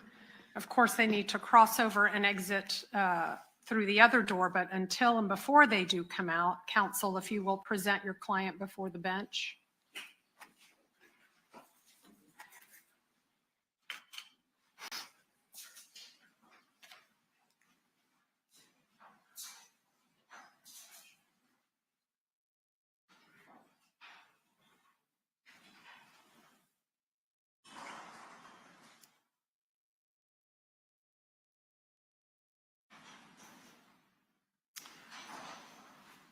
All right, Mr. Robinson, based on the verdict of the jury finding you guilty of the offense charged in the indictment in case number 2020 CF 3601, the court does hereby remand you to the custody of the Jacksonville Sheriff's Office, and your bond in this matter shall be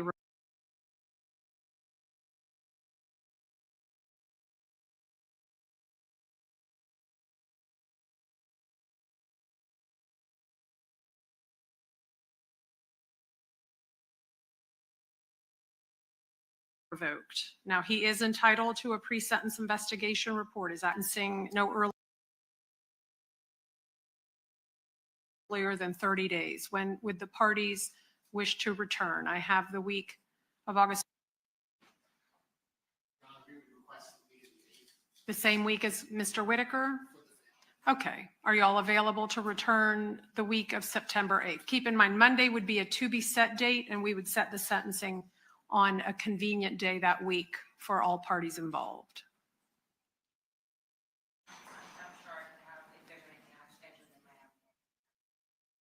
Okay. And on the 8th, you all are free to appear via Zoom. That's just a scheduling date. That won't be the sentencing date. We'll pick a date on the 8th. All right, then we'll pass Mr. Robinson's case to September 8th for sentencing to be set. All right, thank you.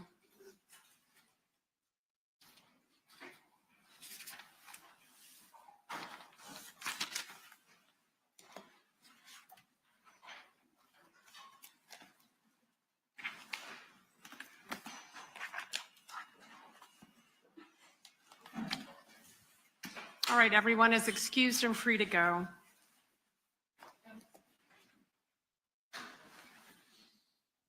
I'll wait for the jury to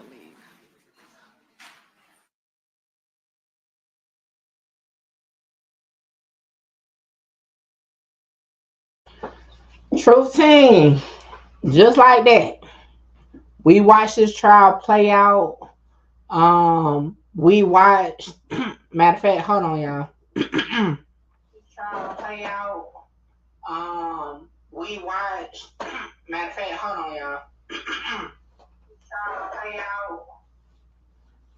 All right, let me just go ahead and get my little one and done at the same time. All right, listen. We watched this trial play out.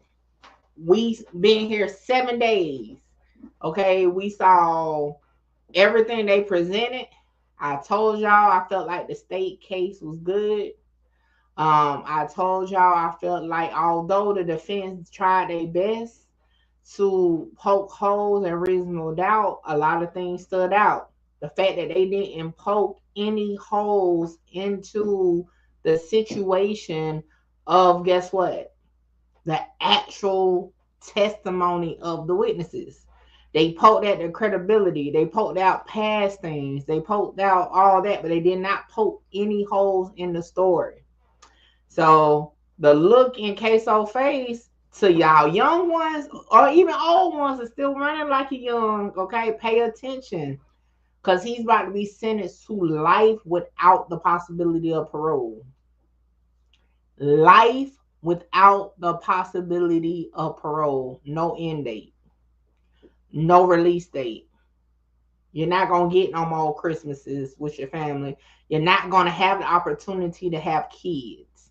You're not going to have the opportunity to go on tour with your homie Young and Ace, okay? You're not going to meet Young and Ace's kids no more. You're not, like, your life is over.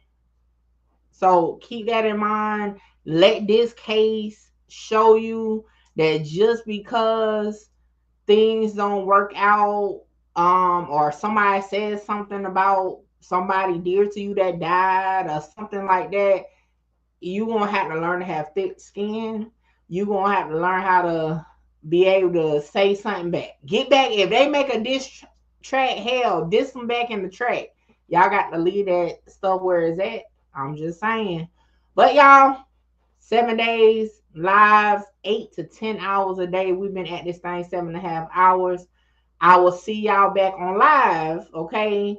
August 18th for the Julio Fulio first trial for Alicia Andrews. If for some reason that trial does not take place, I will see y'all still August 18th for Govan Hernandez for the Young Dolph case. So either way, I will see y'all August 18th. Make sure you hit my videos though. Y'all know I am a video channel. Shout out to everybody that has been doing the super chats. FDB always come through, okay? Make sure y'all come and support my videos, okay? We get into a lot of true crime stories. We're covering the Damien, let me see, because these are my two new ones. Damian McDaniels, Mahogany Jackson. We got the drill videos coming. We got the messy videos coming. You know I do it all when it comes to the videos. But lives, I'll see y'all August 18th. Make sure y'all run up the comment section. I will be clipping this down for the video. I appreciate y'all. I'm going to miss y'all, man. I hope 18th come on because I'm going to miss y'all. We have fun day in, day out. I appreciate y'all as always, man. Y'all be safe, and I'm out. Mickey talks the truth. Okay. I got truth on my mind. Truth on my mind. I got truth on my mind. Truth on my mind. I got truth on my mind. Truth on my mind. Hey, listen, you are now rocking with Mickey Truth. She live up to her name, not the fame. So make sure y'all subscribe to her channel and stay updated on what's real. Bye. Good reporting ass Mickey. We love you, Mickey. Mickey talks. Hold on, wait, before I go, y'all make sure y'all tap in with me to book your slot. A lot of y'all be hitting me up on Instagram and the email wanting to just talk about content, whether you're an up-and-coming content creator or somebody just got questions about cases or whatever. Book your consultation with me now. The information is on the screen. Hey, make sure you get your slot because my slots be filling up fast.